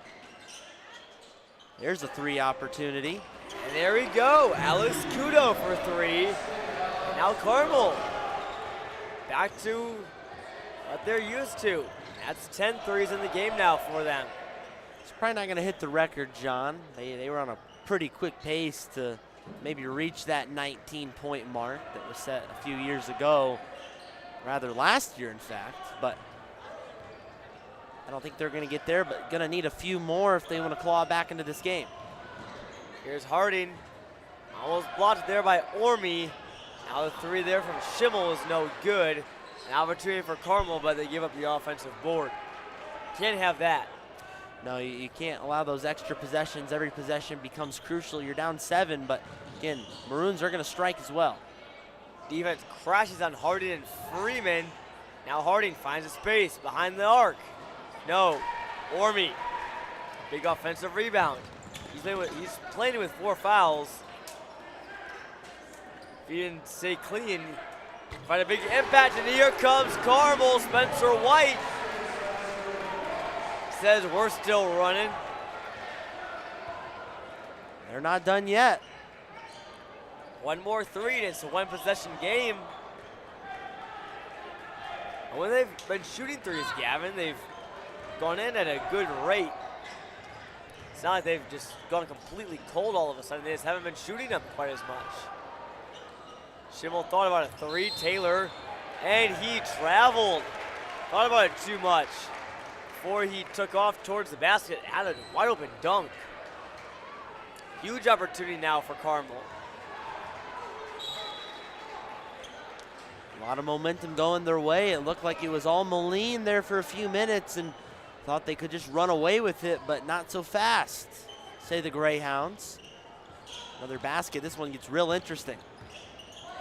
Just goes to show you how quick the game of basketball can turn on a dime. As Griffin tries to turn on a dime himself, and it bonds. Shot fake for Freeman, he gets fouled. Heads up play. That was very smart with the shot fake. Not to mention the tip over to get that offensive board, set that all up. So teammates doing the little things, working together right there. And again, a couple makes right here, even just one makes this a 1-possession game. That's really significant. Plenty of time left to play. Bonds' first is no good. Braden Freeman checks in for Alex Schimmel. The Maroons rather, Gavin, have only gone 7 deep. And again, in a standalone game like this where you're not playing full tournament style, you can afford to just go with your best guys for majority of the game and use your depth when you need it. But they haven't needed it too much. A lot riding with Freeman, both Freeman brothers, Brock Harding. There's Ogburn on the dish to Freeman. Can Bond step up and get a stop? Oh, rim was Freeman's friend. And Moline now up by 5. And they will take a timeout. This is shaping up to be a pretty good ending, Gavin. It's going to be a close finish. Greyhounds started to get the threes going a little bit more. They've been a little up and down with that, a little hot and cold. They got to get hot at the right time, though, and got to find some magic here at the end. We'll see if they can continue it going out of the timeout. Good chance to draw up a play. I want to remind all of our viewers that our coverage is not done after this one. The final 2 games of the Kevin Brown Memorial Tournament of Champions are coming up. First, it's the National Classic Championship game between the Lanier Longhorns from Sugar Hill, Georgia, and 6'8" forward Jason Nathaniel. And then they'll be going up against the Winter Haven Blue Devils and Dylan James, who is a Georgia recruit that has a very deep team. Don't want to miss that one. That one could be the best game of the entire tournament. And then coming up after that one, a final game of the TOC, Washington, the home team, the Panthers, will take on Coral Glades Jaguars in the battle of the big cats. There's been a lot of them, it seems like. Lots of Lions and Tigers, Panthers, Jaguars. Almost any sort of feline is present at TOC. There usually is, John. I've been a big fan of Coral Glades in this tournament.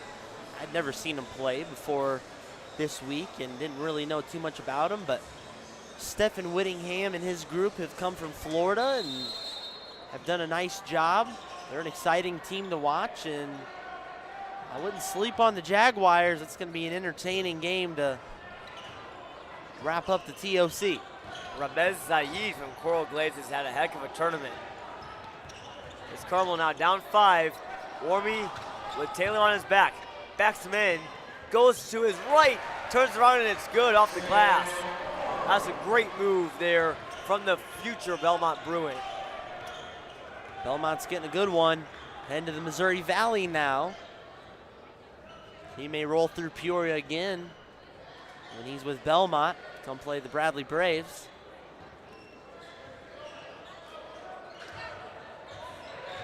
Lots of current Missouri Valley Conference players. Former TOC alums as Taylor saw it bounce off the rim twice and in. Now under 2 minutes to play, Carmel down 5. Will they go to a 3? Or maybe back it down with Orme in the post, or Bonds. Could be anybody. Here's Orme fighting. And he gets fouled there by Taylor. That'll be his second. And the team's at 7. Fouls definitely tapered away here. There's a stretch where it seems like a lot of them were being called, but pretty clean game otherwise. Can't make the crucial free throw though. Orme recomposing after the first miss. Still a minute 43. And that one is no good. Sam Orme can't convert on a pair.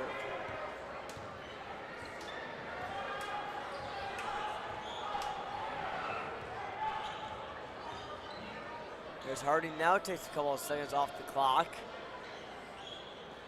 Shot clock at 15, so Carmel looking to hopefully, for their sake, be down 5 with a minute left.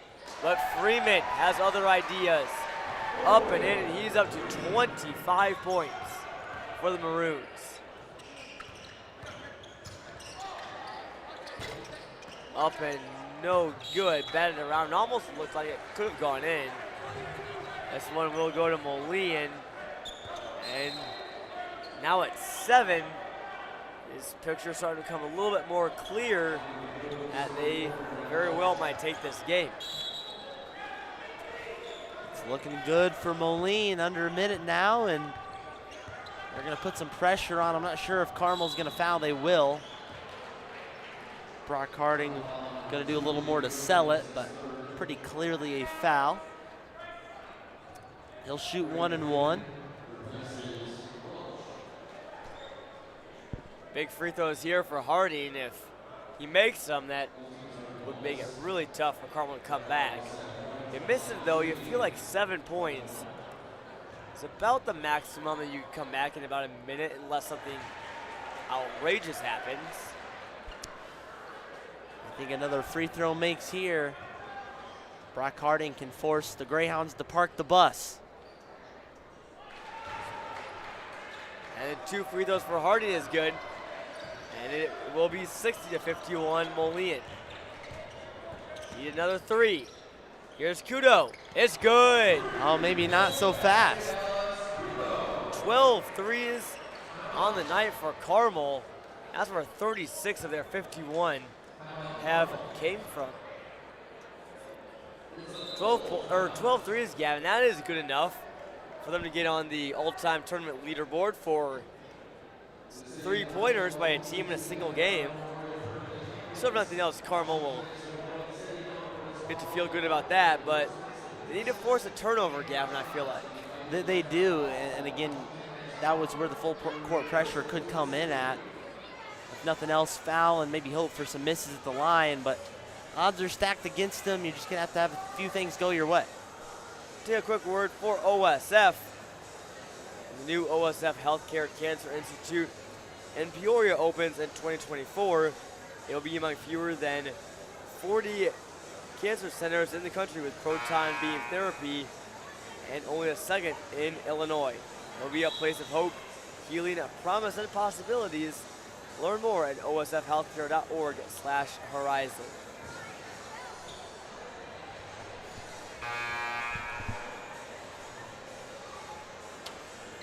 Gavin, I just realized that we made a pun just a couple of seconds ago. It was a pretty good one that might come to mind. you referred to something in a sentence with the Greyhounds. You said the word bus. Obviously, Greyhound bus. Carmel's logo doesn't look too far off from the actual Greyhound Bus Lines logo. Thought it was pretty clever. It is. I'm surprised it's taken us that long for us to make one like that. Just struck me as I saw the logo. Where have I seen that before? Oh yeah, the bus line. Indeed. And we'll be Harding at the line for Moline with a chance to maybe not 100% seal it up, but make things a lot better. There you see the Lanier Longhorns. They will welcome Winter Haven to the ranch in just a few minutes after the conclusion of this one and a quick visit down to Tournament Central. It's a three from Griffin, no good. Freeman the board, and it's taken away. Bonds still playing hard. And now this one will go to Moline. And this one looks about over, unless Moline has crazy amounts of trouble trying to inbound the ball and turn it over. Welch now gets it in to Owen Freeman, and he's fouled there by Bonds. And they'll shoot a pair. Maroons are trading in the Moline M for flipping it around to make it a W. You turn it 180 degrees. Moline will win this one after suffering a loss against Wisconsin Lutheran back on Tuesday here at Torrey Gymnasium, but a good rebound for them.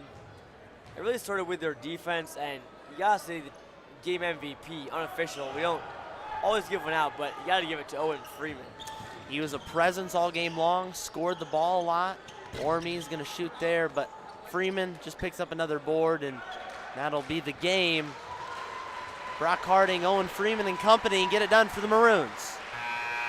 63-54 is your final score. It was a good one all throughout, but the Maroons, defensive pressure, and their future Iowa Hawkeye, Owen Freeman and Brock Harding, too much for the Carmel Greyhounds. Gavin, any final thoughts from this one? There was a lot of threes early on from Carmel. You know, they showed that they have the ability to shoot the three ball well. Not a team with a lot of size, so they're a little unfavorable in a matchup with somebody like Owen Freeman. Overall, though, two pretty solid teams. Moline figures to be one of the best in Class 4A in the IHSA, so Carmel shouldn't be too disappointed. They matched up with a great team, and they'll have much success coming in Indiana this year. Moline looking pretty scary. I wouldn't want to match up with them at any point this season, let alone come March. High-level matchup as we've been accustomed to seeing here at the Tournament of Champions. Again, we'll have two more games coming up your way tonight. Lanier and Winter Haven, and Washington and Coral Glades. Before we send it down to Upstream Auto Group Tournament Central, take a word for all of our sponsors, starting with OSF. Don't let the flu sideline you or your loved ones this year.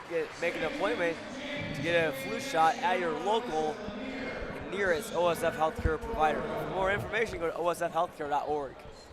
And for the city of Washington, they welcome you to the Kevin Brown Memorial Tournament of Champions.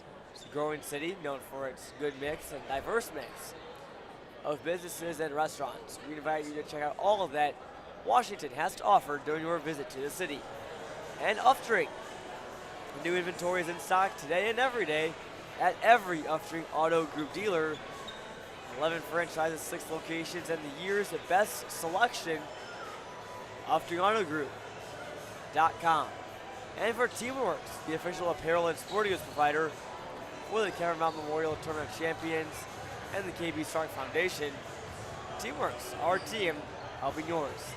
And for Titan Industries as well, a miscellaneous steel and fabrication contractor. They're proud to support all of the players, coaches, and fans at the 2022 Kevin Brown Memorial Tournament of Champions. That about wraps it up here from inside the gymnasium. We'll now go down to our studio. Teddy Ball and Charlie Schermerhorn. Guys, been down there for a while. How's it going? Send it down to you guys.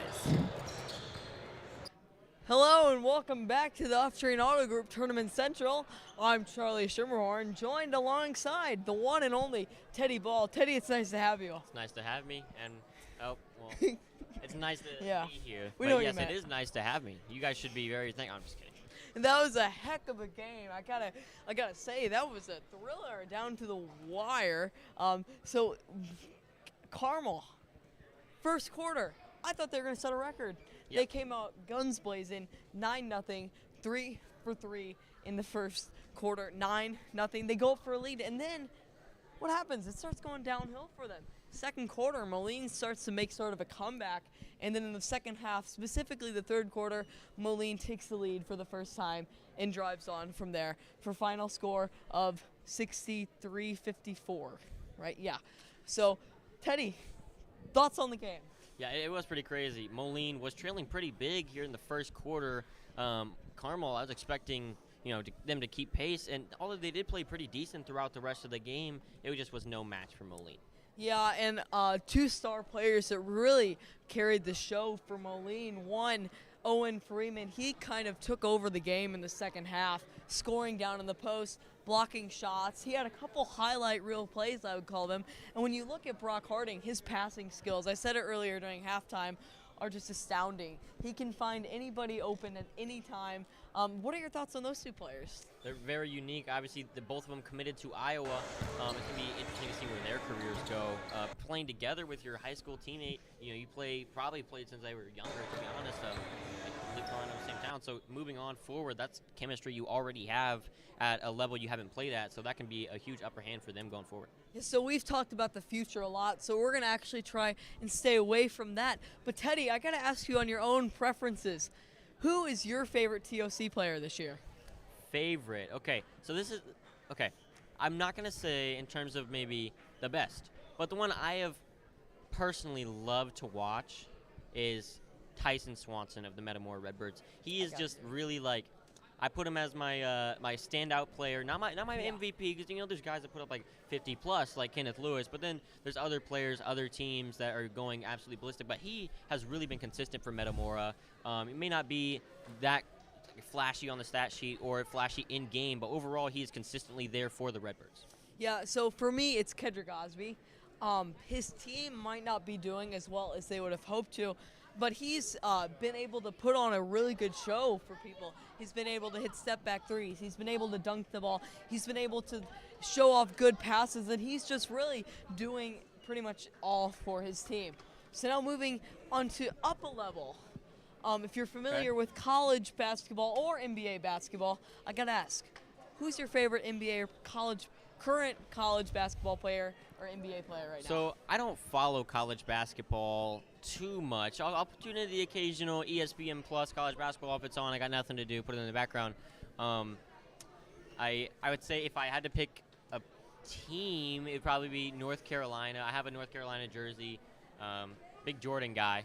So, gotta agree. Big Jordan guy, and so that's the jersey I have. But for NBA, favorite NBA player, that's tough. There's a lot of them. Trying to be unbiased, not towards my favorite team. I'm a Bulls fan. Probably Giannis. Voice crack there. That was really bad. Probably Giannis. You're good. Great player off the court. Great player on the court. He's won an MVP this season. I'm calling it. He is. I got to go with my boy, Nikola Jokic, man. Jokic? MVP the past 2 seasons. Look at him. He can do it all. He's a 7'1", 2 guy, whatever he is. He can pass it like a football quarterback. He can kick it sometimes like a soccer player. And by the way, tune into the World Cup right now. But he can also shoot the ball like Steph Curry. In my opinion, most people do not agree with me, but you got to give some credit to the 2-time MVP.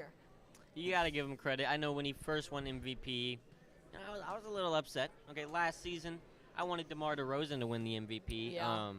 But you do have to give him credit. He's a great player.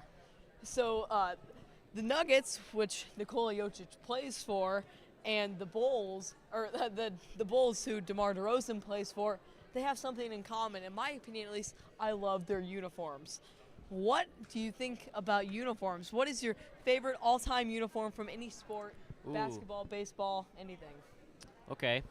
If I were to pick an NBA uniform, my favorite NBA uniform of all time, probably be the '90s Jazz, purple with the mountain. I've seen someone here today rocking one of them.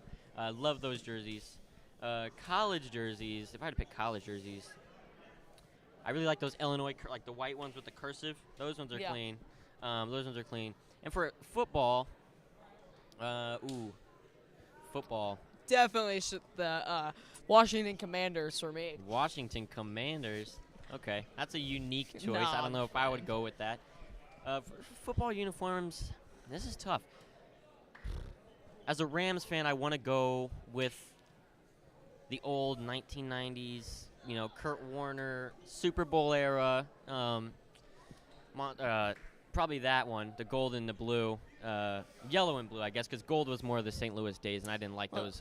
If you ask me about your uniform preference, I got to go with the Vince Carter era Toronto Raptors jersey with, like the raptor on it. It's got like the headband or whatever. I love the those. Purple ones. That is always those ones are clean. That's always my 2K uniform of choice. If we're doing college, though, I got to be faithful to my team. I'm going with the Bradley Braves. Okay, yeah, I like the Braves jerseys. Simplistic, pretty clean. But, Charlie, if you were to pick some jerseys, maybe here at this own tournament, as a matter of fact, I see the kid that's wearing the Jazz jersey over there in line to get an autograph. I see him too. Off topic, but if you were to pick jerseys from this tournament that you like the most, which ones would those be?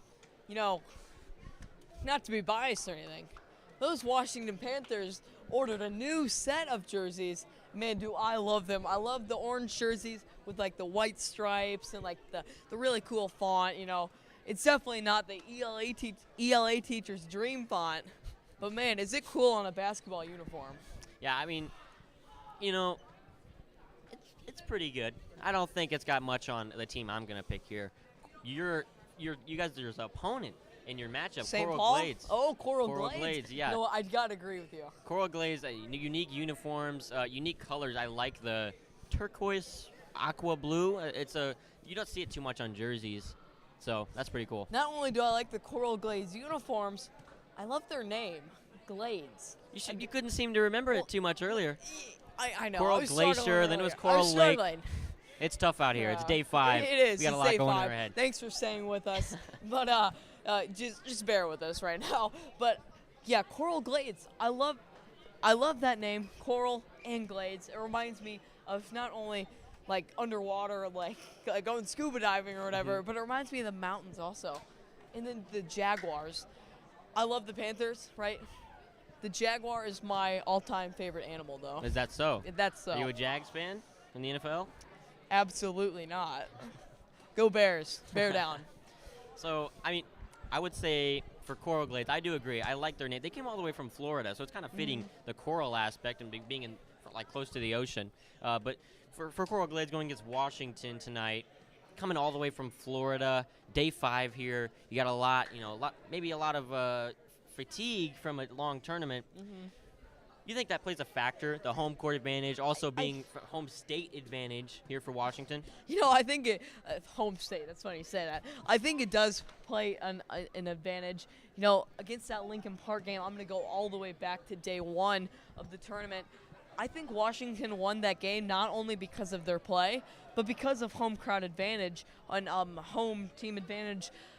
Their student section, lights out. The student section has been great the whole year so far for the Washington Panthers, and they have so many fans out there to support them. I'm predicting it's going to be another sold-out arena tonight or court tonight for the Washington Panthers and Coral Glades matchup. And yeah, I think Coral Glades, they've shown that they're an amazing team. They can do it all, and they're really entertaining to watch. But I think that fatigue does end up playing a pretty major role in this game. For sure. And you talk about fatigue, and like you said, we are in day 5, right? Day 5 of this long tournament. We are. I know we're fatigued, right? I mean, it's been a lot of fun, but this is it's a lot of hard work. We got to credit everybody that puts in the work besides us. You know, like we got the people running the hospitality rooms, concessions, you know, referees, you know, people that handle all the awards. Everybody is putting their foot down to help this tournament stay afloat, and they have done a great job. It's been a fun experience. I know personally I've enjoyed it so much, and I can't wait to come back next year. You know, it's a great experience, but it's a great reminder for the viewers that everyone here is out here supporting one big cause, and that's to ultimately create a cure for one of the world's most deadly diseases, glioblastoma. So I want to thank everybody out here for sticking with us. Make sure you thank the volunteers. Make sure that you stay with us for all your live coverage on Clutch Sports Media. And now we're going to send it up to the booth. Thank you so much for everything. Charlie Shimmerhorn, Teddy Ball, have a good day.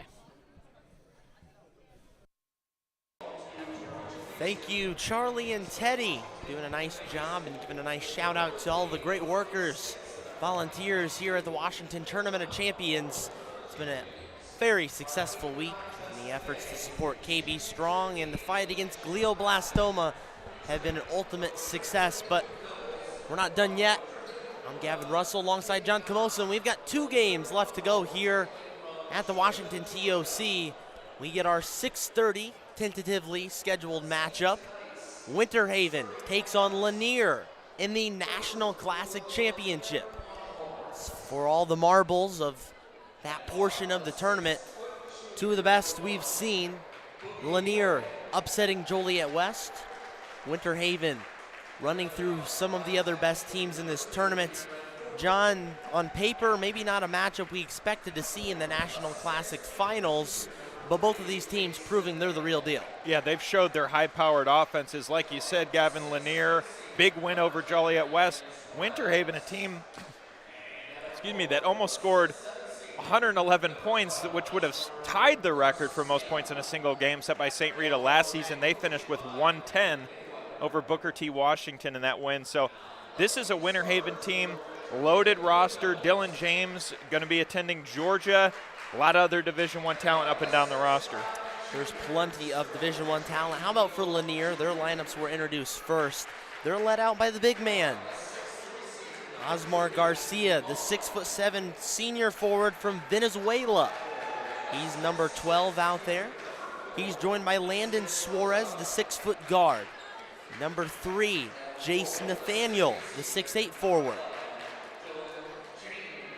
What else who is out there? Cameron Thornton, the 5'10" guard, and Tahai Morgan. That's how the Lanier Longhorns line up. How about for the Winter Haven Blue Devils? Starting with Matthew Vaughn, the 6'3" senior guard. Not sporting those tall socks today, John. He had the last few days. No, he's not, and that's a high flyer right there. A guy that might get kind of lost in the shuffle with all this talent. Matthew Vaughn, he's a guy that can get above the rim. He can. He is very athletic. Big part to this Winter Haven Blue Devils squad. Rounding out with him, Isaac Cesselar. The forward, Dylan James, Kajai Parker. Out there for the Blue Devils. And we are underway from Washington in Torrey Gymnasium, the National Classic Championship. First possession here, moving the ball around. Pulls up very quickly, a quick shot rims out. Taken in by Suarez.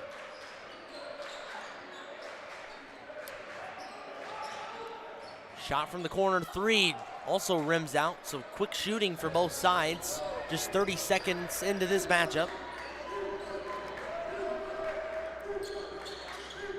Slowing it down now are the Blue Devils.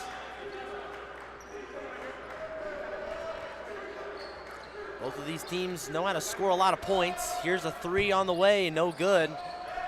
So far, they're getting shots off, just nothing dropping. Yeah, and Winter Haven, last few games we've seen them, they love to push the pace, but first couple possessions, playing it slow. Garcia misses and gets his own board, but eventually turns it over.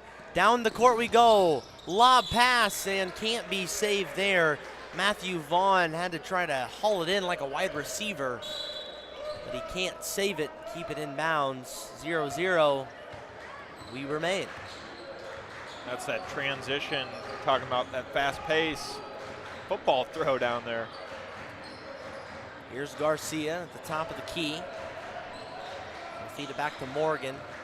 Suarez, so they move it around. 15 on the shot clock.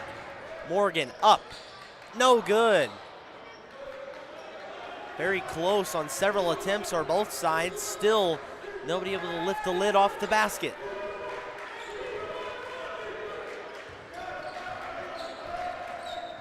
Perhaps we're in for a defensive battle. Could be, and trying to work something inside. It's another player to watch on your screen, Jamie Phillips, big 6'5" forward. Still nothing going. Suarez hauls in the board. Suarez, one of the best catch and shoot shooters in this tournament. He proved that against Joliet West. Hasn't shot tonight yet. Here's Morgan, up, stuffed at the rim. Here come the Blue Devils the other way. They have numbers. Floater up and in. First basket of the game. Finally taking the lid off, Isaac Seleskar. How about Seleskar? The block on the other end on Boogie Morgan takes it all the way down for the floater. That's a way to start it for Winter Haven. Took a couple minutes, 2.5 to be exact, before we got our first bucket. Pull up just inside the free throw line, no good. Garcia with the board. Here's Suarez. Catch and shoot three, right on cue. Landon Suarez knocks down the triple. 6-foot senior is lethal from beyond the arc, and he gets the rebound. Slips. Here's Garcia, no good, but the putback is good. Jace Nathaniel.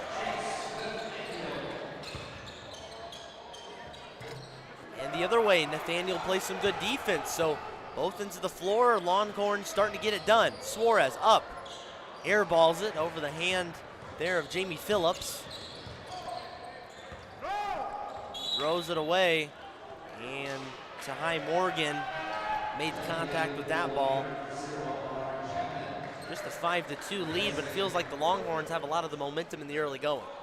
Yeah, and Gavin, one thing, we talk so much about the juniors in this TOC tournament, how loaded this class is. Jace Nathaniel, one of those juniors, just a key piece for Lanier. Jamie Phillips pulls up. He's another junior. Speaking of that, and he pulls Winter Haven within one. Here's Garcia in the post. Maybe a bit of a flop there. That's what the ref calls. Garcia gets his second opportunity and scores. He's a presence in the paint. He is. Good awareness, follows his own shot, puts it in. Tough player to guard. He's got quick feet. So does that guy. Oh, big interior presence is Phillips, but he can't get it to go. It rims out. Rim has been unkind early in this matchup to both sides. Here's Suarez, the game's only triple.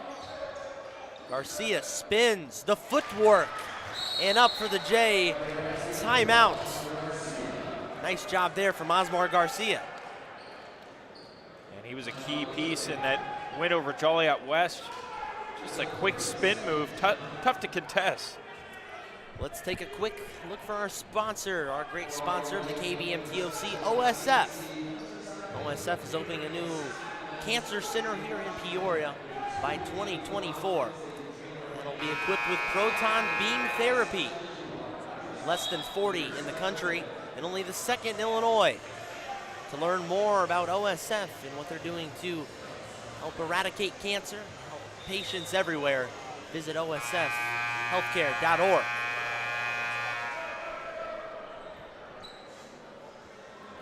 Longhorns up to a 9-4 lead. Off to a fast start, hold a lot of the early momentum. Neither team, though, able to make too many shots. Here's a shot for three. Off the back iron, offensive board. Spins, up, no good. And it's gonna go back to the Longhorns. So quick start for Lanier. Making that early statement, this powerhouse team, Winter Haven. Both teams powerhouses in their own respect. Here's Suarez driving inside, but he's stuffed. Dylan James, other way, up for two, Kajai Parker. Dylan James, rim protector down there. Tough guy to score on. Looms large in the post. Suarez pulls up, no good. Usually automatic from that range. Slightly contested. Three the other way, Vaughn, way off the side of the backboard. Here's a three on the other side, also off the backboard. We're trading backboard shots. And then finally get a bucket. Third time's a charm in the last three possessions. Isaac Cesar, nails it in. 8-9, Garcia in the paint, steps through, gets it down, and they finally move it back out. Three on the way. Three-pointer is good from Amari Chapman. Great ball movement on that possession. Garcia able to dish it. One more look. It's a tray ball.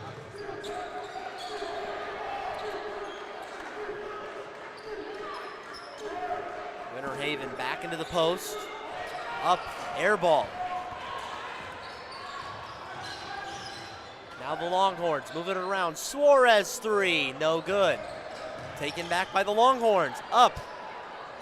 Possibly deflected, if nothing else. Good contesting. Here we go, showtime! Winter Haven with the dunk. Isaac Cesar throwing it down for two. Good defense leads to points. Cesar and Dylan James on that contest. Cesar dunk on the other end with authority. Osmar Garcia spins around. He's a big guy, but he's agile. 6'7", large frame, kind of bodies you up and then spins around you. 23 on the shot clock, under a minute left to go. Back into the post. Up, in for two. That was a tough take there by Jamie Phillips.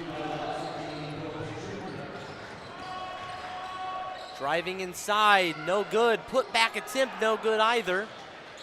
Getting a lot of second chance opportunities, just failing to convert is Lanier.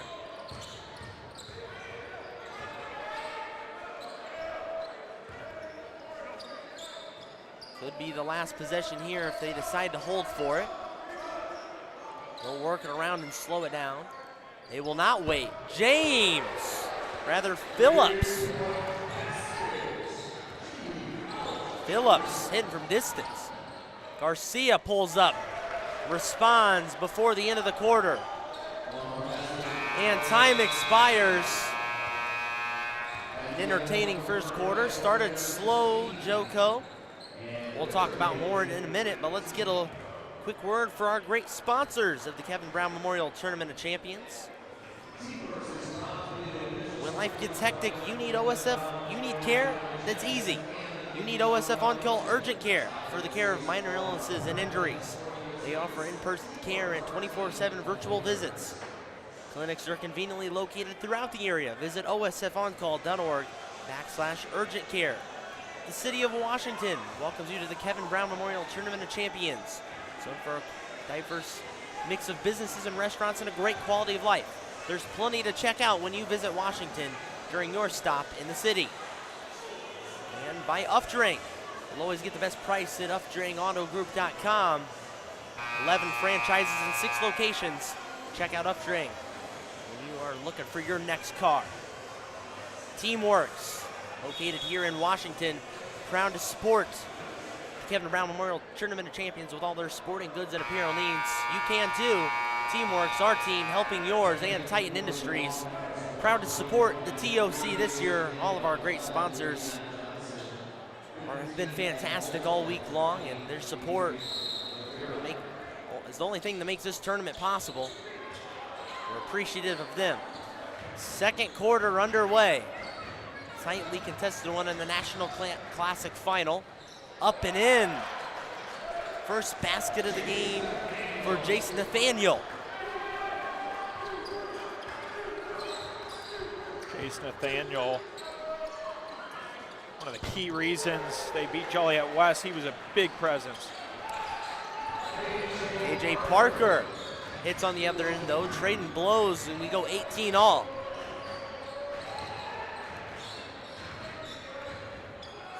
Here's a long 2 on the way, no good. Offensive rebound, yet another offensive board. Moving it back around to High Morgan.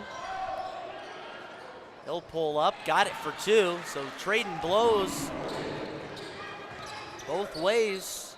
20-18, Lanier leads. Cross court.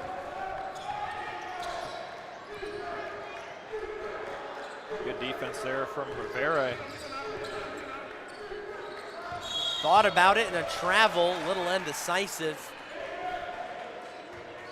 He's hit from distance though, that's why you got to close out on him. Yeah, we were talking about that throughout the week. Jamie Phillips, just a big body at 6'5", almost built like a defensive end in football, but he's so agile. He could shoot from anywhere on the floor and really body in the post. So tough player, and he showed that dominance early on, but Lanier does not go away. Lanier not going away indeed. They've scored on every possession that they've had here in this second quarter. My mind's on football. You're talking about defensive ends. Grabbing that last bucket was Davion Johnson. Drive it in, and Jamie Phillips is fouled. He'll go to the line to shoot 2. And Gavin, head coach of Lanier Longhorns, Brandon Mayweather, 2 new faces we haven't seen a lot of, with Adam Alt and Adrian Rivera out here, so mixing things up a little bit. Started the second quarter with just about an entirely fresh lineup of the players out there. Only Jason Nathaniel was the starter. And this one's going to be off the knee. No, they're going to say it was off Jason Nathaniel. Joko, to me, it looked like that went off Winter Haven. It did. Could have went either way there, but it's going to stay with the Blue Devils. Make one free throw, miss one. They'll get the ball back, up and in. Nice little hook right there, Dylan James, making it look easy. That's what makes James and Phillips so dynamic. Those are 2 guys that have that great touch, soft around the rim, but they can get you from beyond the arc as well. Multi-dimensional athletes. And you mentioned a fresh look for Lanier in the second quarter. Just about 2 minutes in, here comes Osmar Garcia back into the game. Into the post and fouled. Held right there by Isaac Cesselar. And I do like the strategy there from Mayweather, subbing some guys in and out, keeping some fresh legs. In a game like this with Winter Haven, you know they're going to like to run. Seen those high-scoring games they put up, so it's good to keep your guys fresh. Stolen away by Cesselar. Driving, Euro steps, blocked away. Nathaniel blocked it out to the corner for 3, though. Blue Devils able to recover. KJ Parker.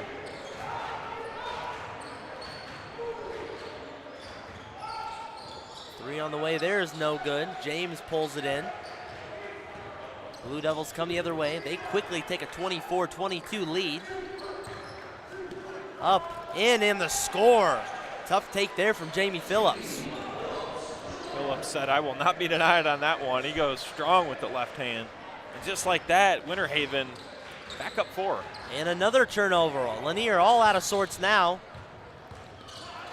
Behind the back, Cesselar. Three-pointer, no good. That would have been a big momentum shift there. Lanier escapes with it. Up to Nathaniel, and he's hacked. Jamie Phillips will pick up the foul. Going back, though, starting the second quarter with a lot of fresh legs for the Longhorns. Osmar Garcia, one of the players not out there, he missed a significant portion of the game yesterday against Joliet West, and in that time, Lanier really struggled. When he came back, they ended up turning on the Jets, coming back to win that game. Yeah, he's just a big presence out there defensively in the post. Good player to have around the rim to protect, and offensively, they love to feed the ball inside to him when they can get him open. just a good player to have on your team. He's that leader as well. Floor general, kind of just does a little bit of everything. First free throw was no good from Nathaniel, but he'll hit the second one. 26-23. Suarez returns to the lineup. Here's the lob and the finish. Dylan James making it look way too easy. First the hook in the paint, now the alley-oop slam. The Georgia commit soars above the rim. Oh, what about that flip up and in? Look at Osmar Garcia right there. Back and forth we go though, and a little too quick. How about on the other end though? Osmar Garcia missed the first shot, just kind of directed it back into the hoop. I mean, it takes some special talent to be able to do that. It certainly does, and big momentum shift all of a sudden too, because you don't want to give that all away to Winter Haven after that big dunk. You could get fired up, but Osmar Garcia answers the call. Jason Nathaniel up and in again. And again, they can turn on the Jets quickly. Down to the other end, Cesilar. We're just trading buckets now. Offense, not a luxury anymore.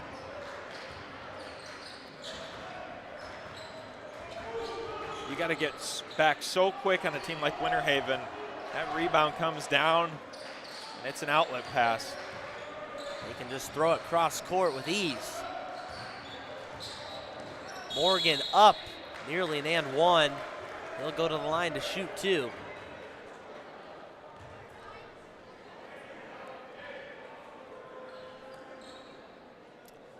One thing to note here, Lanier doesn't bring a lot of players with them. They just have 9 players total. It looks like all 9 of them played in this game at some point or another.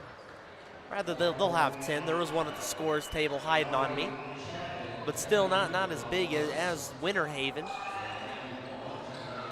Brings over a dozen. That can have a big effect in long tournaments like this, John. It could. Fatigue can play a factor. Make sure everyone stays healthy, and especially going up against top talented teams that like to push tempo. Lanier will try to move into a zone set, a 2-3. Jamie Phillips, he's hit from distance a couple of times. He's on the other side of the court though, 3-pointer, no good. Jason Nathaniel comes in with the board. Driving up the court, he'll pull for 3. No good.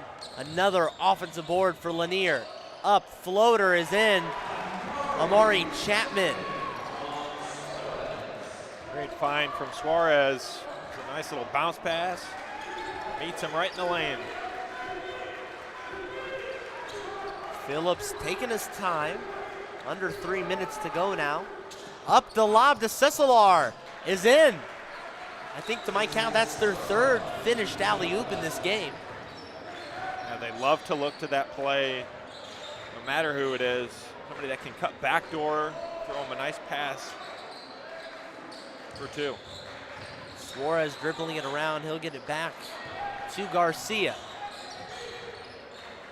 Ooh, quick pass to Suarez. He can't finish. What a sweet looking pass though. Good vision.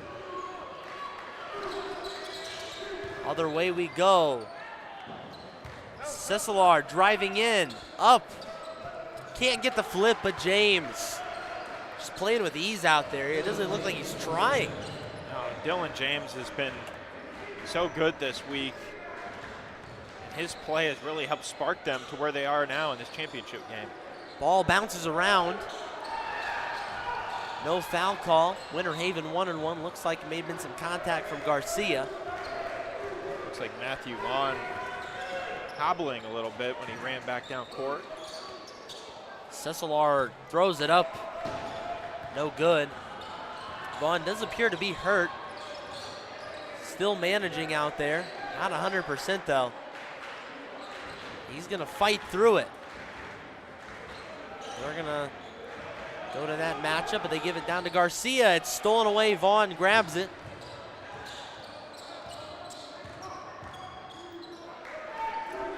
Mentioned something to the coach. Told him to stay in the game. Yeah. He's gonna play through it. James wide open at the free throw line. Can't get it to go. He grabs the offensive board. Cesilar up. No good. Just left it short.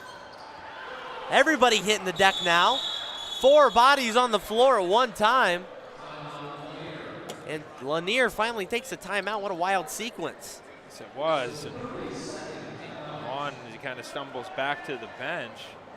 They know how big of a piece he is in this lineup. Keep him out there. He's a versatile weapon. Let's take a quick word for our great sponsor, OSF Healthcare. When life gets hectic, you need healthcare that's easy.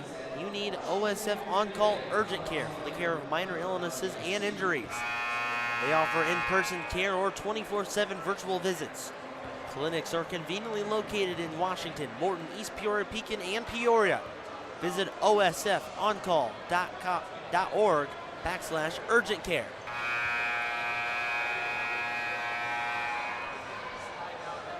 (34-30). Quickly winding down this first half of the National Classic Championship. 35 out of 36 is what this game is. One more to go after it. Lanier after the timeout. Trails by 4, looking to grab a bucket. Toss it over to Suarez, nearly turned over. Gets it down to Garcia in the low post. Spins around, 2 men guarding him. What a tough shot. That was a great effort there from Garcia. Able to put it in over 2 outstretched defenders. They move it around. They'll hold for the last shot, presumably. Phillips is the man. 6, now 5. Gives it to James. James, 3-pointer. No good. And Amari Chapman touched it with .6. Keep an eye out. Maybe they'll try to lob on the inbound. They got one more shot at it. .6. Look out for Dylan James. Throw it right up. Cesilar is fouled. They're going to get it. Tough break right there. Brandon Mayweather, the head coach of Lanier, livid with his guys after that one. Got to be smarter in that situation. Cesilar will shoot 2. Of course, no time left, so this will end out our half. He misses the first one, gets a second chance.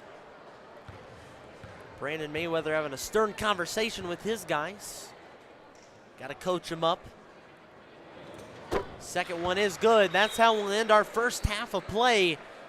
Lanier trails 3, Winter Haven up 35-32. John, it was an entertaining first half. Both teams made some runs at it, but overall a pretty even matchup. Yeah, it is, and if you look inside, a lot of the big men really showed their dominance early in this game. Winter Haven's Jamie Phillips, Dylan James, all around the rim, and then how about Osmar Garcia for Lanier? Some great spin moves, and then also showing that soft jump shot. Excellent first half. You're not going to want to miss the second half. It's going to be an exciting matchup as the National Classic Championship starts to wind down. Let's go to a quick word for our sponsors, starting with OSF Healthcare. When the new OSF Healthcare Cancer Institute in Peoria opens in 2024, it'll be among fewer than 40 cancer centers in the country with proton beam therapy, and only the second in Illinois. It'll be a place of hope, healing, promise, and possibilities. Learn more at osfhealthcare.org/horizon. The City of Washington welcomes you to the Kevin Brown Memorial Tournament of Champions. It's a growing city known for its quality of life and diverse mixes of businesses and restaurants. There's plenty to check out on your visit to the city, and they invite you to do so. New inventory is in stock today at every Upstring Auto Group dealer. Choose from 11 franchises, 6 locations, and the year's best selection. You'll always get the best price at UpstringAutoGroup.com. Teamworks is proud to be the official sporting goods provider of the Kevin Brown Memorial Tournament of Champions and the KB Strong Foundation. Stop in and see us for all your apparel and sporting goods needs. Teamworks, our team, helping yours.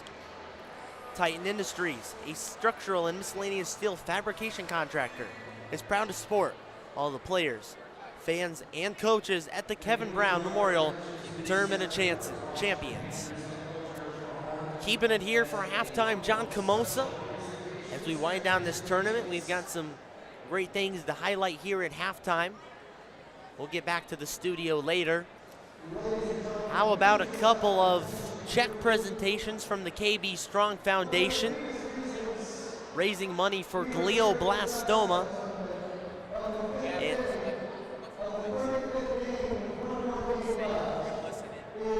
we're going to listen in now to head coach of Washington, Eric Schumerhorn, tells us more about this halftime presentation.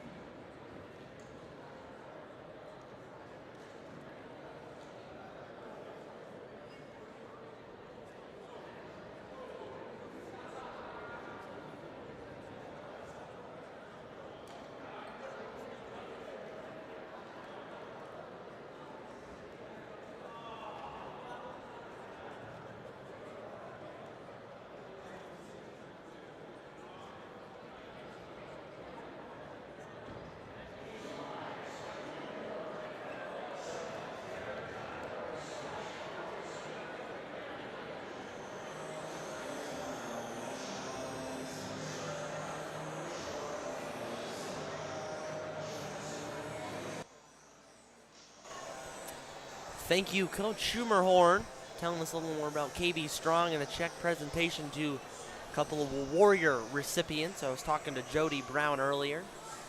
She was telling me they're surprising a couple people tonight with some Warrior grants. Fighters through glioblastoma. You know, this tournament's all about that as well. It's not just about the basketball, John. That's what makes it happen. We're fighting for something bigger. You see on your screen right there the KB Strong Foundation. If you've just joined us late here in the tournament, you may not have heard about it yet. If you have, we're going to tell you again.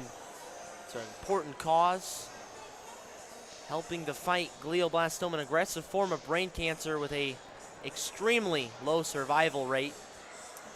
Really no survival rate, and more awareness needs to be spread around about it. Took the life of late Washington Panthers boys basketball coach Kevin Brown just a couple of years ago. He was such a treasure to this community, John. So many great memories. I know you've covered local high school sports for a number of years, back with your days at the Peoria Journal-Star. Now with Clutch Sports Media, but I'm sure you've gotten to interact with Coach Brown on occasion, and just observing him as a reporter, as a fan, just a great individual, and it's really special to have this tournament still honored in his name. Yeah, and just the person that Kevin Brown was to the community, to the team.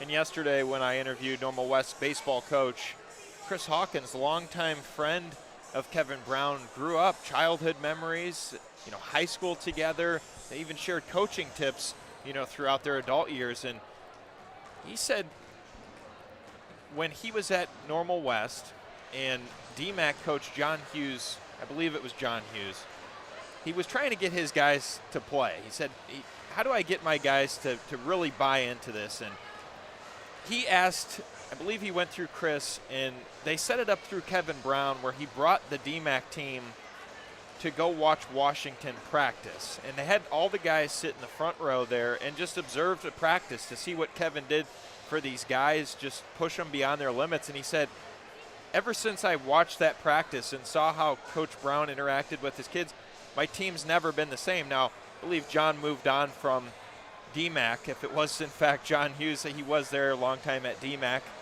If I'm wrong on that, might have been a different John. But whichever coach that was, DMAC has turned around into the program, a lot of success now. And sitting there observing Coach Brown and what he did, and you can see that.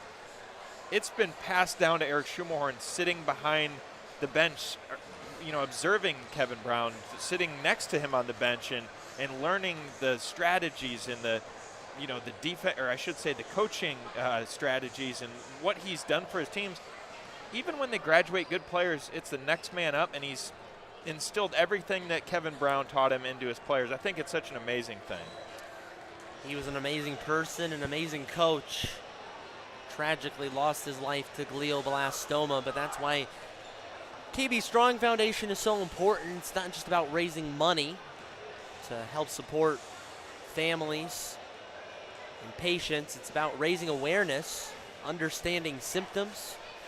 Jody Brown, Kevin's wife, says that's one of the most important things, people to understand the early signs of glioblastoma. And while still very rare, something that you don't see too many people get, I was shared with a fact in the studio about glioblastoma that there are certain parts of the country, and specifically in our area, that it tends to have a higher concentration of patients diagnosed. For what reason, they do not know. And that's why money donated to KB Strong and support through OSF Healthcare and many other research clinics and hospitals are working on to figure out things like that, working out things to figure out a cure, treatments, many trials going on. So an incredibly important thing to support just by showing up here to the Kevin Brown Memorial Tournament of Champions, or just spreading awareness about it. You're doing your part. Of course, you're able to make donations, support in financial ways as well if you're so inclined. But if nothing else, just keep that in the back of your mind. KB Strong does a lot of good work, and they help make this tournament possible. A lot of their volunteers. See the logo right there on the floor. Very, very special cause. But one thing Kevin Brown loved was the game of basketball. And we've got a game and a half left to go. We've got the National Classic Championship right here in front of us, John. And it was a pretty even first half. I think the best way to describe it, both teams just kind of traded runs. Yeah, they did. And, both teams were getting out in transition. Both teams playing their half-court sets really well. And just a lot of different scoring. You look at KJ Parker, you look at Dylan James, Osmar Garcia, Suarez. I mean, this is deep on both sides of the roster for each team. Longhorns not going to wait any time. It's thrown up and stolen away. Early aggressiveness pays off. Here's Osmar Garcia. Up and in. Longhorns draw within one. Their jerseys yesterday, John, said hook 'em. Pretty clever slogan. I think when you put Garcia and Nathaniel on the floor at the same time, adds a lot of size down there. You can rely on both those guys and their guard play. But this is a dynamic Lanier team, and right now, in a close battle. This is the championship for a reason. Championship Saturday at the TOC. Here's a steal, though. And we're going to get a foul. Nearly a fast break opportunity. We've seen plenty of those tonight. Matthew Vaughn getting in the way of it. It was a little bit quiet in the first half. Looked like he may have come up a little bit injured. Looks all right now. Vaughn a little unusually quiet in the first half because he's a glue guy. He doesn't specialize in one area. Kind of a sneaky presence on the court. He's a guy that can really do it all. Steals, rebounds, points. He is that glue guy. He gets it right there. He'll work it back out. Down to Cesselard. Up and in. High arcing shot is good for 2. Both teams with a couple points nearly going to the third quarter. Garcia calls out the play. Suarez. Move it back around to him. Tries to spin, nowhere to go. Garcia can't get it on the floor. Somehow recovers. Great move from Suarez, able to recover that and dish it off, and it leads to a basket. Free throw J. Splash from Osmar Garcia. How good has his mid-range game been tonight? Just hitting him down. One of the best mid-range shooters in the tournament. There's another one. Isaac Cesselard. A couple of mid-range J's traded back and forth. Just goes to show how even this game has been. Thornton drove in, guarded closely by Matthew Vaughn. Here's Garcia again. Flips it around, somehow got it to Tahir Morgan. Tahir Morgan, rather. But he wasn't able to hang on to it.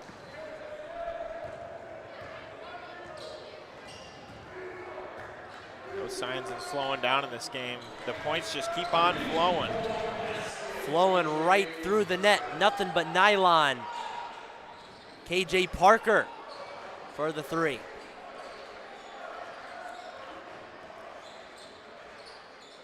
Here's Suarez trying to answer. He does. Fast down the other end. All gas, no brakes for the Blue Devils.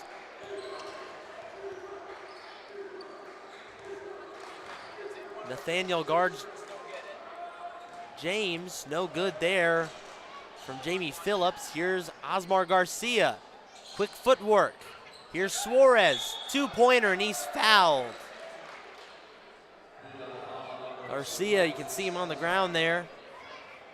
Gets helped up by the ref. Ref can't pull him up alone, that's a big guy. Yeah, needs an extra hand there from Boogie Morgan, but how about Suarez, the head fake on the 3, gets him to bite and then picks up the foul. Suarez is an electric shooter. He has 6 points tonight, a couple of threes, but he was well into double figures, one of Lanier's leading scorers a day ago.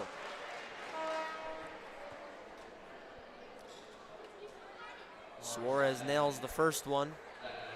I'd venture to say, I don't have official stats, John, but I think he probably shoots a pretty high percentage from the foul line. And you touched on that earlier.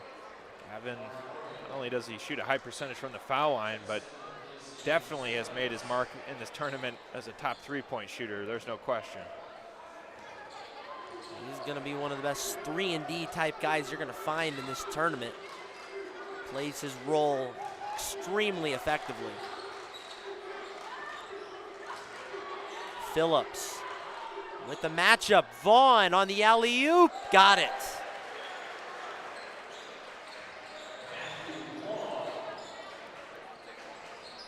Nathaniel.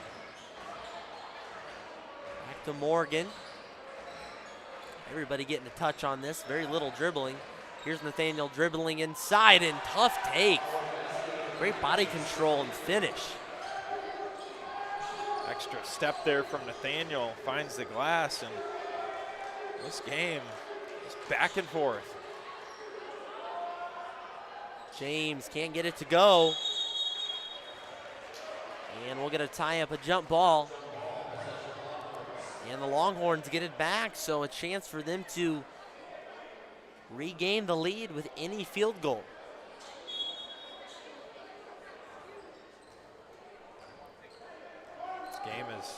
flown by with how quick, not a lot of stoppage.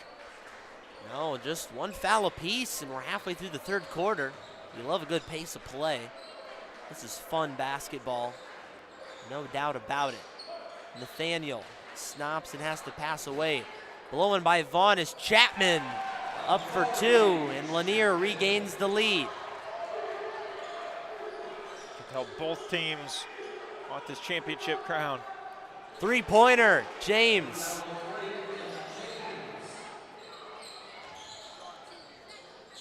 Back and forth we go. Garcia nowhere to go. Chapman trying again. Can't hit it. James will collect that board. Down quick to Cesar.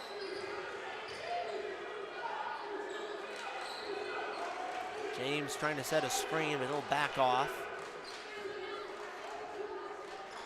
Defense champ breaks out from Lanier's bench.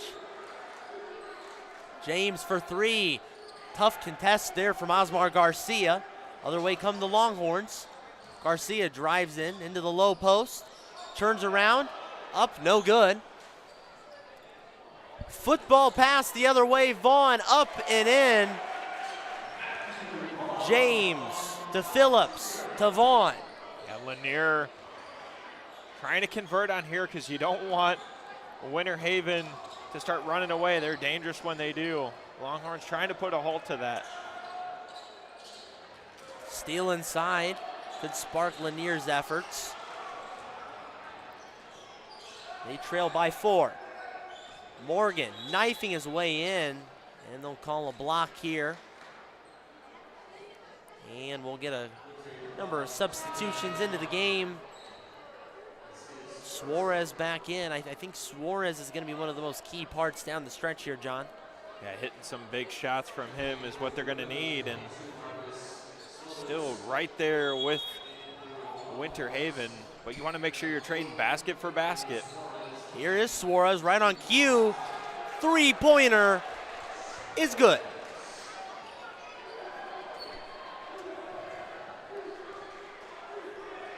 Suarez just, once again, that catch and shoot, nothing but nylon.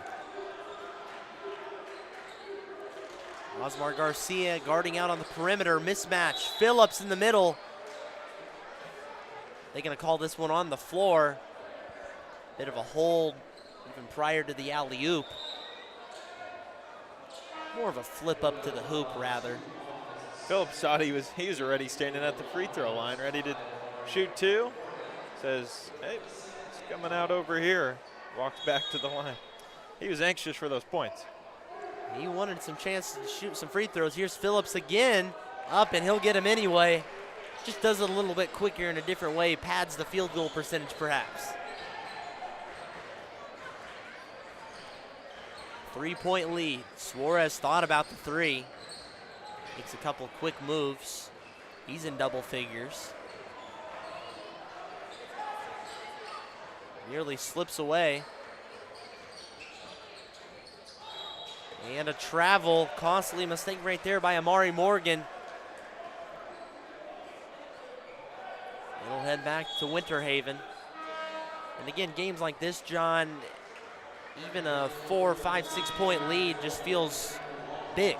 Yeah, it does. And I feel like any time these teams play, I should say like Winter Haven and Lanier playing, close competition, any little lead you get is big. And I think if you can add to that momentum, try to stretch 3 to 6, 6 to 9, feels like you have the game in your hands. So neither team is going to pull out a 15, 20 point lead at any point.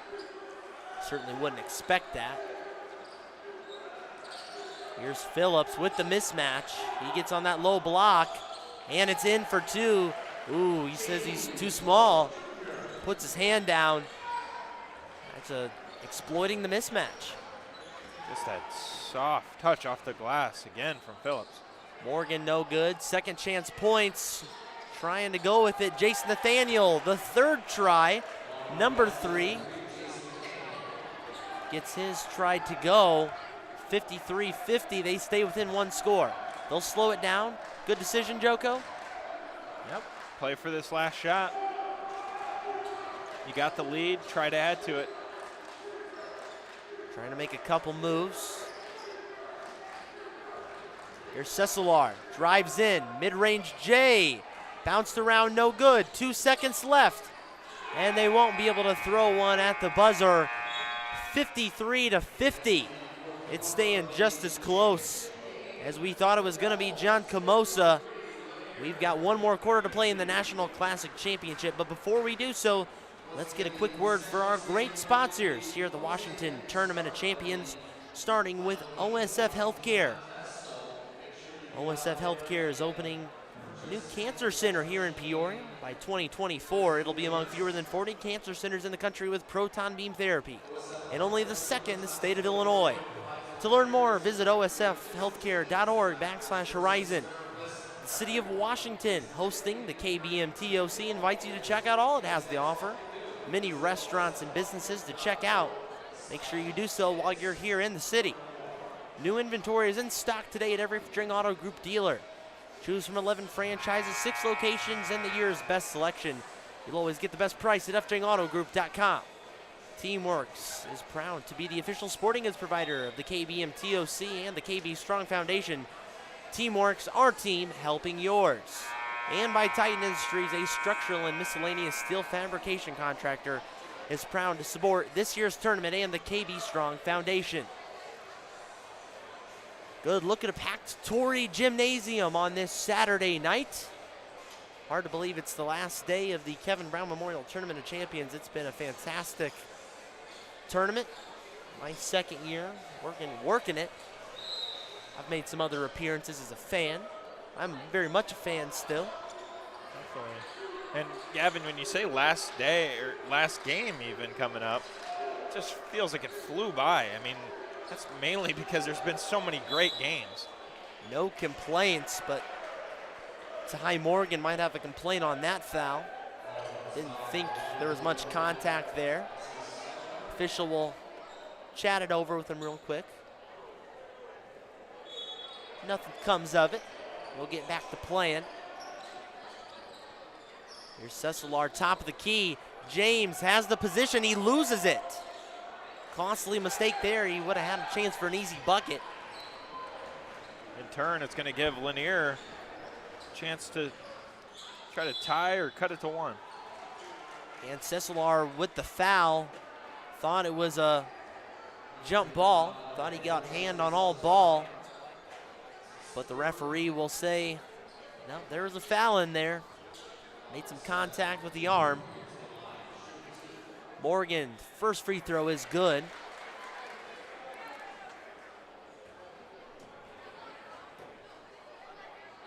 And the second one is good too. Both bounced off that front iron and rolled in. Trying to cling to that 1-point lead. Not a 1-point lead anymore. KJ Carter.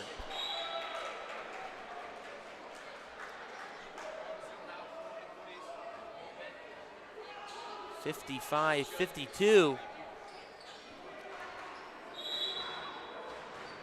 Suarez the inbounder. He'll play it safe. Nathaniel working it around on James. Drives inside. Tough shot. Couldn't get it to go. Bounced around and finally picked up by Phillips. Chance to make this a 2-possession game. See if they try to work it down to James again. They do. Mismatch here. Suarez comes on the help. Nice job cutting him off. Cesar. Phillips. Deep 3. Got it!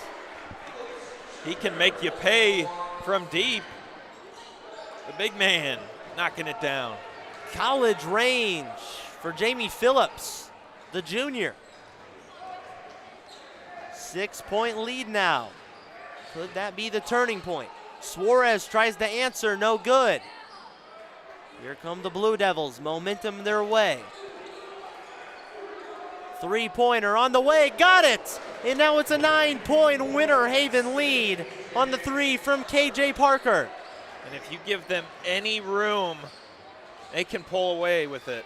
Osmar Garcia tries to come in, nothing going on. Now a chance to make this a double figures lead, but they'll get fouled. And Winter Haven, lots of energy now. Yeah, that's what we were talking about earlier in the broadcast. Gavin, if you're not going basket for basket with this team, they can pull away in a hurry. Cross court. Now to Phillips again. Tries to drive in. Garcia contests, but too much is Jamie Phillips. An 11-point lead for the Winter Haven Blue Devils.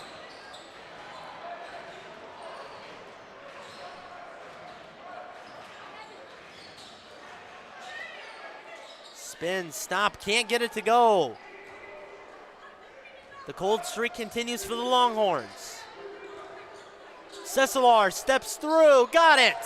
Just like that, they have really pulled away. What a run here from Winter Haven. After leading by just 3, they rattle off a 10-0 run. Winter Haven showing why they're such a powerful team in this tournament. And if Lanier doesn't have an answer soon, Winter Haven could put this one in the bag. Don't let the flu sideline you or your loved ones this year. Get the flu shot with your OSF healthcare provider and stay in the game.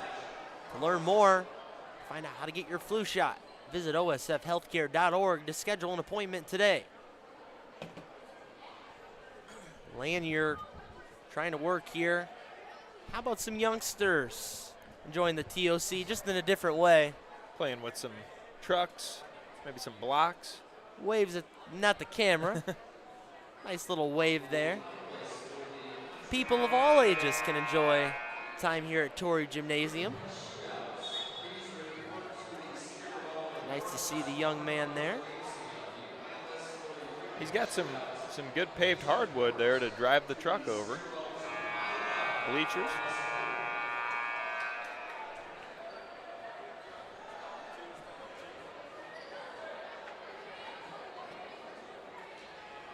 Talks to presumably dad or another family member. Found a sticker or something on the ground he gave to him.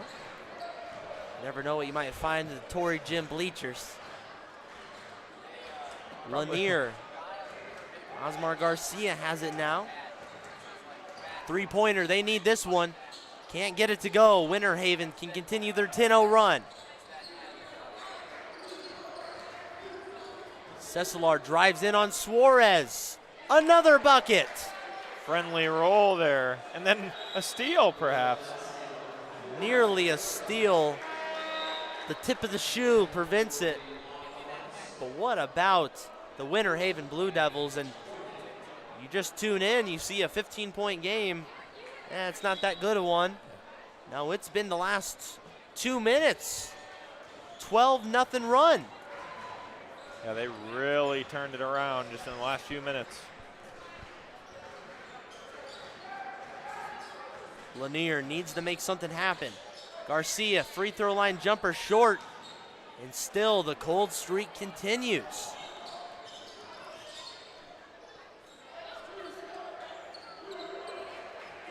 Slow it down now with Phillips. Three-pointer, no good. That was deep. Tipped away by Garcia, recovered by Cesilar.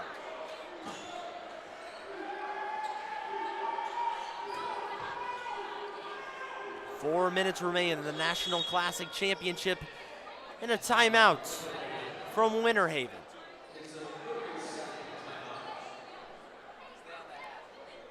Sporting the hat there, one of the coaches. Looks like that might be head coach of Winter Haven, Tyrone Woodside.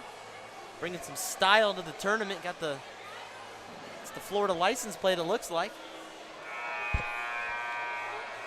I'm a big fan of the Florida license plate. Mainly because when I see a Florida license plate, usually means I'm in Florida. A little warmer. Known for their citrus down in those parts. They also have some good basketball, fresh out of Winter Haven. Coral Glades as well. They'll be playing in the next game. It's Tropical. very tropical evening here in Washington. Lanier out of Georgia, although they give a very Texas-like appearance. Still a Southern team. Here's James, a mismatch. Over to Phillips. Now Garcia, and it's a push-off. James threw a bit of an elbow, and it'll be heading back Lanier's way. 3:31 to go. John, it's a 15-point deficit. Odds really stacked against them, but they're good to do anything to try to get back in it. What do you got to do? Hey, you just got to try to find your rhythm, try to get a basket. I think right now it just comes with scoring too. Got to get something in. Tried to get it in. Garcia recovers the miss. He can't make it himself. The lid remains on the basket. Despite the second chance opportunities, it's been a minute since Lanier scored, and down at the other end, Matthew Vaughn is shaken up on the play. I think he ran into the stanchion there, the padding. He'll get helped up quickly. He'll limp off a little bit. He's taken a beating in this game. He has. Really a warrior, though. Laying it all out on the line in the championship game, but if they can come away with the win, it's well worth it. Gotta sacrifice yourself. Gets a nice hand from the crowd. He'll head to the trainer's room. Hope for the best for him. They'll have to make do without Vaughn. They have a big lead, though.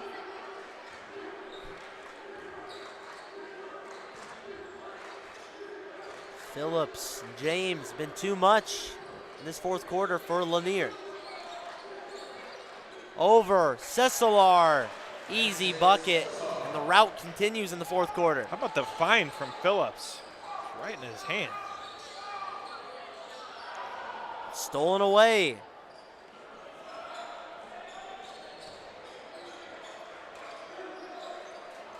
Three-pointer, ooh, just rattled out. That would have been huge. Garcia gives it over. Three on the way. Kits it. Finally takes the lid off the basket. Amari Chapman, much needed. Still a 14-point deficit. Not over yet, but we have not had an answer for Winter Haven's offensive firepower. Relentless attack. Seems like everything's falling. Three-pointer on the way. Answers. Keep their lead, a big one. Garcia gets into the post. Morgan tucked it in and finished. And a timeout from Lanier. Looks like they'll empty the bench. And that'll likely spell all she wrote for the Longhorns. We'll have a timeout here. 30-second timeout.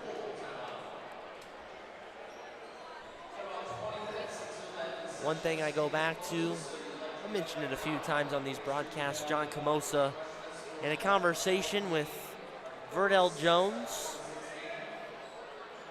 He was saying a tournament like this, it's good for two things, one or the other. You get exposure or you get exposed. I'd say Lanier played a pretty even 3 quarters and got a bit exposed here in this fourth quarter, but as Verdell went on to say, that's good for coaches. Learning opportunities and plenty of reasons to take some positives away while also getting a good learning experience. I think these tournaments are great because it's right at the tail end of November. I should say right around mid-November there. And it really teaches your team things you can learn on before your season or your season starts, your conference season. And things you can go back and watch film and learn on these things, the negatives, the positives. It's a really good thing to learn from, especially playing in a national, highly regarded tournament like this. This is a very highly regarded tournament, bringing from teams all over the country. It seems like when the tournament gets good, it just gets better every year. always outdoing themselves. Another quick foul right there. Sean Powell able to bring in some of these teams you likely have never thought about. Winter Haven or Lanier being big basketball schools, but you go out and find this top tier talent. Might I add that there's some teams that, even the ones that don't have the Division I guys or the big notable players, just really solid basketball teams. Coral Glades being one of them. They're going to try to take down the host Washington in the next game. Washington playing in this last game of the night to cap off the tournament. They want to try to bounce back and get a victory. Coral Glades, they want to try to spoil it. Coral Glades has been good at fighting through adversity. Stephen Whittingham's group didn't have all the best season last year, but that's in the past. They were a young team last year, and we'll get a quick timeout from Winter Haven.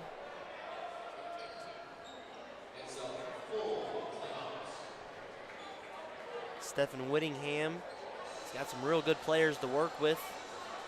A lot of juniors, as you mentioned. The class of 2024 that's coming through this tournament is really next level. I think you could probably make the case for one of the best overall classes to ever step foot in this gym, just by the sheer volume of juniors that play at such a high level.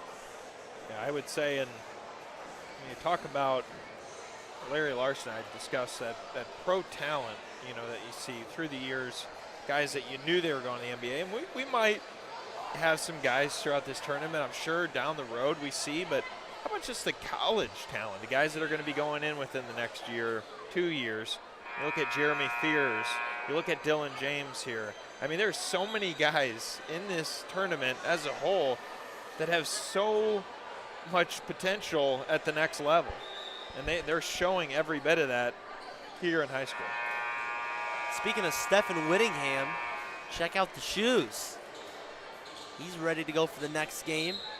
Coral Glades, a nice colorway, I would say. Teal, black, white. Maybe some aqua green in there. Some nice unis, and he's got some bright green shoes to go along with it. Fantastic coach, by the way. Talked with him a couple times this week. Big shout out to Coral Glades, but another Florida team getting it done here. Winter Haven on their way to a big victory. Trying to put the finishing touches on this one. Keeping most of the starters out there. Here's Phillips driving in. Up and under. Slammed home. Wow. That happened in the blink of an eye. Dylan James, two-handed monster dunk. That just all happened so quickly, caught me off guard. I think they can taste victory. They sure can, and again, this is for a National Classic Championship, meaning they'll be the overall victors of their portion of the tournament. There's a timeout, but it looks like it's more or less a substitution timeout. There's a look at the Washington student section. All wearing the shirts, the green shirts tonight. Not in the traditional Panther orange. They'll be on their feet for the next game. Under a minute to go, a foul late here. Merely a formality at this point.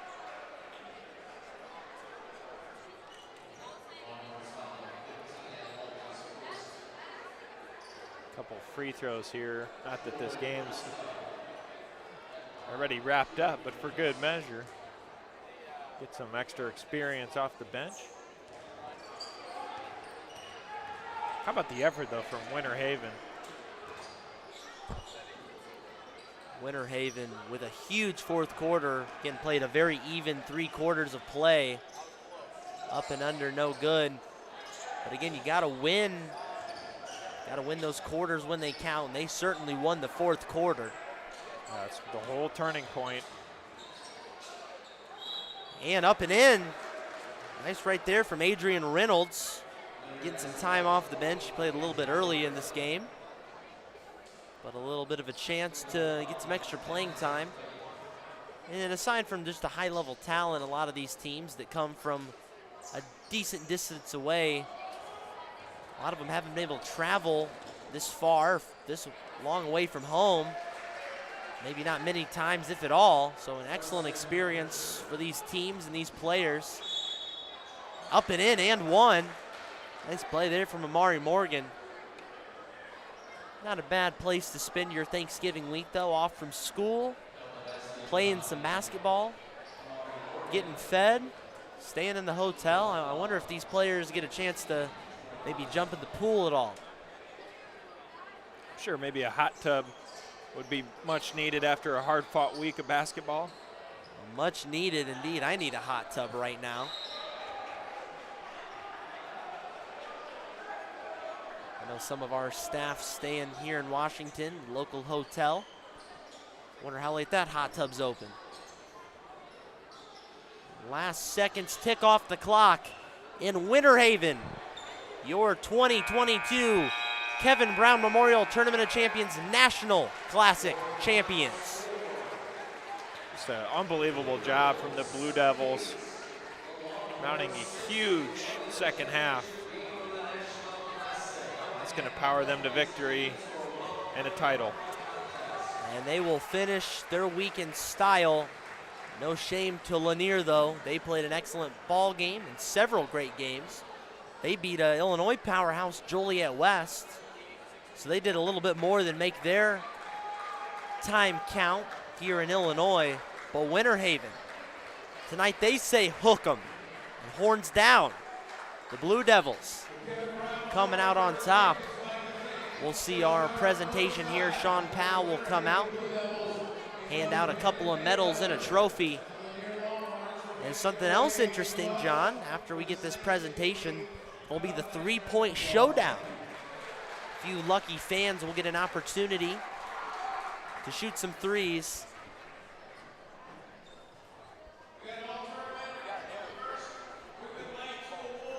Let's get a quick message from our sponsors. Our great sponsors this week that have been great throughout the entire tournament and help make this possible. Starting with OSF Healthcare. OSF Healthcare is opening a new cancer institute here in Peoria. Set to open by 2024. It's a place of hope, promise, and possibilities. It'll be equipped with proton beam therapy. Not many places in the nation have that, less than 40, and only the second in the state of Illinois. If you want to learn more about that, visit osfhealthcare.org/horizon. The City of Washington welcomes you to the Kevin Brown Memorial Tournament of Champions.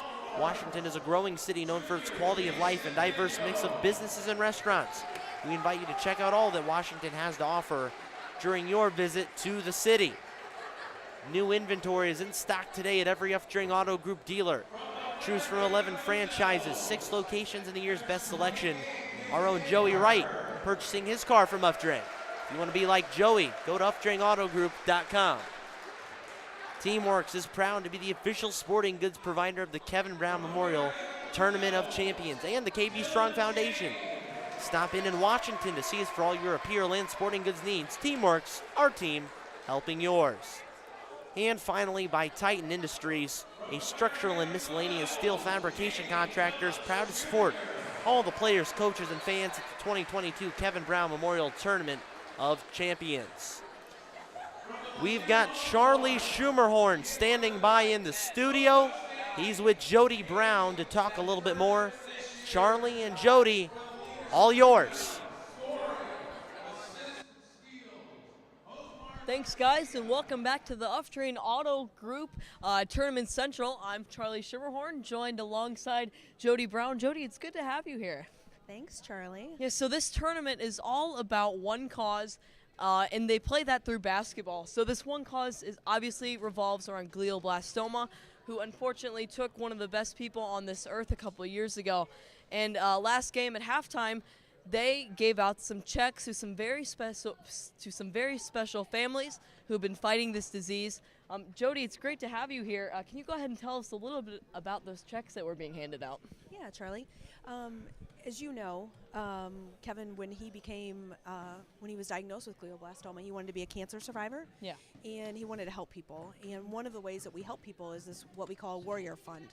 And so that Warrior Fund is $2,500 financial grants to a patient in one of, I believe, 6 counties we have right now here in Illinois, and they can use that for whatever they need. Yeah. So that could be helping them with travel for their care. It can be help with out-of-pocket expenses, loss of income. We're just making memories with their family. And so the 2 that we gave tonight were our 13th and 14th Warrior Fund. Yeah, so that's just, it's a great thing in general because glioblastoma is such a deadly disease that it's really heartbreaking when you find out that you're diagnosed with it because you only have like so much to live, or that's what some doctors tell you. So Jody's a trooper. You know, she's been in hard places before, but we thank her for coming out. If there's one thing that you could tell the tournament, what would that be?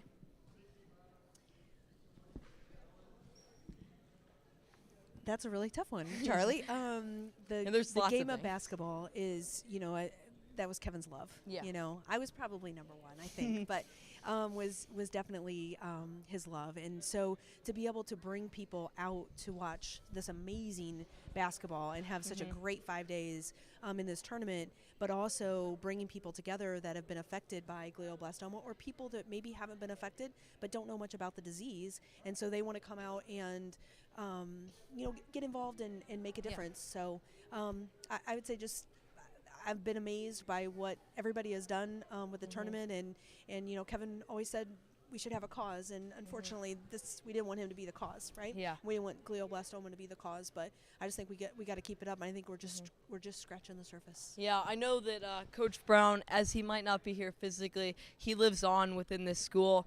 He was not only a great basketball coach, but he was a great teacher and a great person in general, and that shows not only through you, Jody, but that shows through all of the players in that locker room right there. That shows through all the former players that Coach Brown affected and that he was able to touch.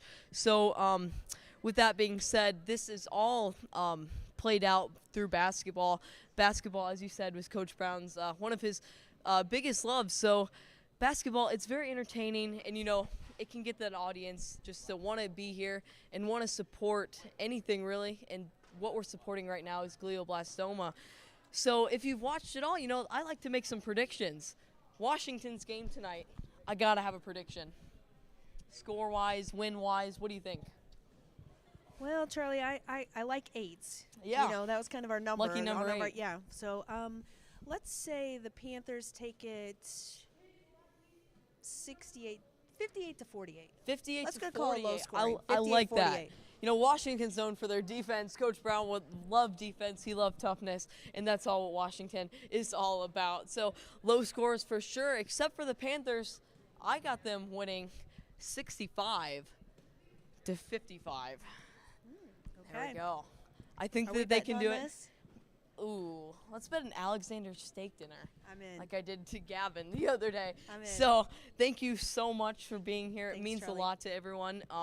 You did a fantastic job, and I just want you to know that everybody out here watching this is on your side, and they know that Coach Brown would be very proud. So thank you so much for all that you've done. Thanks, Charlie. Appreciate it. Teddy. I think we're now going to bring in Teddy Ball to discuss some basketball.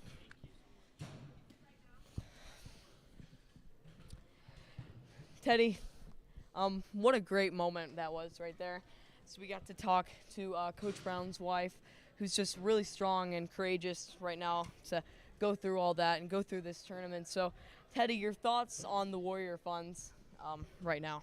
It's awesome. Like, it shows that this whole tournament is bigger than basketball. It's brought this whole community together. You look at it at a base level, it's a basketball tournament. You come in here, you're watching live, you see it's so much more. So thank you, Jody, and everybody who helps make this thing possible. Yeah, so really, it is a basketball tournament, but like you said, it's so much more than that. All your admissions, all your donations are going to a great cause to hopefully one day make sure that nobody, and when I say nobody, I mean seriously nobody on the planet of Earth is affected with this disease, because not only does it affect the person who's diagnosed, but it affects the families too, and it affects the loved ones, and all the people watching this are proof of that, because they are here right now supporting one cause and that's glioblastoma. So I want to thank everybody tuning in with us right now. I advise you to stay and watch the last game of the night. It should be a thriller. Teddy, what do you have to say about it? You know, I'm excited. Obviously, like we said before, I'm a Pekin guy, so I might not be rooting for Washington in particular, but I am rooting for a good game. So, yeah, like I said, I'm very excited. Coral Glades, big fan of them so far this tournament, so great way to end the night. I heard somebody say back up at the booth a couple minutes ago that it's going to be the battle between the two big cats, the Jaguars, taking on the Panthers. Make sure that you tune in here at Clutch Sports Media. It should be a really fun one, involving some of my favorite players. One, Braden Vanderheit. He's shown the ability to guard, to get rebounds, and to do all the dirty work. Also, Moneyball Micah Brewer. Moneyball Mike, some will call him.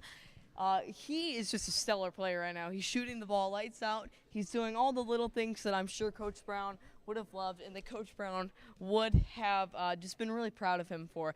So, Teddy, what do you think about Coral Glades, since you want them to win so bad? No, honestly, Charlie, like, you nailed it on what you're talking about with the Washington people. But Coral Glades, that's my guys. So Ramez Zaid, super excited to see him play. Man, honestly, if I were to go out and get an autograph from anybody so far this tournament, it would be him. I'm a big supporter of him. I like the way he plays, a lot of aggression, helps his teammates out. So far the tournament, maybe you don't look at him as like a key shooter, but he's able to do so many other things at a high level that he really doesn't need to, and his teammates are able to do that and fulfill that role. Yeah, he's a stellar player, wearing the jersey number 3, along with Washington's own Jake Stewart, I believe, number 3. So should be an interesting matchup between the numbers. Should be really fun to watch. Both of them are stellar players. They can do it all. It should be just a really fun game in general. Both teams, I've said this before, they love to play defense, they love playing hard, and they love to do all the little details that basketball is all about. And remember, it all goes to one cause, and that's glioblastoma, as Jody was saying. The Warrior Funds passed out at halftime last game do so much for families. Just imagine that you get a check for $2,500, I believe is what she said. That can just be so helpful. That can just warm your heart. You're going through a hard place right now, and you get that check. What are you going to do with it? What are you going to put towards it? It's just, there's a lot of things. There's a lot of potential with it, and that's what this tournament is all about. So, Teddy, thank you so much for being here. Is there anything else that you have to say? Let's finish this great week of basketball with one more great game. I can't wait for it. It's been a really fun week to this point, so yeah, I'm really excited. Yeah, this week's gone by really fast. Feels like it's just gone snap of the fingers and it's out. Long days make for good games. And long nights. I like that. Long nights. Long days make for good games. I wish they were a little bit longer. Maybe I could get a little bit more sleep, but I really have no regrets. Although the schedule has been packed, the amount of fun we've had has been through the roof. Zero regrets. This has been a very, very fun tournament. I want to shout out all of the workers here, as we can see them starting the cleanup process of this tournament. I'd like to give a shout out to all the concession stand workers, all the hospitality workers, just everyone in general right now, everyone who sweeps the floors, all the referees, all the scores tables. So thank you so much for being here. It is what really is the backbone of this tournament. They're the people that go undercover just to make this tournament run. As much as it's the committee members making all the tough decisions and all the details that what happens at the tournament, where are things going to be at, how is the tournament going to be ran. It is just as much as these volunteers as it is anybody else. So Teddy, thank you so much for coming out here and talking basketball. So I think that just about does it. Not sure how much time we have left, but with the remaining time, I think that we can go ahead. And Charlie, you got to know the time, man. You're looking a little rusty out there. I don't know, man. I don't know if that's the right time for that, but okay. So let's just press games, maybe. Yeah, we can go ahead. Yeah, let's go ahead. Looks like we're gonna have to stretch it out a little bit. Yeah. You start us off. So looking at one of the earlier games today, actually the first game today, was a Tiger versus Tiger matchup. I actually did my first ever play-by-play announcing of that game, and so it was a little You special did a great to me. job, Thank Teddy. you, I appreciate it. It was a little special to me, but it was also really good game. The Battle of the Tigers, the Moss Point Tigers versus the Urbana Tigers. Gritty, a lot of defense, a lot of highlight plays.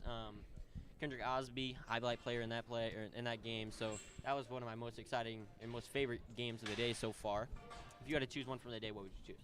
Ooh, if I had to choose one, oh man. I gotta go. This is gonna maybe upset some people. I'm gonna go with Yorkville Christian in St. Rita. Not because of the score. Don't get me mistaken for that. Just because of how entertaining it was to watch St. Rita put on a show. But in that first half, I was actually really impressed with Yorkville. Them being the underdogs, they held their own. St. Rita has shown the potential to put up lots and lots of points. I think that they scored up to 100 the other day. So Yorkville actually was able to hold them the first half. So Teddy, thank you so much for coming out here. Glioblastoma is what this is all about. Get out here to support the funds. I'm Charlie Schermerhorn, Teddy Ball. This just about does it.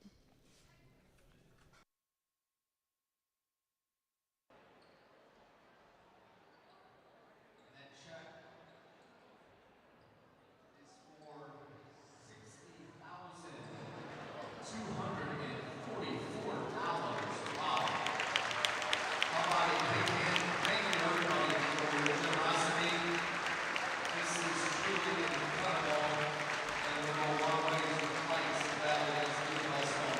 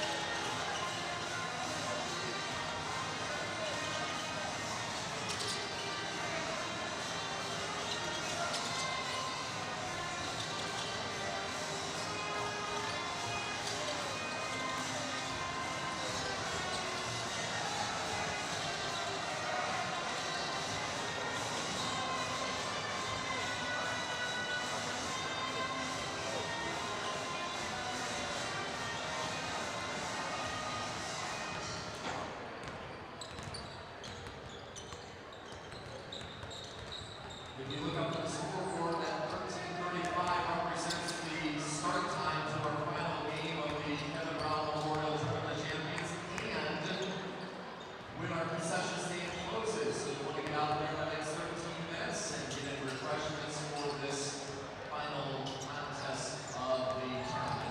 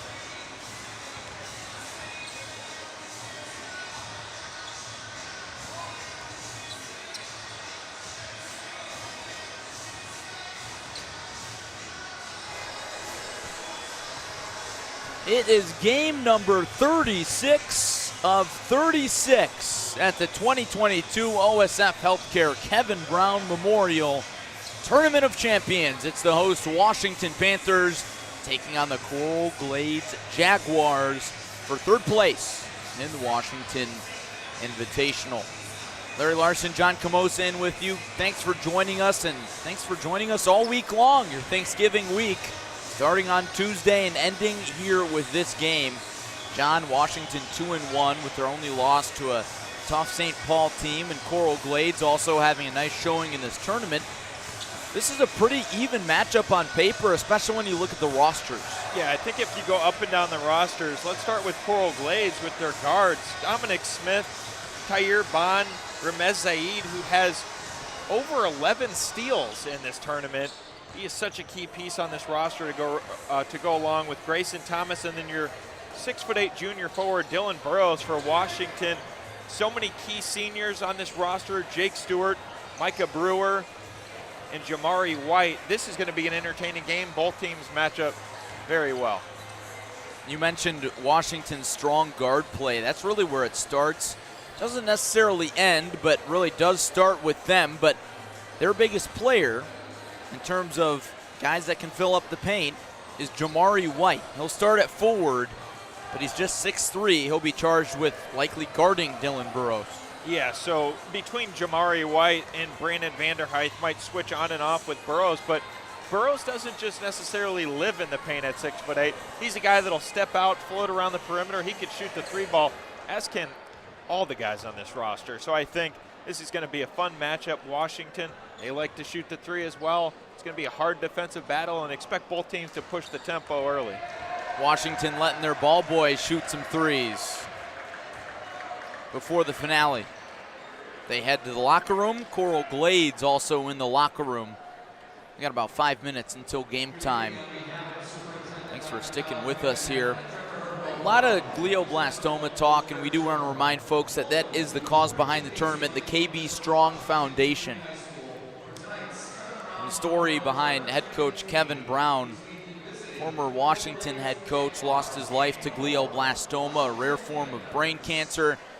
We'll continue to talk about it throughout this final broadcast and at the half, but we hope we've been able to bring some awareness to the cause. And to learn more, visit kbstrongfightingthefight.org. Let's take a listen into the national anthem.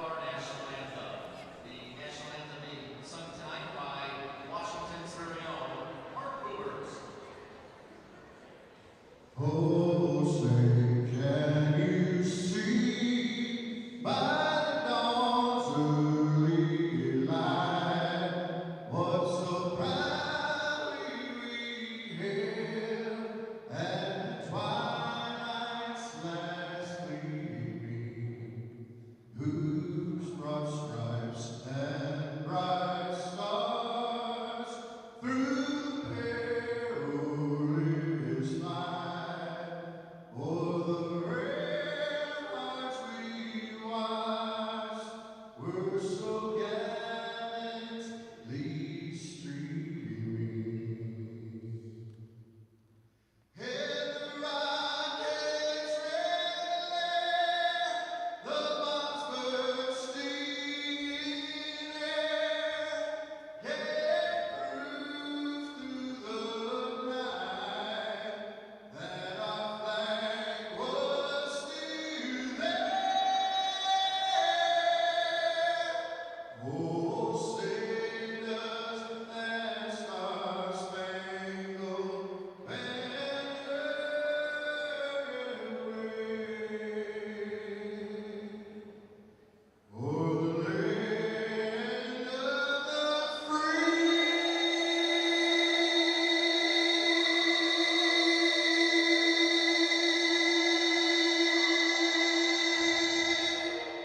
Hear the home of the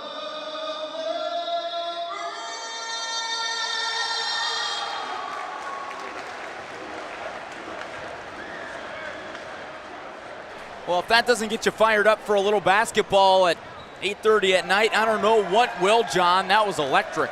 That was a great rendition of the national anthem. Let's get ready for some hoops. Host Washington taking on Coral Glades, Illinois versus Florida. To wrap up this tournament, this is the Washington Invitational portion of the tournament, presented by City of Washington. Who else? Do want to take a moment to thank all of our sponsors here this week, starting with OSF Healthcare, the presenting sponsor of the TOC. One of the new Cancer Institute through OSF Healthcare opens in Peoria in 2024. It will be one of less than 40 cancer centers in the nation and less than 2 in Illinois to have proton beam therapy. To learn more, visit osfhealthcare.org/horizon. And the City of Washington welcomes you to the KBM TOC, welcomes you to the final game of the TOC. Next time you're around Central Illinois, visit Washington for great quality of life and a diverse mix of businesses and restaurants. Uftring Auto Group, proud to be the title sponsor of the National Classic here in Washington. New inventory available now at every Uftring Auto Group dealer.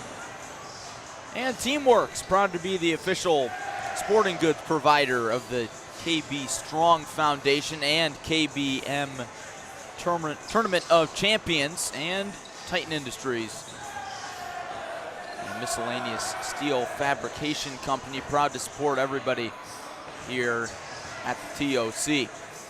John, under a minute to go. Keys to the game in this one. I think for Washington, slow down the tempo, slow down the pace that Coral Glades is going to push it, and try to play strong defense in this game. And then for Coral Glades, work the ball down low. Dylan Burrows, 6'8". They have a 5-inch difference on Washington's tallest player, Jamari White and Devin Vanderhyde.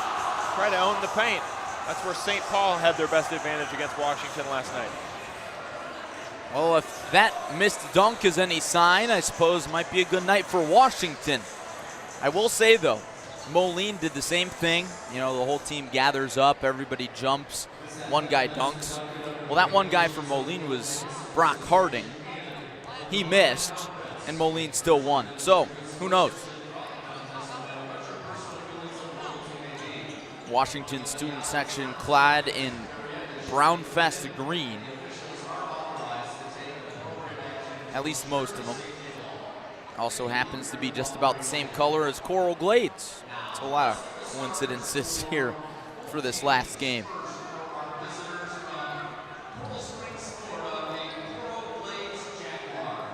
Coral Glades out of Coral Springs, Florida. Get you the starting lineups.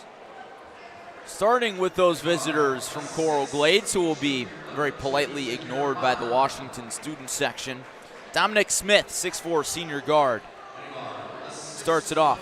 Tahir Bond, 6'3", junior guard for the Jags. He's been great all week. Ramez Zaid, the 6'1" junior guard, has also been a spark for the Jags this week. We mentioned him a few minutes ago. Dylan Burrows, 6'8", junior forward in the paint. He'll be tough to stop. And Matthew Kerpew-Elzy rounds it out, 6'6", junior forward. Those are the Jags. These are the Panthers in the battle of the Big Cats. Jake Stewart, 5'10", senior guard. Not the biggest fella, but boy, can he shoot it. He'll start at point guard. Next to him in the starting lineup, it's Micah Brewer. Same height, really the same skill set in terms of shooting. Another sharpshooter. Gabe Patterson, the 5'10" junior guard, gets the starting nod. This is the same starting lineup all week for Washington. Jamari White, 6'3", senior forward, and Braden Vanderhyde, 6'3", junior forward, rounds it out.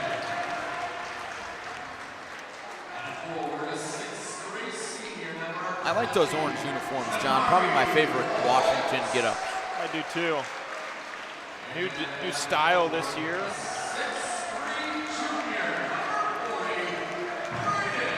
Nothing like wearing orange at home on a final night at TOC, final game of the night, in front of your Hometown crowd. Should be a fun one.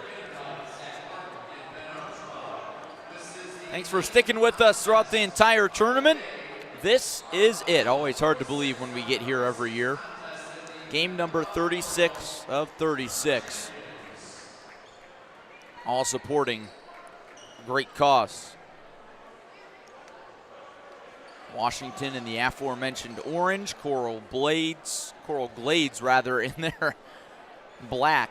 Coral blades, those sound scary. Game 36 of 36 underway. Coral Glades controls the tip.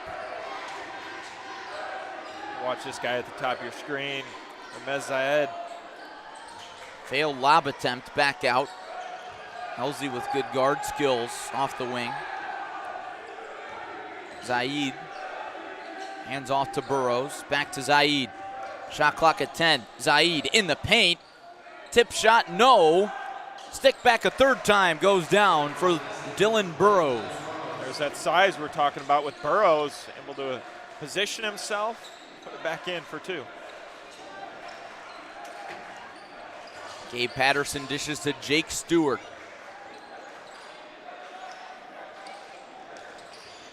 Vanderheit on the back cut, drive and dish, triple from White. Starts the scoring for Washington. Jamari White with the big triple. Washington the early lead.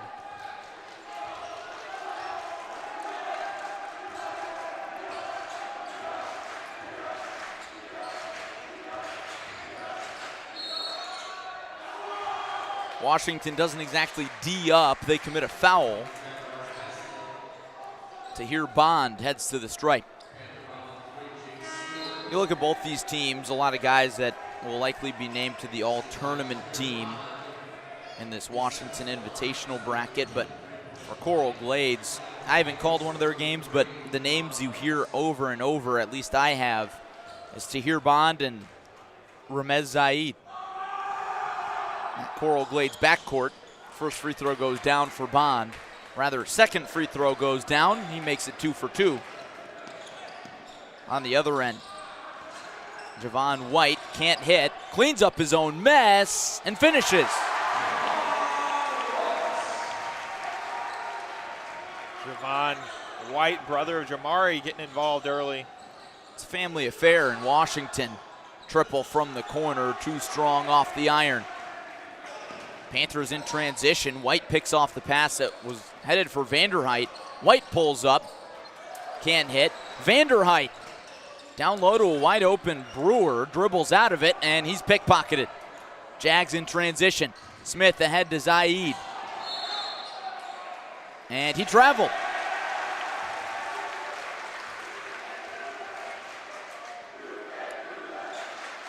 That's one thing we were talking about earlier. This whole tournament loaded with brothers on different teams. You got the Whites here on Washington, Freeman's on Moline. And then, of course, the most prolific, the Fears brothers on Joliet Fears West. brothers. Probably the headliners of this tournament. We've seen a lot of good games, and a lot of them have involved that dynamic duo. Of course, for Washington, you've got the Whites, but then also the Vanderheit family. Braden's older brother, Devin, a great player for head coach Eric Schermerhorn for a while. Off the Vanderheit miss. Rebound to Burrows. Zayed inside, turnaround jumper, too strong for Kerpew Elsie. Brewer slices up the defense and slows it down. And a steal. Zayed against Brewer, a foul, count it. Zayed showing those quick hands once again. Steal after steal in this tournament's led to transition points. Zayed, the leader in steals in the Washington Invitational. And one free throw is well short, came out of his hand funny, but he hounds Stewart. Doesn't result in a turnover. White, trapped in the corner, needs to do something, finds Brewer, and there's a foul.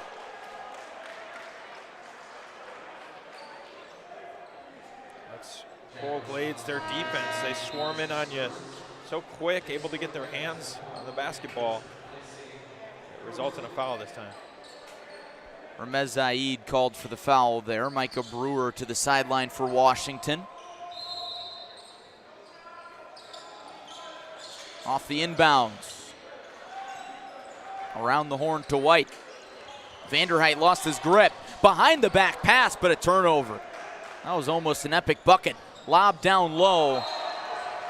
Little interference as Zaid was looking for Kerpu Elzy.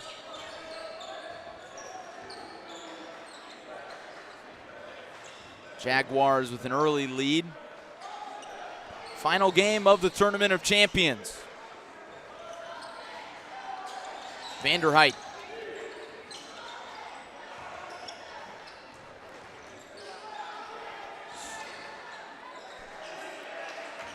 Stewart spins around a screen. Lob off the backboard, no. And this one's out off of Vanderheit. Back and forth to start. Couple possessions, some loose balls. Trying to find that room again. Ramez Zaid. The right corner, Bond. Back out. Good defense by Washington. Gets a few extra claps from the student section. Zaid inside, strong finish. Can't hit. Second try goes down for Dylan Burrows. He's having his way inside. 4 early points, but a lot of offensive rebounds for him. That pass out of bounds off of Bond. Burrows knew that coming into this game. Gonna have to be a factor down there and showing that early. Gabe Patterson loses it, and it's headed with the Jags. John, I gotta ask, do you prefer Jaguars or Jags? I like the Jags. It's easy. It's far easier to say. It is. Less controversial, because you've got the Jaguars camp and then the Jaguars camp. I'm of the former, Jaguars. Not sure which is officially correct. Might be a Midwest thing. Zaid against Andre Lewis. 5'10 sophomore in. Bond feeds the post for Kerpu Elzy. Drops it in. Nice spin move there by the junior. Once again. There goes Zaid. Steal and score. Timeout Washington. Eric Schermerhorn is not pleased. Always very animated. Always easy to tell what he's thinking. Ramez Zaid. And the Jags a little happier in their huddle, led by head coach Stefan Whittingham.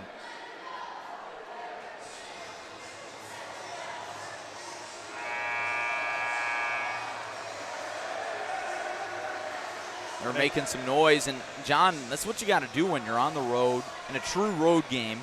All these other tournament games, it's probably really easy to settle in and only hear the cheers when something crazy happens, but now the noise is constantly going to be in your ear, and you got to deal with it. Yeah, have to try to play through that. And, you know, the thing with Washington right now, just trying to fend through that pressure, it's affected a lot of teams. Coral Glades, you know, they force so many turnovers per game, and it's bothered a lot of teams, but Washington's trying to find a rhythm here. They just got to slow down the tempo. Kerpu Elzy reached a little too far, trying to guard Vanderheit.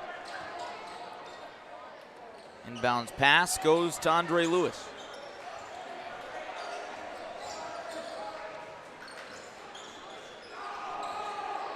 Vanderheit recovers the tipped pass, zips it down low, and that was tipped out of bounds by Javon White.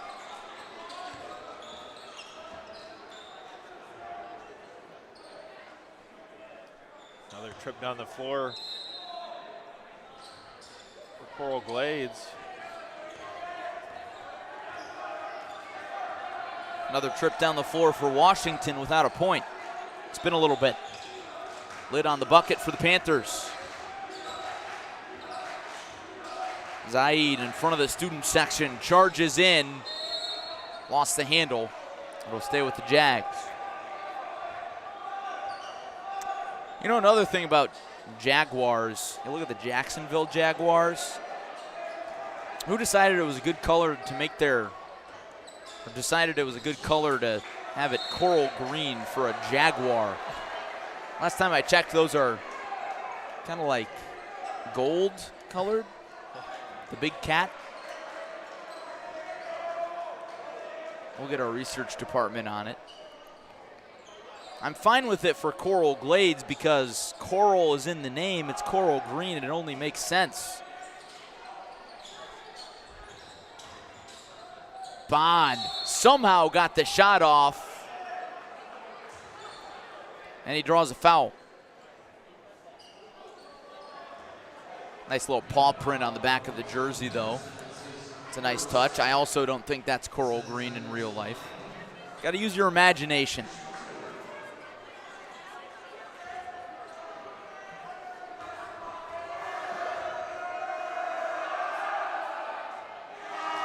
First free throw misses left.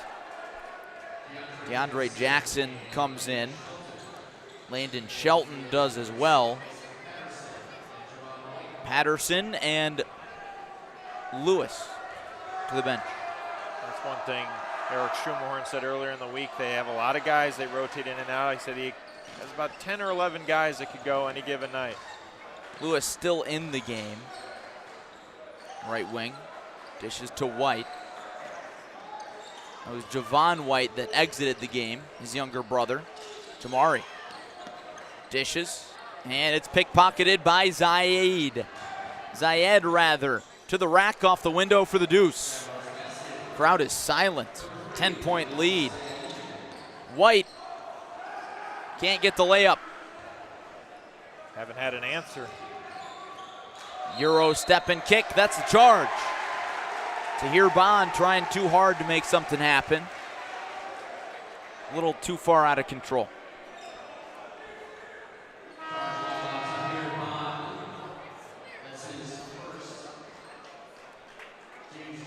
First foul on Bond.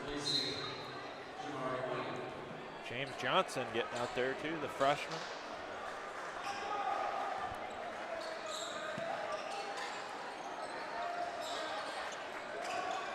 It's always nice when you can get a freshman on the floor this early. Pass tipped away. I think right now, Eric Schumerhorn just wants to try to find an offense that works. Just flowing some different guys in and out, see if they can pick up a rhythm and a pace. Strong senior group, you'd expect those guys to gel well on the floor together, but it's filling in those other spots. Vanderheit can't finish, and the lid remains on the bucket. Zaid to the rack. That's another charge.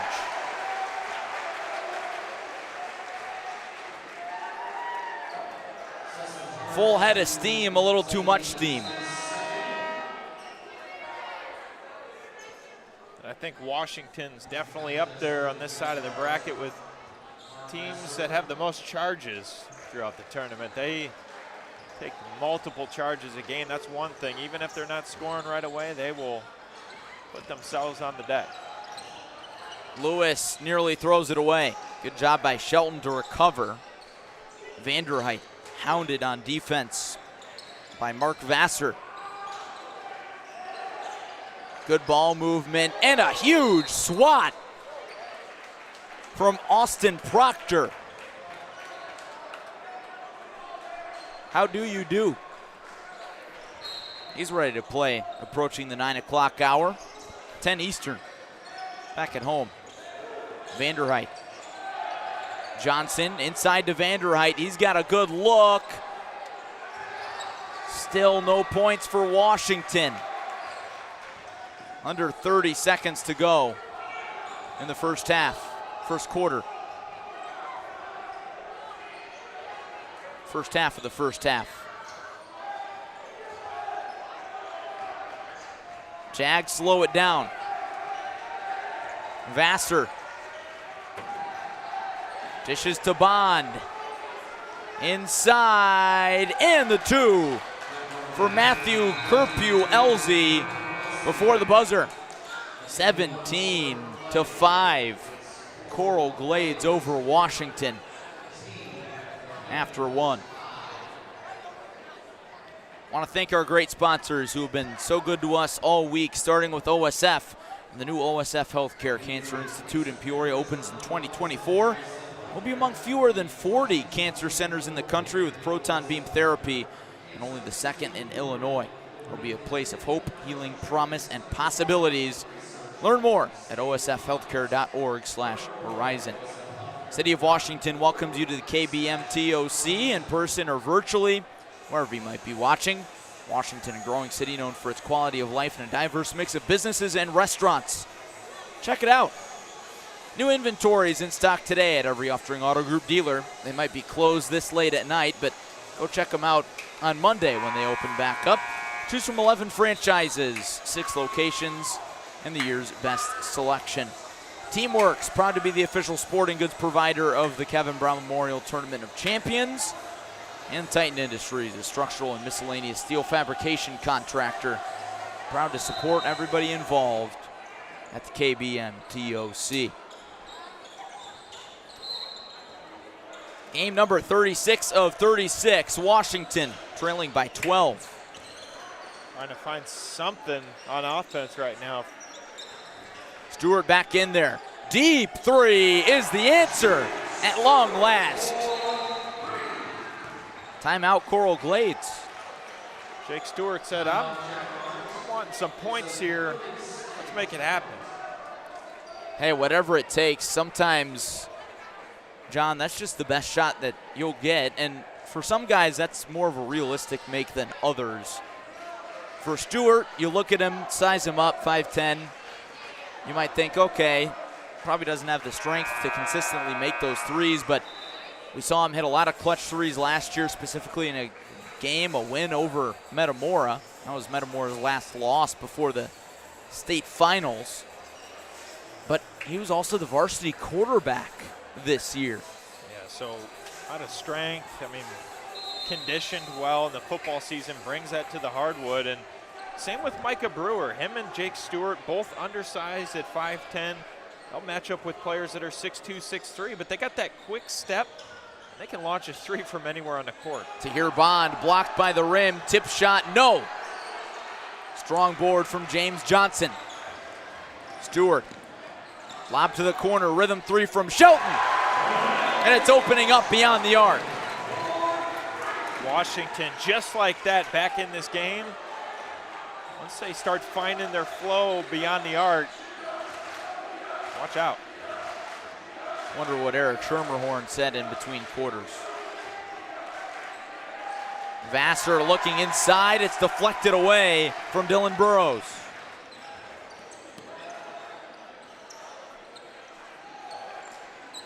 Johnson down low. The reverse goes down for DeAndre Jackson, and everything's working for the Panthers now.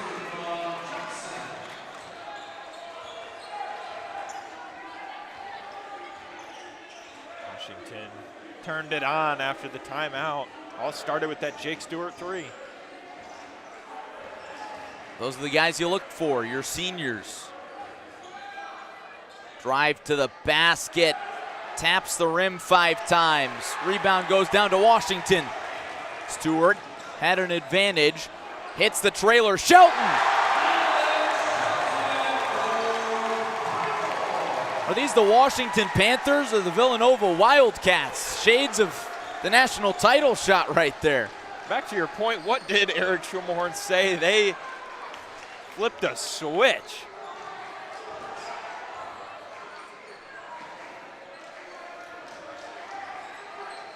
Vassar looking for space on the perimeter. Kerpue-Elzy has it poked away, waiting for a jump ball, and no, it's out off Washington.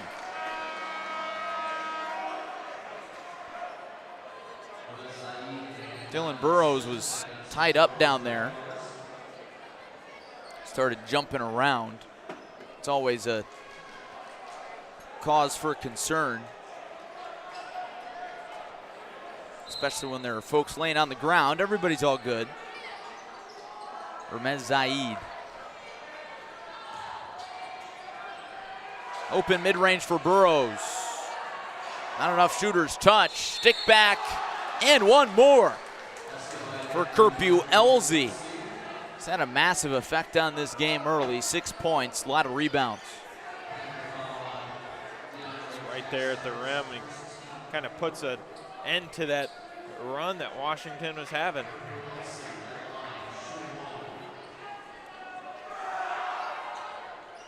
Elzy finishes three-point play. Stewart. Shelton, logo. No, that was a heat check.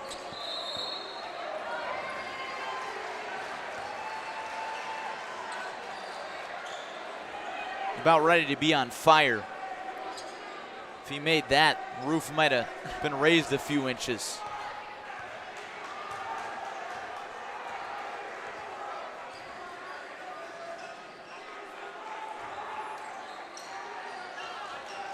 Zaid showing off the handles.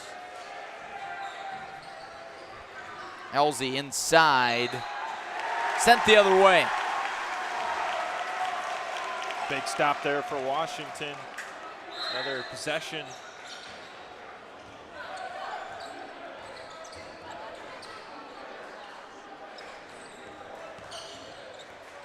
Stewart dances on the dribble. Vanderheit, now Stewart. He'll pull from deep and hit. They have found their rhythm from three. Shooting and confidence is contagious. Dom Smith, too strong. Jags get another chance. Tahir Bond, drive and kick. Smith again from the corner.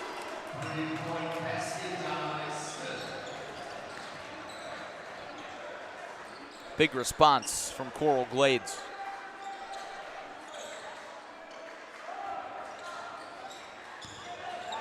Vanderheit, teardropper over the defense, but not in the hole.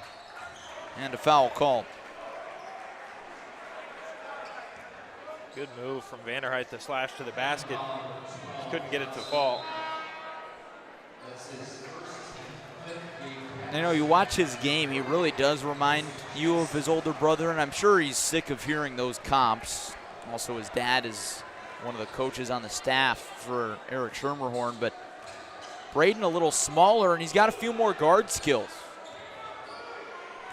Yeah, not quite Devin, but as far as size and overall how Devin played, he's more of a post-up guy. Devin was three-point shooter. Braden could shoot it as well, or Braden, pardon me, but two very similar styles. Bond from the mid-range. Washington in trouble on the other end, and that's a jump ball. Patterson went for a slide on the floor. That'll be a little floor burn.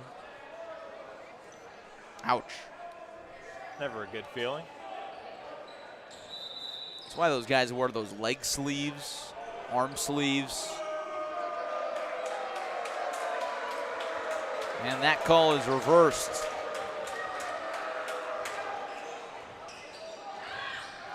At least what the fans in Washington thought it was. Elzy, double team. Good job by Vanderheit. Passes out of it. Kept in. Back to Elzy. Bond penetrates. Lost it.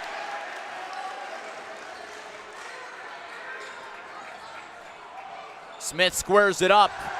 Nothing but nothing.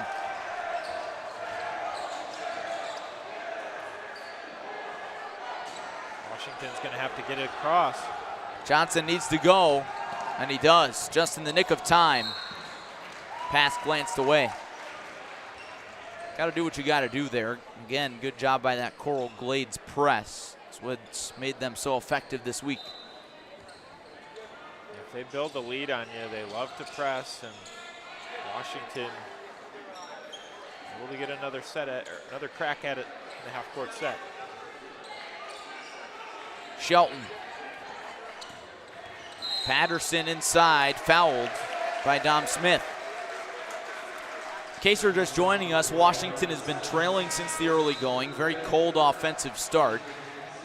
Coral Glades ripped off double-digit run before Washington was able to take the lid off the bucket really in the second quarter. Now trying to come back before the half. Zaid rips it away, then kicks it away.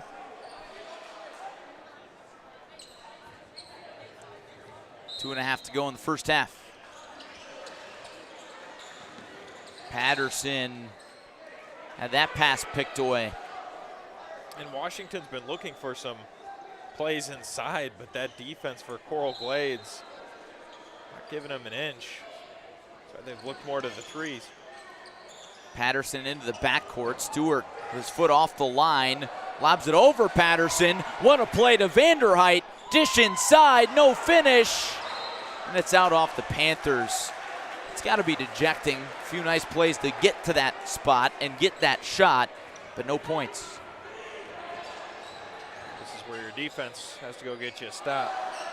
Triple off the mark from Burrows. Deep three from Patterson. Too strong. Going with the Jags. And John, shooting is a streaky thing. Seems like Washington's getting cold again. We saw this against St. Paul. The lid went on the rim. They just couldn't hit their shots. And tonight started off really hot in the second quarter. They got to try to get back to that. Corner three, canned. Austin Proctor says hello to the student section. Ground ball picked up by Patterson, and he's fouled.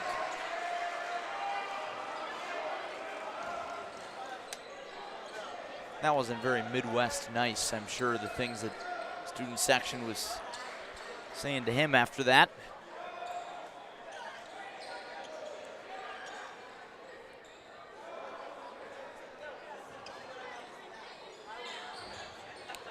Long delay here as we sort out the foul and some subs.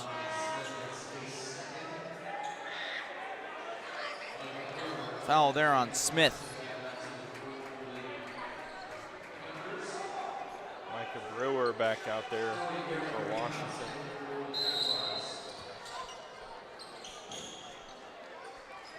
He collects the inbounds pass. Minute 20. Brewer, the runner, trying to be the spark off the bench, not there. Tahir Bond in transition. Off balance. That's a shooting foul.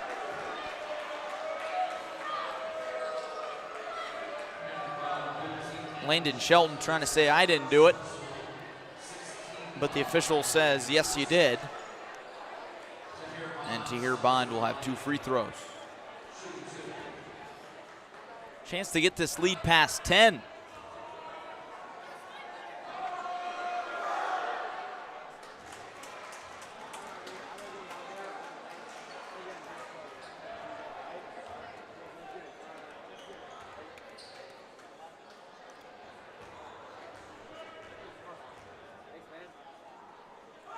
Bond to push it to 11. Off the iron. Dropped and picked up by Shelton. Stewart, no one around him. Passes up the 3.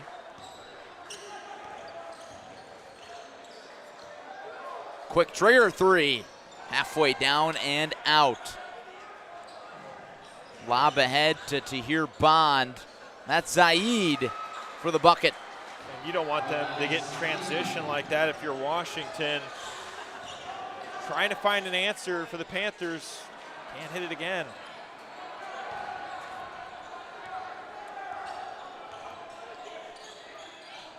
Glades in no rush. Shot clock is off. That's a 10-second violation. They called that as Zaid was across half court. I don't think anybody really realized what just happened. Zaid was even a little surprised. Washington with plenty of time, being pressed. Stewart to Johnson, he's fouled. Too much contact from Austin Proctor.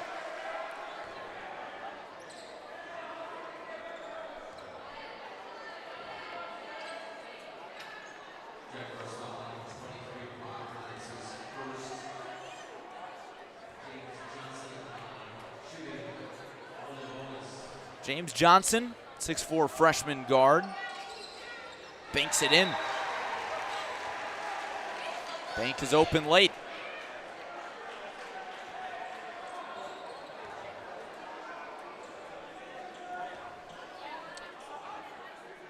That quality time in there as well. Maybe it's just the ATM that's open this late. Ball batted out of bounds off of Washington. Not often you see guys really try and bank it in intentionally these days. It's a little old-fashioned. When in doubt, go for the glass. Bond to the inside to Elzy. Bounces around and in, and Coral Glades has the lead at the half. Washington heads to the locker room trailing by 13. Might have a halftime interview from Jonathan Michael, our sideline reporter. We'll find out here soon.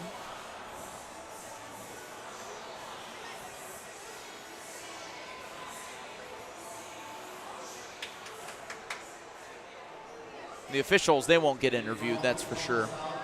Stay away from that. I think that's against the rules. No interview from Jonathan Michael.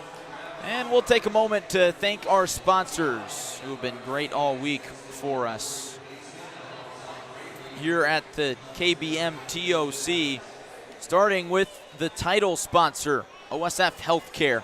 And the new OSF Healthcare Cancer Institute in Peoria opens in 2024. Will be among fewer than 40 cancer centers in the country with proton beam therapy, and only the second in Illinois. Will be a place of hope, healing, promise, and possibilities. Learn more at osfhealthcare.org/horizon.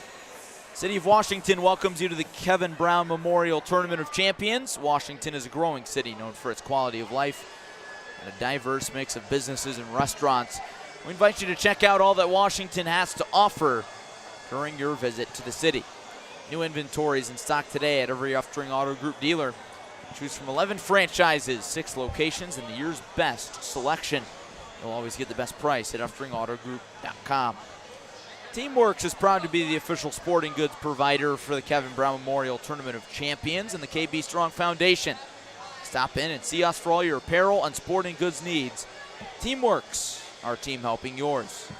And Titan Industries, a structural and miscellaneous steel fabrication contractor, is proud to support all the players, coaches, and fans at the 2022 Kevin Brown Memorial Tournament of Champions. We'll have a halftime interview from Gavin Russell coming up here shortly. Gavin in the studio, getting set to talk with tournament director Sean Powell. Give him a minute to get situated, but John, great job by Coral Glades coming out here on the road, making a statement here in the final game of the TOC. They are, and they came out hot, and they did a really good job responding to that run that Washington had. They cut the game to 1, just like that. The Jaguars able to pull away, and now 33-20 advantage here at halftime. They're going to try to continue to ride that momentum in this third-place game. We are going to send it down to the studio with Gavin Russell. Sean Powell to be determined, I suppose. We'll find out. Either way, we'll send it down to Gavin. Welcome back for the final time this week to the Uftring Auto Group Tournament Central. It's been an absolute pleasure to be in the studio all week. A number of faces have come through these parts here in the MPR, known here in Washington High School, the multi-purpose room. home to the concession stands, the hospitality rooms, the mini booths and autograph areas, the Papa Shot, many other places. We were efforting Sean Powell, one of the men who puts this great tournament together. He coordinates a lot of these teams, gets on the horn, does a lot of research, a lot of prep for these things, but not here at the moment. We'll see if he can get in here at some point. He does a great job, and wanted just to talk to him for a few minutes if he can get over here. But regardless, it's been a fantastic tournament, and we've enjoyed it so much. We've had a number of good games, and we're on the second half of 36 out of 36. It's hard to believe that it's gone by this quickly. Seems like just yesterday we were setting up here on Tuesday, testing things out back on Monday. Really just another big week for Clutch Sports Media. We'll bring Teddy Ball in here. Teddy's done great work all week long. He's filled in a big way, stepped up today in a big role. You were able to do some play-by-play, something you hadn't done before. But you've been in the studio this week, all very new to you, but of course, great experience. And this is a tournament that, of course, your first time really being fully a part of. I mean, outside of just the basketball, just talk about your experience with this tournament. It's been really fun. Coming into it, I wasn't really knowing what I was going to expect. I was blind to what was happening. So got in here, day one, it was a lot of fun. A little nervous. First 3 days. First 2 days, I'd say. Third day, I kind of got a hold of it, but I was really nervous, but I'm glad I got a hold of it, and it's been really fun ever since. It's been a blast, and again, a lot of people came through here. Just thinking about some of the favorite people that I've interviewed, and this is a short list. I would list off everybody if I could, and if I could remember, but it's late in the day, it's late in the week, and I've got a lot on my mind, and it's all kind of jumbles together after a while, but sitting down with Jody Brown, Charlie Schumerhorn sat down with Jody Brown also. That was always a fantastic interview. We talked with a couple of coaches, Mackenzie Pierce from Blytheville. He was a fantastic interview. Jeremy Krieger out of Joliet West. Our own Lateef Love sat down with Roshan Russell of Chicago St. Rita. You get so many different personalities. You get so many different people that come through here. They'll be able to talk, share their experiences of the tournament. And this is what it's all about. It continues our live coverage throughout the day. There's really never a break in the action, and I think that's something you don't really find anywhere else, really second to none. Yeah, I mean, there's not a break. It's live coverage all the time. The only break we can really think of is that when we have to change sessions, but even that is quick. You refresh, you're back on. So yeah, this is a first-rate tournament, and we don't do it all. So many other people put this together. We know a lot of people, and again, we can't name everybody just because they do a great job, but everybody on the committee for the TOC, trying to think of some of the people that have done great work. Roger Holzauer, Brian Tibbs. I know I'm going to leave people out, so I'm just going to stop trying to list people, but you know who you are. Everybody that has been very supportive of me. Skip and Eric Schumerhorn have been great all week, and even last weekend we were trying to set all this stuff up. Just a big thanks goes out to all of them, and then all the volunteers. There's a lot of volunteers out here, people that volunteer their time to sell the food, sell the concessions. Even helping out with our crew. Helping out with our crew. We got a lot of Washington high school students out here, Andrew Crawford out here, Tyson Lehman, Mason Dowling. I'm trying to think, who else am I forgetting? Charlie Schumerhorn, of course. Who am I forgetting, Andrew? I said Mason. Who else? Who were we talking about? Ethan, yeah, forgot about Ethan. Everybody's Tyson as well. Tyson. They've all done a great job, and they've stepped up in a big way. They don't have to do this. You guys don't have to do this. This is your Thanksgiving break. Easily could sleep in and stay at home and rest, but they're out here grinding with us, and it's been a lot of fun. Plus, all of our other Clutch Sports Media suspects, of course. Two big guys, Larry Larson, Joey Wright, have done fantastic putting this together and started this thing way back in 2019. Seems like forever ago, but it's come a long way in the few short years it's been a part of it. And now second year at TOC, just always getting better. Of course, Rodrigo Perez stepping in the last few days. Paco Alonso. Trying to think who else. Jonathan Michael, of course, has done fantastic work. John Camosa. Came here despite being really sick, John did. Yeah, John was a little under the weather this morning. It's a long week. You get a little bit exhausted, but he rebounded, and he's helped out so much. His efforts at the beginning of the week and helping to set up, his knowledge of the technical side of things and just the production aspect is not possible without him, especially Joey as well. I think our viewers may take for granted sometime how much actually goes into this. On the floor in front of me, we've got a ton of cables, a ton of wires and things. We try to make it look pretty on the broadcast. Yes. But there are things that are beyond me, to be honest with you. I'm learning more, but those guys, John Michael, Rodrigo Perez, Larry and Joey, of course, they know this all so well, and they put it together so phenomenally. You know, we have our hiccups, of course, but to make it professional, you just roll with it. You get better. You improvise, and I think that we've done that really well all week. So I wholeheartedly hope that you've all enjoyed our coverage. You know, we've brought a lot of great guests through here. There's not any other way to sum it up, but it's been a fantastic week. I mean, again, we talked about your experience, but it's just been really good. And I mean, closing thoughts, final time in the studio for the year. What do you want to say, Teddy? I'm just going to say I'm thankful for everything, from everybody at Clutch, everybody here at Washington, all you guys watching at home. You guys are the ones that make this possible, so it's been fun. It's been a lot of fun. Charlie, Chuck Schumerhorn, bawling his eyes out over there. He's emotional. But our viewers, it's not possible without you. You know, we're getting more and more, it seems like every game. You know, we're setting records with our viewership. And, again, we just appreciate so much everybody watching. Because, again, that's who we do it for. You know, if we're doing it for no audience, well, what's the purpose? So we're glad everybody's able to take advantage and enjoy our coverage. For the final time here at the 2022 Kevin Brown Memorial Tournament of Champions, Teddy Ballheim, Gavin Russell. Final half of the tournament, John Camosa and Larry Larson, Coral Glades in Washington. Thank you so much, and we'll see you next year. Well, thank you, Gavin. Thank you, Teddy, for your fine work as always. One of the hardest jobs of the tournament right there, the studio. Every half, every in-between game session, they've got you covered this year. And, hey, speaking of those cables, I don't know about you, but I'm real excited to wrap them all up after this game. In the meantime, we've got a second half of basketball to play. Coral Glades with a 33-20 lead over the Washington Panthers. And we're back underway.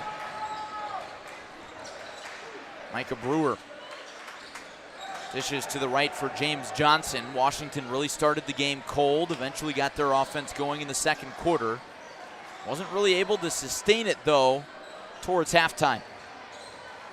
Washington coming out in the second half, trying to find some flow again like they had in that second quarter. And it gets through Shelton. 5-hole there. And Coral Glades will have a chance to tack on to its lead. Hermez Zaid has made a ton of big plays. Not a ton of scoring. He's just got 6 points, but he's in the middle of everything. He lost the ball here. Who's got it? Coral Glades. Good effort, though, from Vanderhyde. Hitting the floor, trying to get that ball. Same with Shelton. He's going to stay with the Jaguars.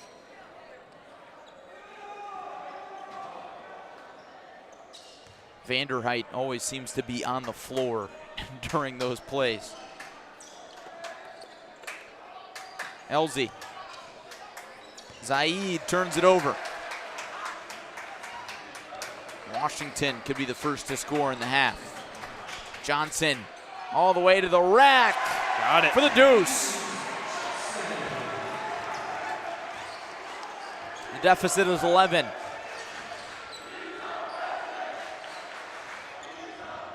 You hear the chants, he's a freshman. That's right, 6'4" freshman, getting some big minutes. Play the hits. The student section. He's a freshman. Tahir Bond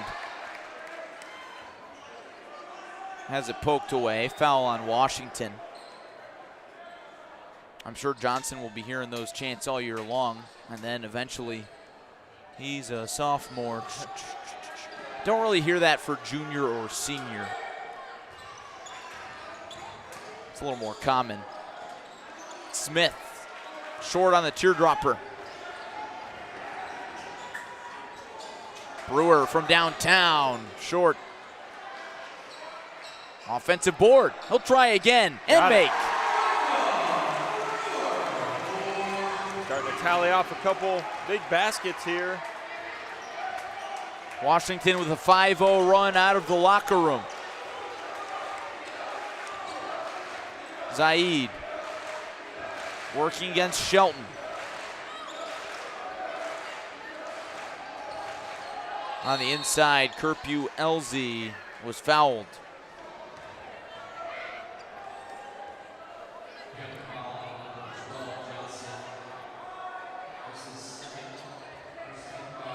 Foul on Johnson, his second, team's first. Bond looks for Elzy, instead hits Zaid. Elzy now lost it. And is that on the floor or shooting? He'll shoot two. Brewer almost got his hand in there on that pass to deflect it. But Elzy able to draw the contact, chance for two.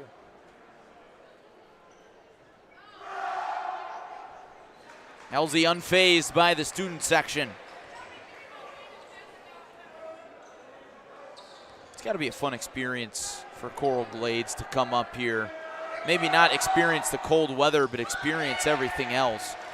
Elzy can't connect on the second. Brewer races to the other end. Washington looking for the goaltend, and they got it. So count the bucket for Brewer. Brewer showing off the speed. But for Coral Glades, there are a lot of teams in the state of Florida, a lot of teams across the country that don't get to play in this type of environment. No, they don't. And I think that's why the TOC is such an awesome tournament. Teams from all over get to come here, sit in front of some big crowds, and play good basketball.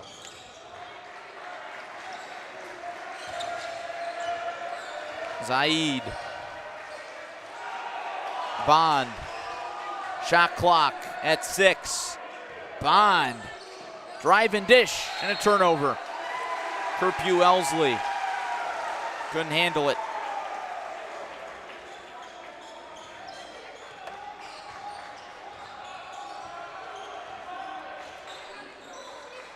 Washington right within reach here. See if they look to go to a 3 again. They could cut it to a 2-possession game. Vanderheit. Stewart thought about another deep one. Vanderheit, no look pass. How to get that through? Johnson.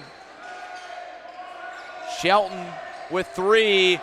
Vanderheit with 1. Off the iron, chased down by Stewart. Brewer, quick trigger. Too strong. Brewer again, and he's clocked. Second chance effort by Washington. The determination. Never gave up on those plays.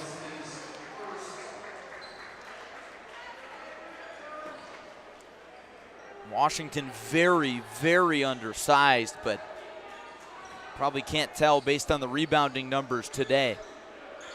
They've been scrappy on the boards.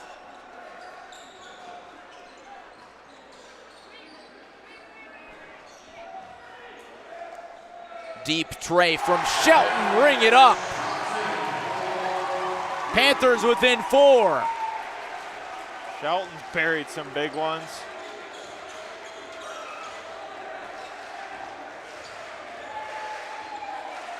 Crowd getting back into it.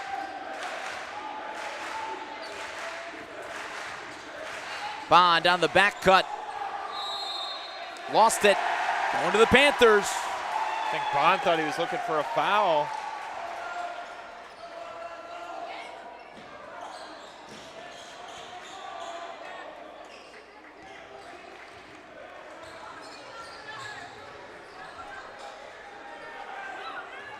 Vanderheit across the timeline.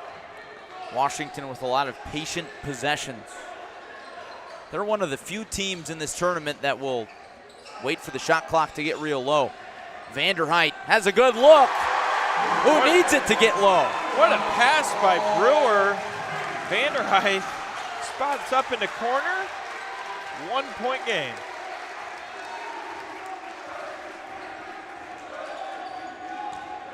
Jaguars stuck on a number. Bond trots through the lane. Fouled. Coral Glades sideline says it's about time.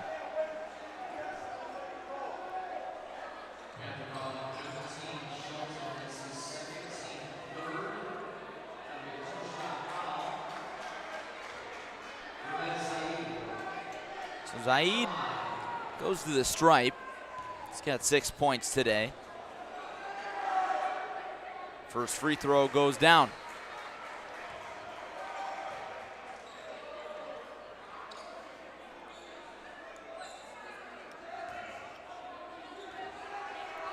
Zaid's second. Rattles home. Just the second and third points of the half for Coral Glades. 3-point game, tipped away from Johnson.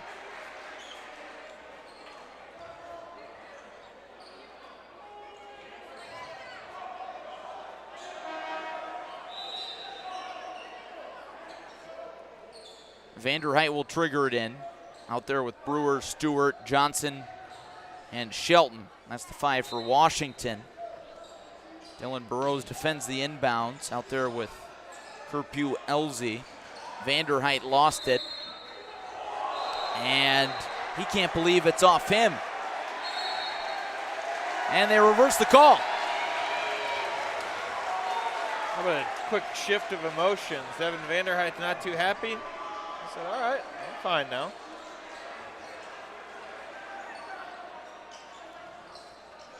Brewer heaves it to Stewart. Johnson passed up the wide open 3. If you're not confident, you might as well not shoot it. Stewart. Mismatch. Johnson not so much of a mismatch. Stewart picked up by Smith. Shelton thought about the heat check. Vanderheit behind the back. Razzle dazzle, oh my. Micah Brewer with the up and under finish. Back to a 1-point game again. Washington has a heartbeat.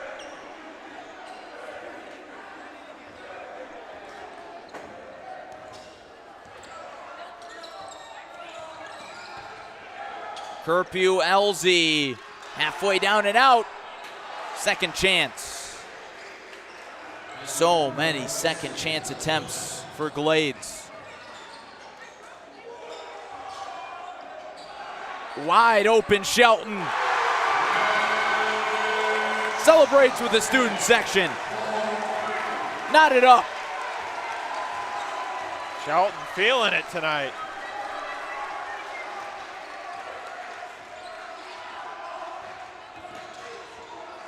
Zaid. Jaguars desperately need something. He's bounced back out. Burrows. Kerpew Elzy. Poked away. Panthers could go in front for the first time today. Swatted away. What a play by Tahir Bond. Up in front, Kerpew Elzy, and the easy 2 for Dom Smith. Timeout, Coral Glades. 30-second timeout. After a horse race of a third quarter. 7 minutes through. Got to give credit to Coral Glades on the defense right there. Shelton thought he had the layup. Rejected. Shelton almost was able to give him the lead. OSF Healthcare is in the lead in terms of healthcare around Central Illinois and all across Illinois. New day in healthcare and cancer care is on the horizon at OSF. The 2024 opening of the new OSF Healthcare Cancer Institute in Peoria will bring innovative technology, treatments, clinical trials, and research that saves lives. Learn more at osfhealthcare.org/horizon. Washington with a mad dash to get back into this game, trailing by 2.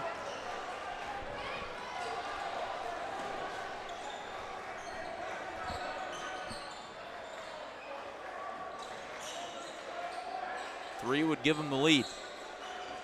Brewer Stewart thought about it. Inside, DeAndre Jackson, nobody around him, stuffed by Elzy. Smith out in front for the jam.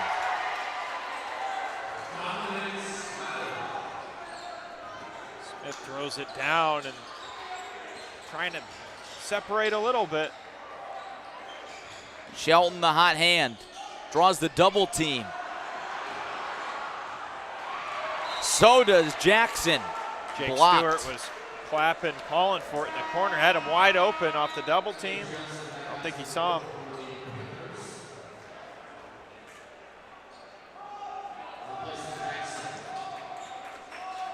Washington trailing by 4 after tying it up. Brewer. Johnson with 6. Shot goes down. James Johnson confident from deep after all. It's funny, the one that he passed up that he was open, he doesn't take it. That one, well contested turnaround, cans it. He's a freshman, rains down again inside Torrey Gym. Want to thank our sponsors heading into the final quarter of the tournament. OSF Healthcare. Don't let the flu sideline you or your loved ones this year. Get the flu shot with your OSF Healthcare provider and stay in the game. Visit osfhealthcare.org to schedule an appointment today. City of Washington welcomes you to the Kevin Brown Memorial Tournament of Champions. Washington, known for its quality of life and a diverse mix of businesses and restaurants and great basketball. We invite you to check out all that Washington has to offer during your visit. New inventory in stock at every Uftring Auto Group dealer. Choose from 11 franchises, 6 locations, and the year's best selection. Teamworks, proud to be the official sporting goods provider of the Kevin Brown Memorial Tournament of Champions and the KB Strong Foundation, and Titan Industries, a structural and miscellaneous steel fabrication contractor. Proud to support all the players, coaches, and fans at the Kevin Brown Memorial Tournament of Champions. Final 8 minutes. Washington trails by 2. It's the end of the tournament. A lot of folks are tired, but student section sure isn't. Ball inbounded to Johnson, who just cut it to within 2 with a big 3. Freshman hounded. It's Vanderheit. Now Brewer. Inside, step back. Off the rim. Tough shot, almost got it to go.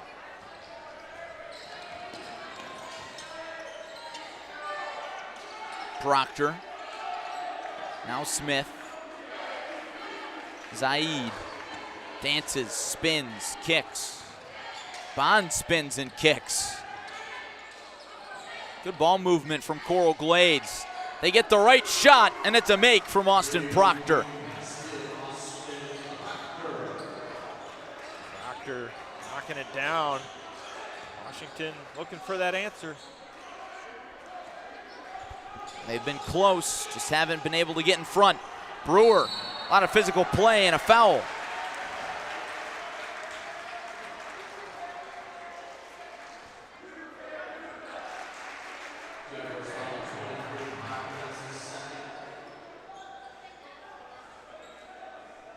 Eric Schermerhorn looks ready to trigger it in. Calling the plays out. That's against the rules, in case you didn't know. Braden Vanderheit will trigger it in. It's Brewer.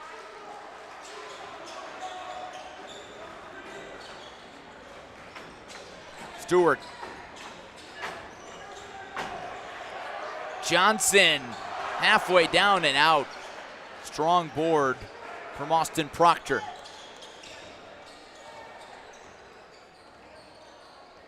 Almost gets it to go again. Oh, Glades. Use a little bit of clock.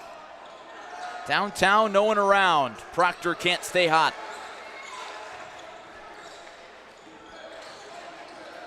Stewart in trouble. Passes out of it. Johnson to a cutting Vanderheit. Had a great look. Zaid out in front of the pack. Makes it rain. Timeout, Washington. That lead is back up to 8 with about 6 minutes to play.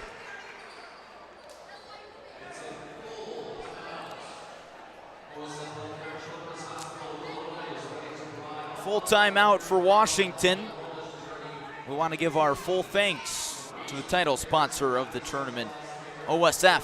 OSF On-Call Urgent Care understands there are times when you don't know where to turn, like when you're traveling or for a sports injury or when you're not making your threes. Their 24/7 virtual visits are a unique option for treating minor illnesses and injuries anytime, day or night. Visit osfoncall.org/urgent care. Thanks for joining us late Saturday night. How does that song go? Saturday night's all right for fighting. Saturday night's all right. Something like that. 8-point lead for Coral Glades. Not a lot of physical fighting in this one, but it's gotten to be back and forth. Number 36 and 36. Here and there. Counter threes. Someone's waiting to throw the big haymaker to take third place. Out of the Washington timeout, Vanderheit weaves. He's picked off. Bond. Zaid hauls it in like a wide receiver. Corner again. That time he can't hit. Hit one from that spot before the timeout. Shelton reverses. Vanderheit open. They needed that. Yes, they did. Braden Vanderheit, big three. Steps behind the line for Smith. In and out. Rims are not kind, and that's an offensive foul.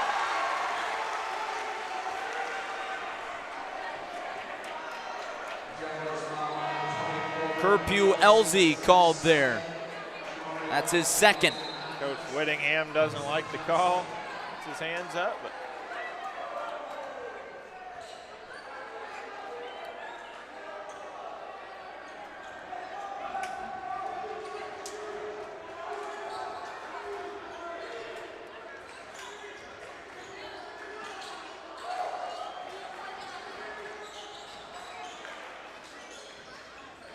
good ball movement for Washington. Good coverage. Everybody was ready for the three there from Brewer. White thought about it. Shot clock at 10. White's in trouble. Stewart, pull up. Line drive, no good. Brewer, the offensive board, bodied around. And Shelton from way deep, not close. Another long rebound to Vanderheit. White from deep. It was tipped. Vanderheit scoops it up. He'll go to the stripe. What a heads-up play that was. Shelton, rather, I believe. It was Shelton. You get those guys lost under the best, same hairstyle. Just yeah, it's very true. The curls, they've got the same build. They both crashed at the same time. Vanderheit's got the arm sleeve. Shelton doesn't. That's a great way to tell them apart. Jersey number 2. Got the leg sleeve, though. Oh, sleeve, man. Leg sleeve. Now you're making me even more confused. Big free throw coming up. Shelton makes it. He has had a big game. He checks out. Shelton with 13 points. 5'11" junior guard. It's going to be a big part of the team this year for Eric Schermerhorn. You'll probably hear his name a fair amount on ClutchSportsIL.com.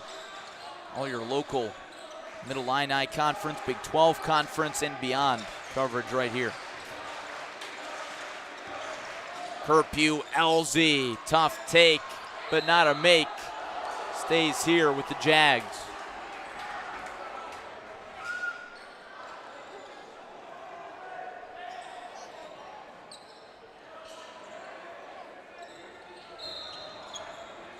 Zaid lobs it into Kerpew Elzy. Proctor comes up short. Strong board from Jamari White. Brewer through traffic. Johnson getting some big minutes here. Just his 4th varsity game. Under 4 to go.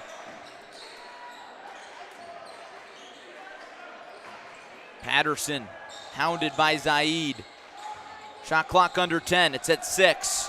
Brewer with 5. 4 now. 2. Brewer hoists it up. Oh, shot clock violation. That was real close, Choco. It looked like he might have gotten that off, but doesn't end up mattering. Washington looking for a big defensive stop. Coral Glades, really good opportunity to try to extend their lead.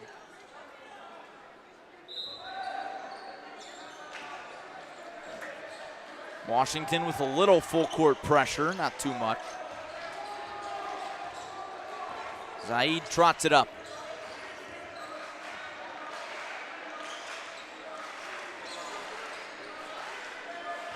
Burrows in the post. Haven't seen him down there too much tonight. He can't finish. Washington within 4. Johnson in transition. Step back tray. No.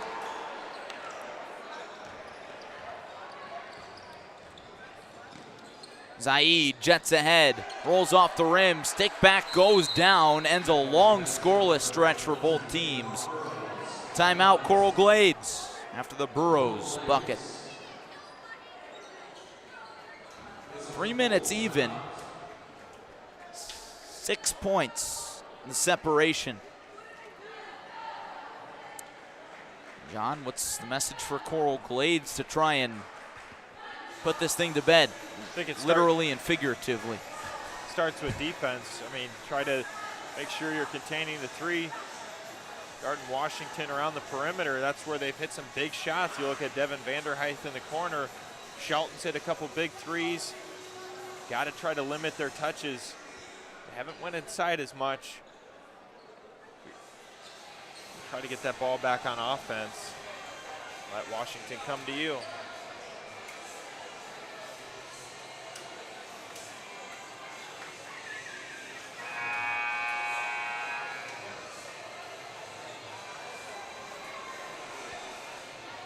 Even the student section took a brief timeout. They took a seat, now they're back on their feet. It's a full timeout. Eric Schermerhorn uses all of it. John, you mentioned that depth that Washington has and trying to figure out their lineups and whatnot. And they're all going to be coached up. This is a great group of coaches in Washington, and they always seem to get the most out of their group no matter what the talent level is. Yeah, they do. And every year when you watch Washington play, no matter how much talent graduates, like you said, it's that next man up. And they coach them up great. Defense, their ability to shoot 3s, it's a really good job what they've done. Brewer thought he had a window, but it's off the window. Smith thought about shooting for perhaps the dagger.